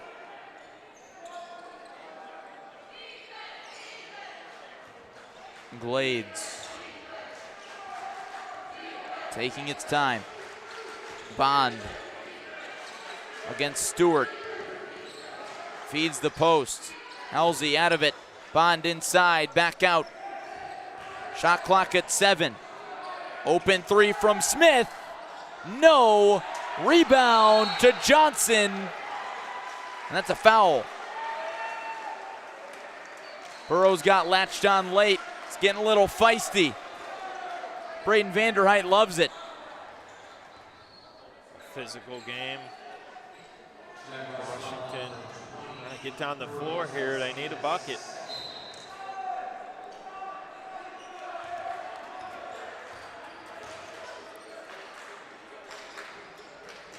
Just 2 threes would tie it up. Need some stops in between. 2 minutes to go. Brewer dribbles himself into a corner. Washington's got to go a little quicker. Pass to Johnson, picked off. Not that quick. Kind of an ill-advised pass there. Very well contested. Bond will take his sweet time.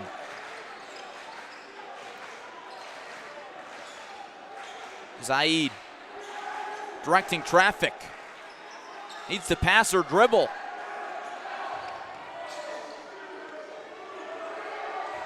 Shot clock at 1. Short. Long rebound to Johnson. Door is still open for Washington, but not for long. Brewer to the corner. Triple from Shelton. 3-point game. Just like that, Washington has life.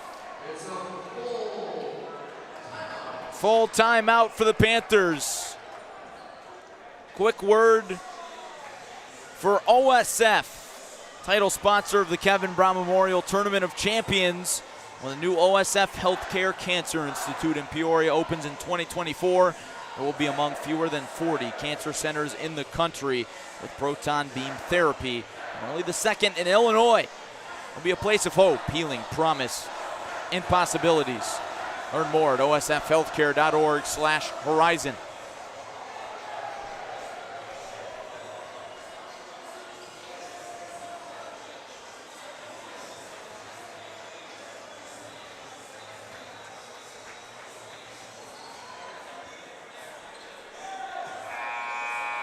Washington needs a stop and a 3 to tie it up. Coral Glades maybe just needs one more bucket to win it.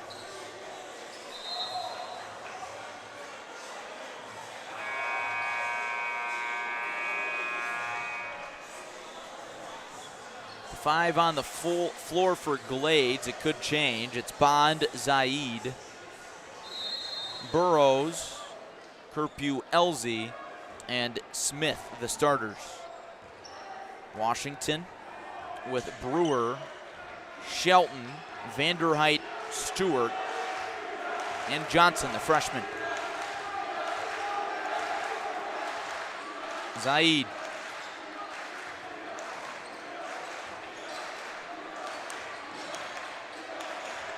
Good defense from Washington. Zaid drive and kick. Elzy with space and the 2. Washington's got to go. Timeout, Coral Glades.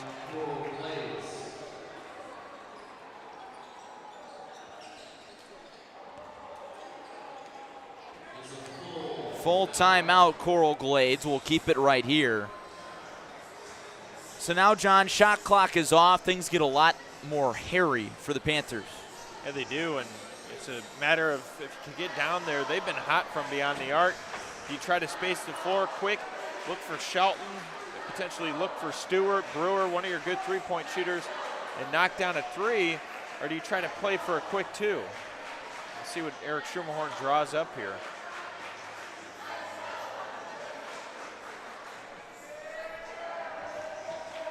Coral Glades getting great efforts up and down the scoreboard.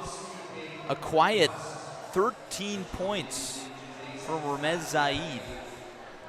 He's had an effect far beyond scoring, of course, as he has the whole entire tournament. Matthew Kerpew Elzy with 14. Dom Smith with 7. And 6 from Tahir Bond. Zaid will likely be named the all-tournament team. As for Washington, quick recap of it for you. Slow start, really slow start. Got it going, end of the first, into the second quarter. Then trailed at the half. Trailed in the third quarter by double digits. Came all the way back to tie it, but they have not been able to take the lead. Stewart against Zaid. So good on defense, trying to poke it away. Vanderheit looking for Johnson. Instead, he goes to the bucket himself and can't finish, too strong. Johnson, Stewart, open. 2-point game. Under 10 to play. Still got 9.4. Great pass there from Johnson. Able to find Stewart. And now you put the pressure on Coral Glades. You foul, you send them to the line. They got to make the free throws. Well, Jags not yet in the bonus. So you foul a few times. Washington with just 3 team fouls. That's a lot of fouls in less than 9.5 seconds. And their speed, they can throw it down floor. Got to have your quickest guys on the floor right now.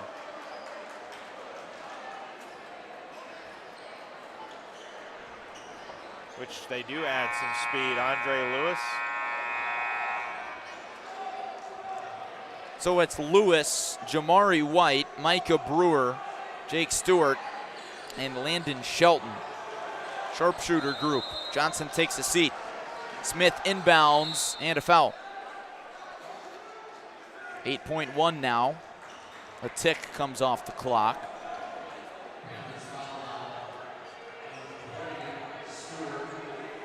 Fourth team foul. Watch for Bond to maybe try to go down court. An outlet pass could end it. They go into the corner again. Another foul on White.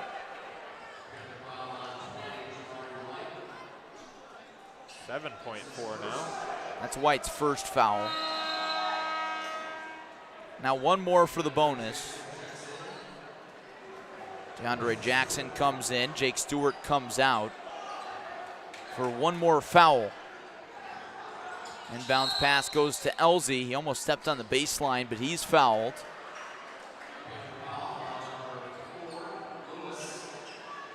Foul on Lewis. And I'm mistaken, apologies. One more foul needed for the bonus. 6.1 seconds now. It's a puzzle for Washington. Bond fouled alongside the baseline.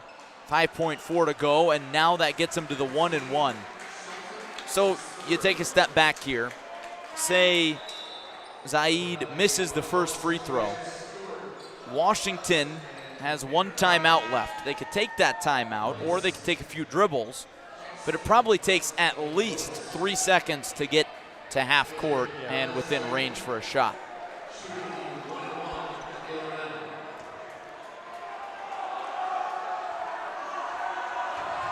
We got Vanderhyde and Johnson down there just in case. They're big bodies for rebound. Bond makes it a 3-point game. A look of relief on his face. Got loud in here. Zaid, rather. Hermez Zaid could ice up a tournament finale win, and he does. Zaid says it's over. Call off the dogs. It's done. That's a competitor right there. Zaid and Coral Glades will head back to Florida with a dub, barring a miracle. John, maybe use your imagination. What does that miracle look like? That miracle looks like a 3-point shot that's made with a foul, a made free throw, overtime, and then you go on a run. Tournament would have to last a little bit longer. But the only other miracle is that a 4-point shot somehow appears. But yeah, that's a tall task. Maybe the scoreboard miscounts. And you know the length of the floor, 5.4 seconds. Coral Glades is going to sag back. They're not going to try to accidentally foul in case there's a made three, so they'll probably just give Washington a look. Eric Schermerhorn coaching up his boys, no less. They put forth a great effort. They were down early, but they quickly showed that they were not out. They'll be competitive in the Mid-Illini Conference this year. Metamora certainly the favorite. Vanderhyde heaves, picked off, ball is loose, Coral Glades recovers, and that's all she wrote. Game number 36 of 36 goes to the Coral Glades Jaguars. They win it 54-50. John, what a battle. It was a great game. Washington resilient, came back in this game. Coral Glades, can't say enough about Hermez Zaid. He just put that game away with free throws, but what an all-around effort from both sides. Handshakes all around, all tournament team announcements to come shortly after. Jonathan Michael standing by on the sideline. Might hear from him and a member of the Coral Glades team. But what a showing from Coral Glades coming all the way up from Florida. The cold didn't affect them too much. No, it didn't at all. It is the gym after all. Looks like John will have that interview with Zaid.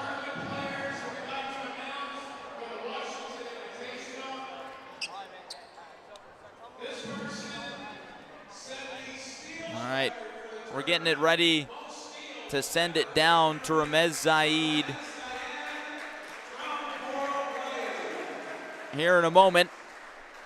Ramez Zaid just named to the all-conference team, and we're going to send it down to John. Wait. Tell him to wait. And we'll take a brief delay. We had an interview. He You know, just it's has to funny. get his It's funny. medal. Sean Powell was supposed to be in the studio, and then he wasn't. And now Zaid was supposed to be on post game, and now he wasn't. He'll head right back to John. Appreciate Ramez Zaid. Zaid will head right back to John Michael as Micah Brewer gets his all-tournament team recognition in the Washington Invitational bracket. Now John is standing by with the now medaled Ramez Zaid. Thanks, guys. I'm here with Coral Glades guard Ramez Zaid, just named to the all-tournament team. Nice little piece of hardware you got there. Yeah, it's very nice. Appreciate it. I'm very thankful to have this, man. It's a great tournament, great everything. I'm happy we came out here. Definitely, for sure. And, you know, obviously, you guys really played well throughout this whole tournament. What worked tonight, though, out on the court? Say it again? What worked for you guys tonight out there? I mean, I know it was a close game. You guys came up a little bit, and they came back, and then you got it right back. Yeah, defense, man. Defense is the first thing. Defense wins championships. Defense wins games. You walk up on defense, that's it. Free throws ice the game out. I hit the 2 big free throws, and the game got closed out right there. Definitely, and I know it's still the start of the season, kind of close to it for you guys. What did you kind of learn about this team, and how did you guys kind of improve over the course of this week? Teams that can shoot, we got to learn how to play them on defense, off screens, down screens, paint screens. We just got to learn how to defend off threes, like three-pointing shooting teams. Definitely. Last question, you excited to get back to the warmth of Florida? Yeah, it's very cold out here. I don't like it. All right, thank you, Ramez. Have a good one. To you in the booth. Thank you, Jonathan. It's not that cold, Ramez, but just cold enough for them to get back to Florida in a hurry with a victory. And they take third place in the Washington Invitational. John, your final thoughts on a 54-50 loss for Washington, win for Coral Glades, and the tournament as a whole. Yeah, my final thoughts on this game. What a way to end a 36-game week here. Just a phenomenal tournament in Washington, playing in front of their home crowd. Coral Glades coming from Florida and just putting on a phenomenal showing tonight. Just getting the job done with big free throws from Ramez Zaid. Larry, tournament as a whole, it was phenomenal. I mean, just so many talented players. Joliet West, the Fears brothers, Morris Johnson and James Brown of St. Rita, Moline with Brock Harding and Owen Freeman. You know, the little glimpse we saw of Wisconsin Lutheran with Kniepel, and it was such an exciting, fun tournament. Metamora looked really good as well. Winter Haven, congrats to them. Congrats to Blytheville and Rashard Marshall on winning that, and just the hospitality. I mean, we got taken care of here at this tournament. Some great interviews for a great cause, and couldn't be more proud to do it alongside some great guys here at Clutch. Coral Glades turning center court into Club Dub. One more final word for our sponsors as game 36 is in the books. OSF Healthcare Cancer Institute in Peoria opens in 2024. When it does, it will be among fewer than 40 cancer centers in the country with proton beam therapy, and only the second in Illinois. Will be a place of hope, healing, promise, and possibilities. Learn more at osfhealthcare.org/horizon. City of Washington welcomes you and says goodbye to the Kevin Brown Memorial Tournament of Champions for 2022. But hey, come by and visit anytime. It's much more than a basketball tournament. New inventory is in stock today at every Uftring Auto Group dealer. Choose from 11 franchises, 6 locations, and the year's best selection. You always get the best price at UftringAutoGroup.com. Teamworks is proud to be the official sporting goods provider of the Kevin Brown Memorial Tournament of Champions and the KB Strong Foundation. Stop in and see us for all your apparel and sporting goods needs. Teamworks, our team helping yours.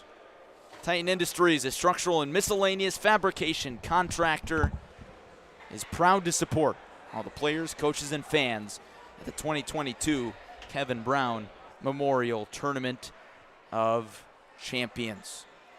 So that'll about do it for our coverage, but one final thank you to a lot of people is in order before we say so long. First, to the good hosts of the Kevin Brown Memorial Tournament of Champions, Washington head coach Eric Schermerhorn, who really got this whole broadcast ball rolling, Roger Holzhauer and the rest of the board, Herb Knobloch, the AD in Washington, working so hard all Thanksgiving week, and Sean Powell, the tournament director, doing a great job putting together an epic field once again.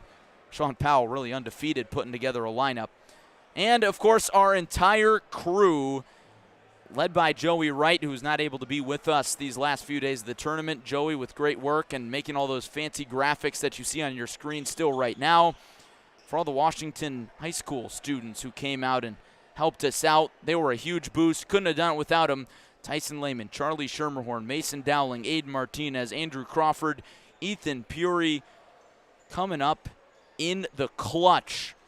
And for our entire clutch crew, for my partner John Camosa, Jonathan Michael, who played sick today, a bit of a flu game, Rodrigo Perez, Gavin Russell doing such a good job in the studio and on air, Latif Love and Teddy Ball making their on-air debuts in a big-time way, Cody Schindler filling in on the mic for a few games, and Joe Delfonso as well. And, of course, our social media team, Paco Alonso, killing the game as usual, and Kenny Clifton, as well as Carter Sullivan, one of the newcomers to the crew.